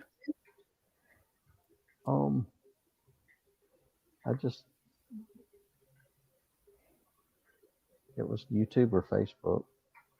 Yeah, and like I was on I posted it on Facebook as well, but I also put a picture on our YouTube page. We went out for our first bike ride together, like the two of us. So the Ben's parents had the kids, and so we were able to finally take a night off and just relax. And so we took the bike and we went down like 20 minutes away to eat and came back. And it was my first time to ride in back of a motorcycle. Let's see. That was really fun. Yeah, that's us.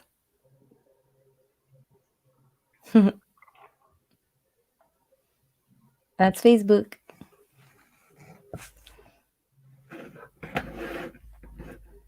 That was yesterday. That was a big day.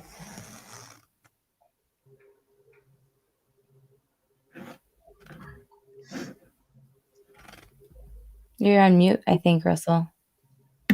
Thank you. You're welcome. My favorite drink ever is Taylor Flaggate 20-year-old tawny port.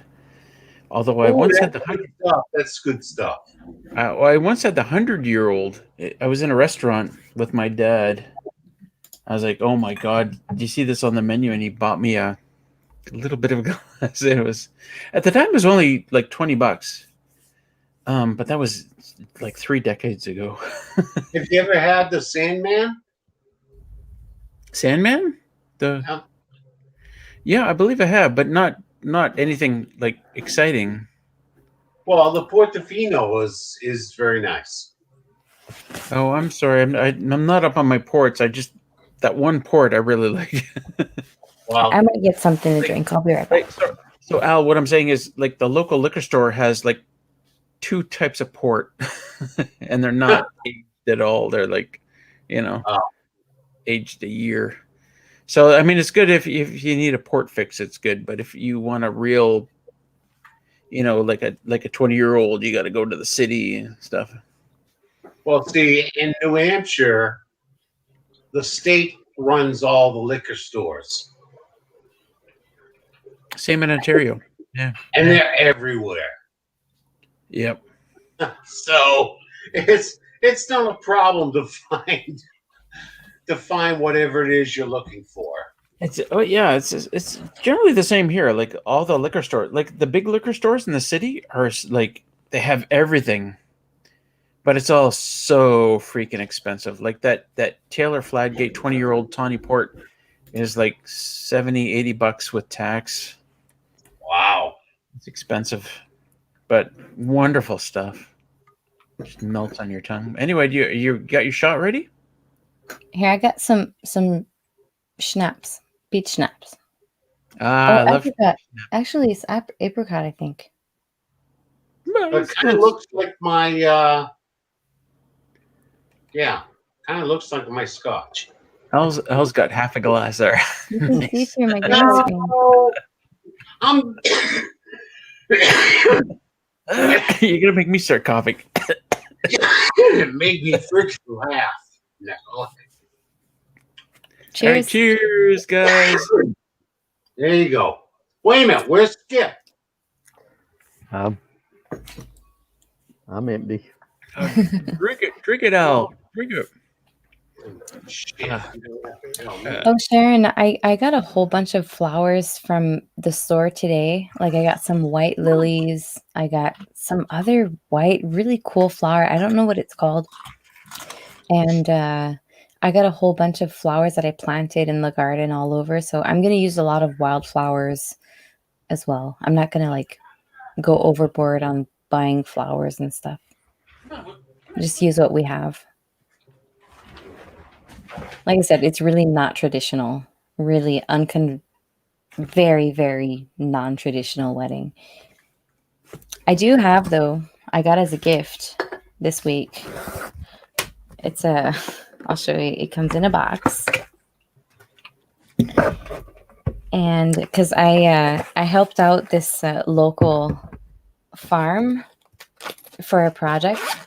This I did a video on it to give them more exposure, and they gave me a Bible for my wedding, like a literal that. Bible, the first Old Testament. It's beautiful. Now you have to be religious, It's like, Not nothing wrong with that. and you can't have sex before you're married. yeah, yeah. Oh, But I thought it Ruby, was really cool. that's not bad stuff, brother. It's one of the 2 bottles that the local liquor store had. No, that's pretty good. You know, the Tawny Portofino is probably the best. The 12 or 15 is even better, but Al, the fact that you like port just makes you so much better person in my books. You've moved from here to up here, Al. right. Well, wait a minute. Oh, I'm going to go one step higher because somebody said I need to put my pinky out. Oh There. no, I'll tell you what. Like Skip is down here right now, and you're up here. Oh yeah. Yes. I keep Yeah, on thinking that you're saying do now enjoy a good instead of port, wow. but it's again, that's, you know, even though I was adopted eventually from the orphanage, and my grandfather was very, very big with Sandman. And I took almost 2 years to drink the bottle he left me when he passed. Oh shit. Oh. Damn, I can totally understand that. But it's a very nice, of course, the way Russell's drinking it is not appropriate, but For in the shot Porto? glass. In the shot glass, I just had a yeah, raspberry rock. Yeah. you don't drink a Portofino in a shot glass. I have this little tiny, it's called a pipette. And it looks like a squirrel. It's like got a little reservoir, and then it's got a little straw, and it's all made out of glass. And it's for drinking Porto. What? Yeah, I don't know if I still have it. Wait, I'll go see. Sorry, It's you're really drinking pretty. the thing out of the squirrel's tail or something? Yes, sort of. Well, No. it's supposed to. What she's talking about is a special type of glass that allows air to come in as you're drinking it. Well, Not shot glasses, you lush.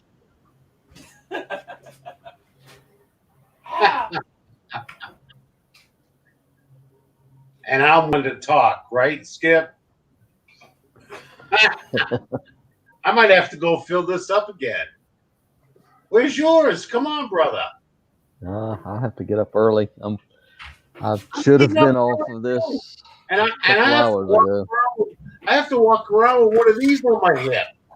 So, you know, get it together, brother. I've got a pewter goblet around here somewhere that I like to drink port out of, but I can't find it. I think it's up there somewhere. But I'll take this raspberry rock shot glass with port in it. Actually, you know what? I tried that a while back, probably a year. That's too damn sweet. Raspberry rock? Yeah. Oh, really? Well, for me, you know, I'm not a sweet guy, so you know. Well, no, there's sweetness, but there's sourness to it. There should be a sweet and sour thing. Well, but yeah, there was a little tangy to it, which I liked. But it's still, Yeah. you know, the Sorry. final back end was just too damn Al. sweet to me. You need to try it again, Al. I All right, don't think you I- gave it enough of a chance. next Friday I will. No, I don't have the pipettes. I think we broke them all. But I have these really cute little shot glasses. Yeah, don't drink port through a freaking silly willies. I've already drank them out of chocolate as well, chocolate Yeah, shots. But see, Russell's actually getting off by doing it. See, look at it. You bum. I'm masturbating with my left hand as I drink this. Thanks for sharing.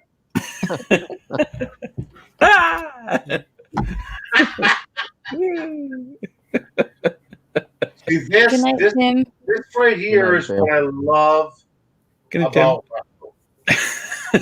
He's such a weenie. He's hilarious.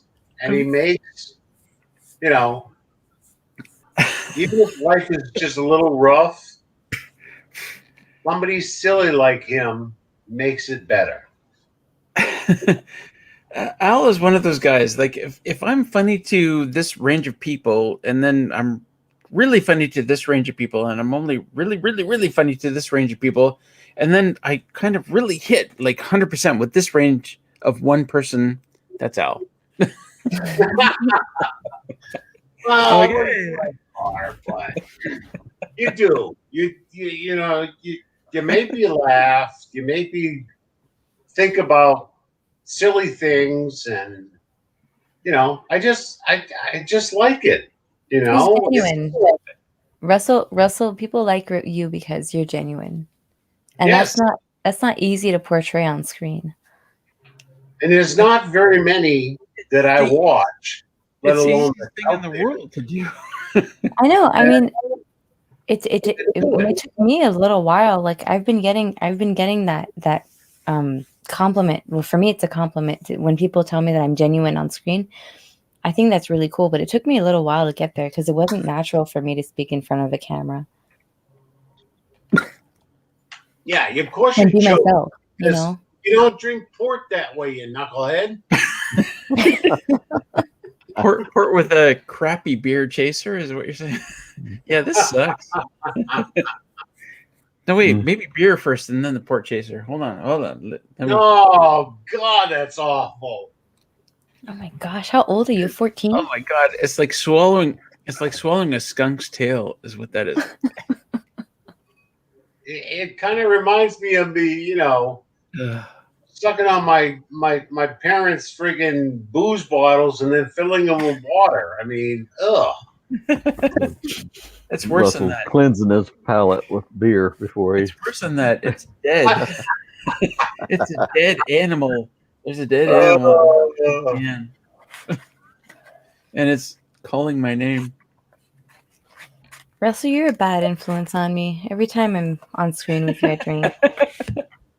Well, I drink more than I should. Yeah. Well, so He's a bad every time influence for everybody, not just you. every time I'd bug Mallory to go on a live stream, she's like, "Oh, I'm so busy. I got to work. I got videos edit. I got da, da, da."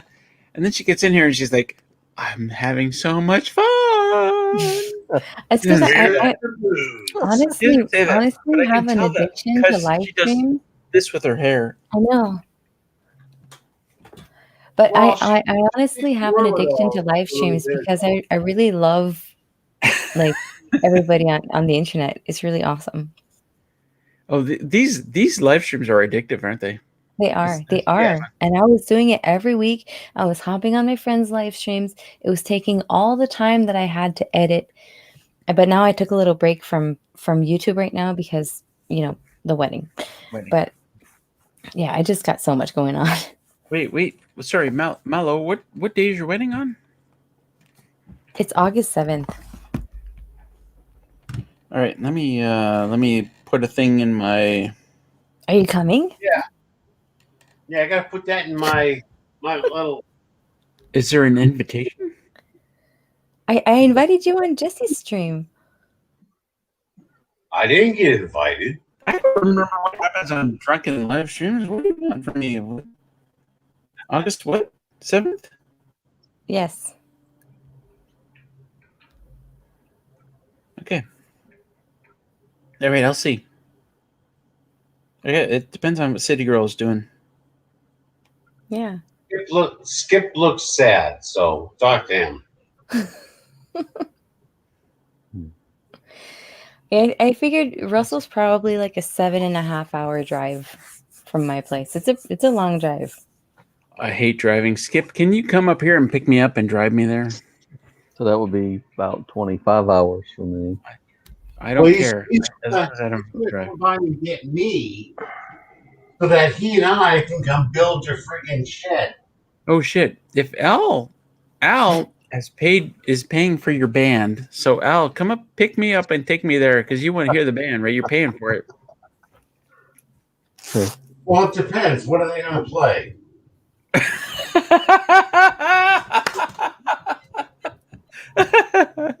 My band? If it's Shania Twain, screw that.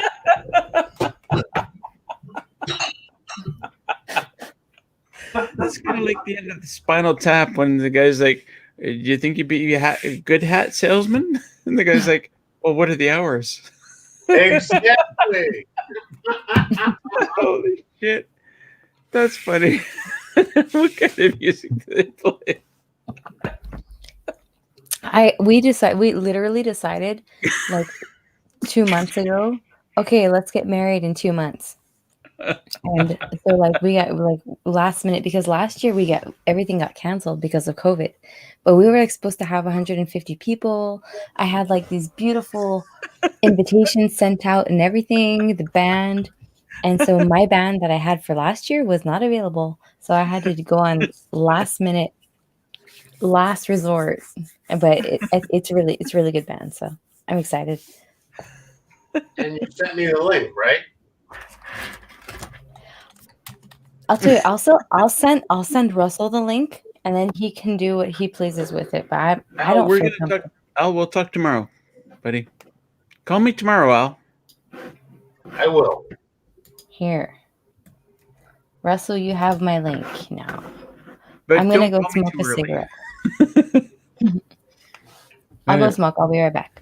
Yep. No, Al's smoking on screen. You can smoke too. I can't smoke in my house. Oh, don't you have a Not in tube? my house. That's true. I don't smoke in my house either. Do you have a Okay, garage? I'll tell you what. I You have can. I maybe- figure the gasoline and shit coming from that car behind me is, whatever. I'll be back. So, Al, do you go over there with a straw in your car and go, "Oh yeah, it's good stuff." Well, when I put the 93 in it, yes. Oh, Jesus. Ugh. I'm going to have to go to bed. This has been fun. What? Go to what? I have to go to bed. I got to get up early. I got the dreaded Monday, get all the paperwork turned in, Oh, was all tonight that Sunday? good. Yeah, I don't know what day it is. man, I wish. Mm. All right, Skip. I'm very happy to see that you now have 209 subscribers. Hey. That's like 11 more than earlier tonight. I mean, earlier last night. Well, I'm going to renege mine if he goes to bed. Oh, I got to go to bed. Shit, Skip, he's gonna take his money back if you go to bed right now. Uh-oh. I'm sorry, Russell. Damn. Well, that's one thing I would never do. No, play along, Al. Oh, okay. Yeah. Skip, come on. Yeah, you son of a bitch. Mm. My kids need food. Yeah, I stayed up. Too late past He 2 nights. needs to build a freaking roof. Come My on. dogs need food. I need a new bridge, Skip. All right. Yeah, no, it's okay. Skip, take off and shit, whatever. It's good having you here, brother. Thanks for your help for the workshop. I'm gonna bug you so much in the future. Anytime. So much. Skip. We'll get together and we'll build his shed or whatever. When you come here to help me with the workshop, we'll get together. There you go. Cheers, brew. I'll be free in about 4.5 years. If you can make that like 4.5 weeks, 4.5 weeks. nice. Just talk to your boss. Tell him you're like Raspberry Rock. Raspberry Rock. I have the time off, but I don't know that I can get into Canada right now. Oh, everybody can get in. Yeah, you can on work-related reasons. You can get in. Absolutely. Tell him I'm paying you. Just go up to the border and Give me a work visa. No, Skip. Listen to me. All you gotta do is go up to the border and say, "Hey, I know Russell," and they'll let you in. Yeah, I don't even have a passport, so Just say. You don't even have to say Russell. Just be like Raspberry Rock. Like Sharon was asking for the flowers. What the hell is that? It's flowers. Look, it's a hanging basket. I'm in my greenhouse. Here, check it out. Wait, can I turn my camera around? Let's see. Yes, you can. I'm testing out my cell phone here. Cam. Oh. Shoot, that didn't work. Good night. Do it again, Russ. Go ahead. At least do halfway. Can I skip? Damn it. Look, I'm in my greenhouse. Oh, now you're really. There's a bit of mukbang. You're showing your true Canadian. Look at the bottle and stuff. Come on. Hold on. Mallory's showing us some. Hold on. Let me. Can I do the thing? Okay, wait. I can do that probably. No, I can't. Wait a minute. I'm gonna flip it around, so I can flip my camera around. There you go. Okay. She was asking about the flowers that I bought. I bought these today. White lilies. They should pop out for the wedding, so that'll be nice. But this is my greenhouse. Nice. Oh, I love a greenhouse here. Yeah. I have greenhouse envy. And this is like the other part of my garden. And then there's another part way over there. But yeah, it's big garden. Does it still look like a penis? Yes. It does. It literally is the shape of a penis.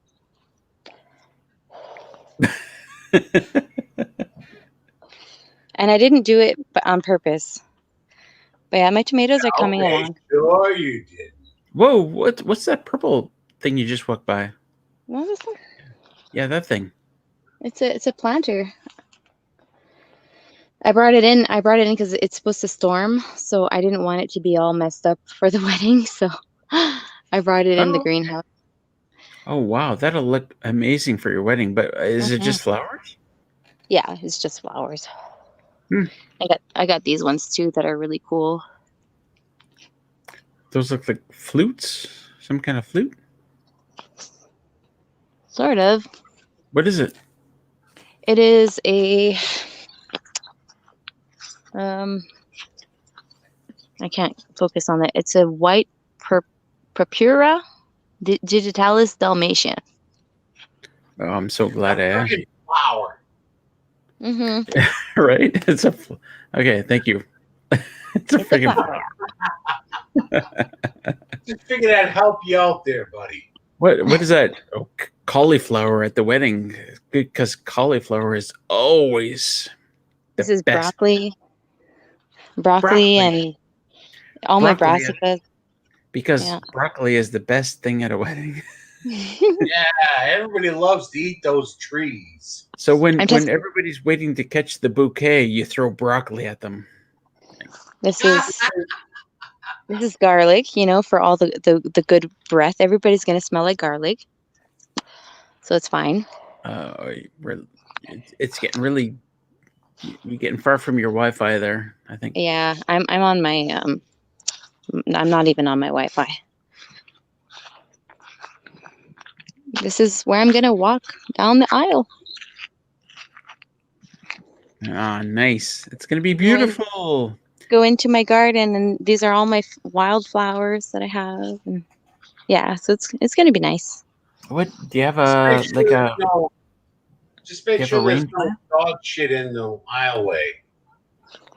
Okay, wait, I'll show you my archway. that I have. Mallow, do you have a rain plan? Yes, I have a big 60 by 30, 36 by 60 shed Nice. that I can set everything up in. But here's my arch.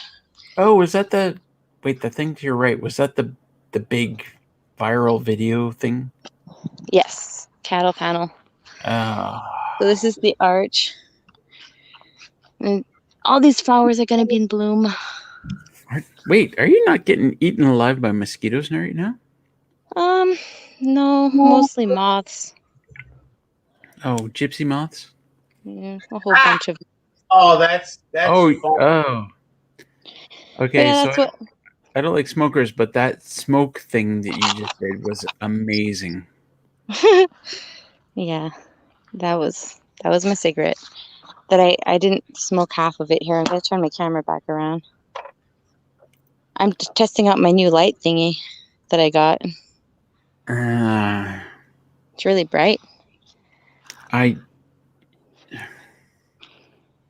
retired mine. Mallory, do you smoke the dock plants? No. All right, you're being a dink now. Here, That was an honest question. I'm gonna turn it back around. How do I do it? Front facing.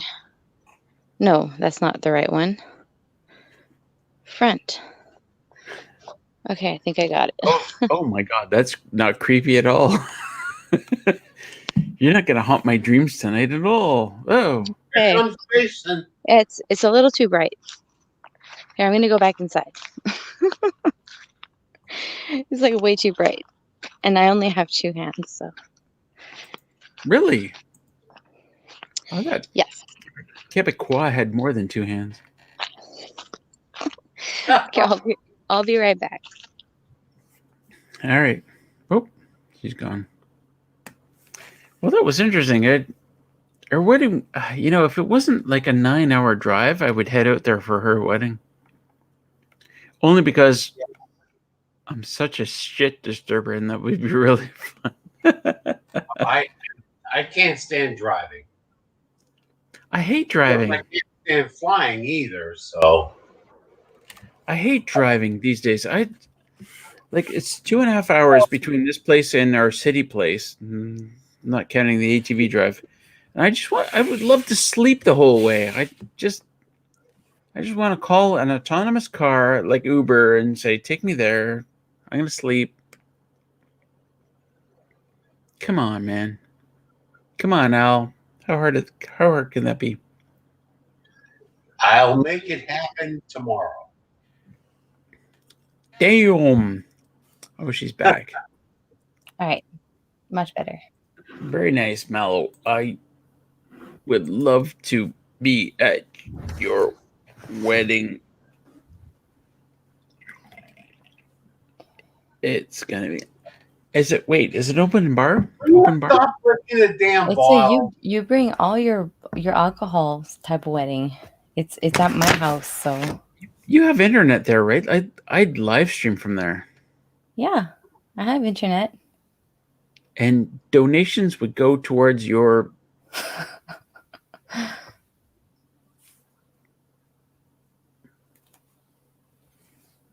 I have to think what that would be.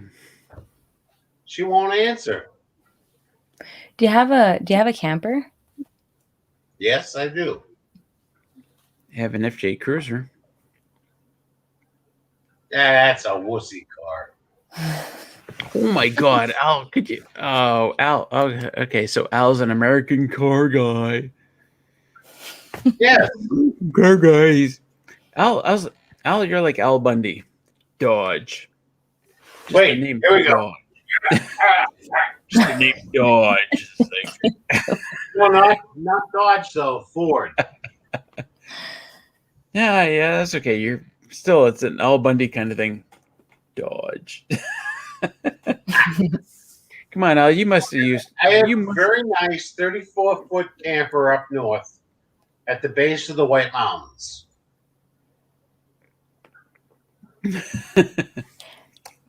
what are the White Mountains? Yeah. I said Yeah. I have a nice 34-foot camper at the base of the White Mountains. Yeah, and I asked, what are the White Mountains? Look up geography, New Hampshire, you know. Yo, All right. knucklehead. Yeah, I can't do that right now. I just now I'm seeing all the comments, like nice tunnel and stuff. Awesome. Thank you. Yeah, I'm so happy I built that tunnel because the weather was so bad, but everything in the tunnel is just booming. Oh, do you have people who hold swords over your heads as you like go down the tunnel? The tunnel? No. Didn't you? No. We're not doing military wedding, even though he's a vet. We're not doing military. We were actually thinking of maybe getting his suit. You know, like those red suits that they get married in, but he's a veteran, so he's technically not allowed. But those suits cost like $3,000. So we're like, nah, it's all good. He doesn't even have his suit yet. What? Whoa. God, that's awful. What was his occupation in the military? He was artillery. He was a gunner. Okay. Yeah. Does he have problems with his hearing? Yes, he does. We can't listen to like full surround sound with big bass and stuff, and in the car forget about it. Well, I mean, he also like survived an explosion in the war, so I mean that was really big on his ears too. So Yeah. Yep. So now it's just regular speakers on the TV on the computer, and it's just perfect for us. Anyways, the kids are sleeping upstairs, so it's not like we can blare music or blare a movie, you know. Yeah. I get it. Well, I guess we're gonna close this down soon because stuff. You've been on for 7.5 hours, man. No, not 7.5 hours. That's what it says here. Live 7. 4 hours and 40 minutes. Okay, I don't know why mine says it's been live for 7 hours. Around 8 p.m. our time, Mallow. Huh. So, yeah, about 4 hours and 40 minutes. Weird. Yep. Thanks for coming, everyone. Sam, Netman. Is anybody left other than Sam and Netman? 20 people watching. Little Fish. Anybody else? Carol Long. Thanks for hanging out with us. Sharon Q, if you're still here. No, she went to bed. Tim Key, no, he went to bed. Yes, Netman. Yes to all.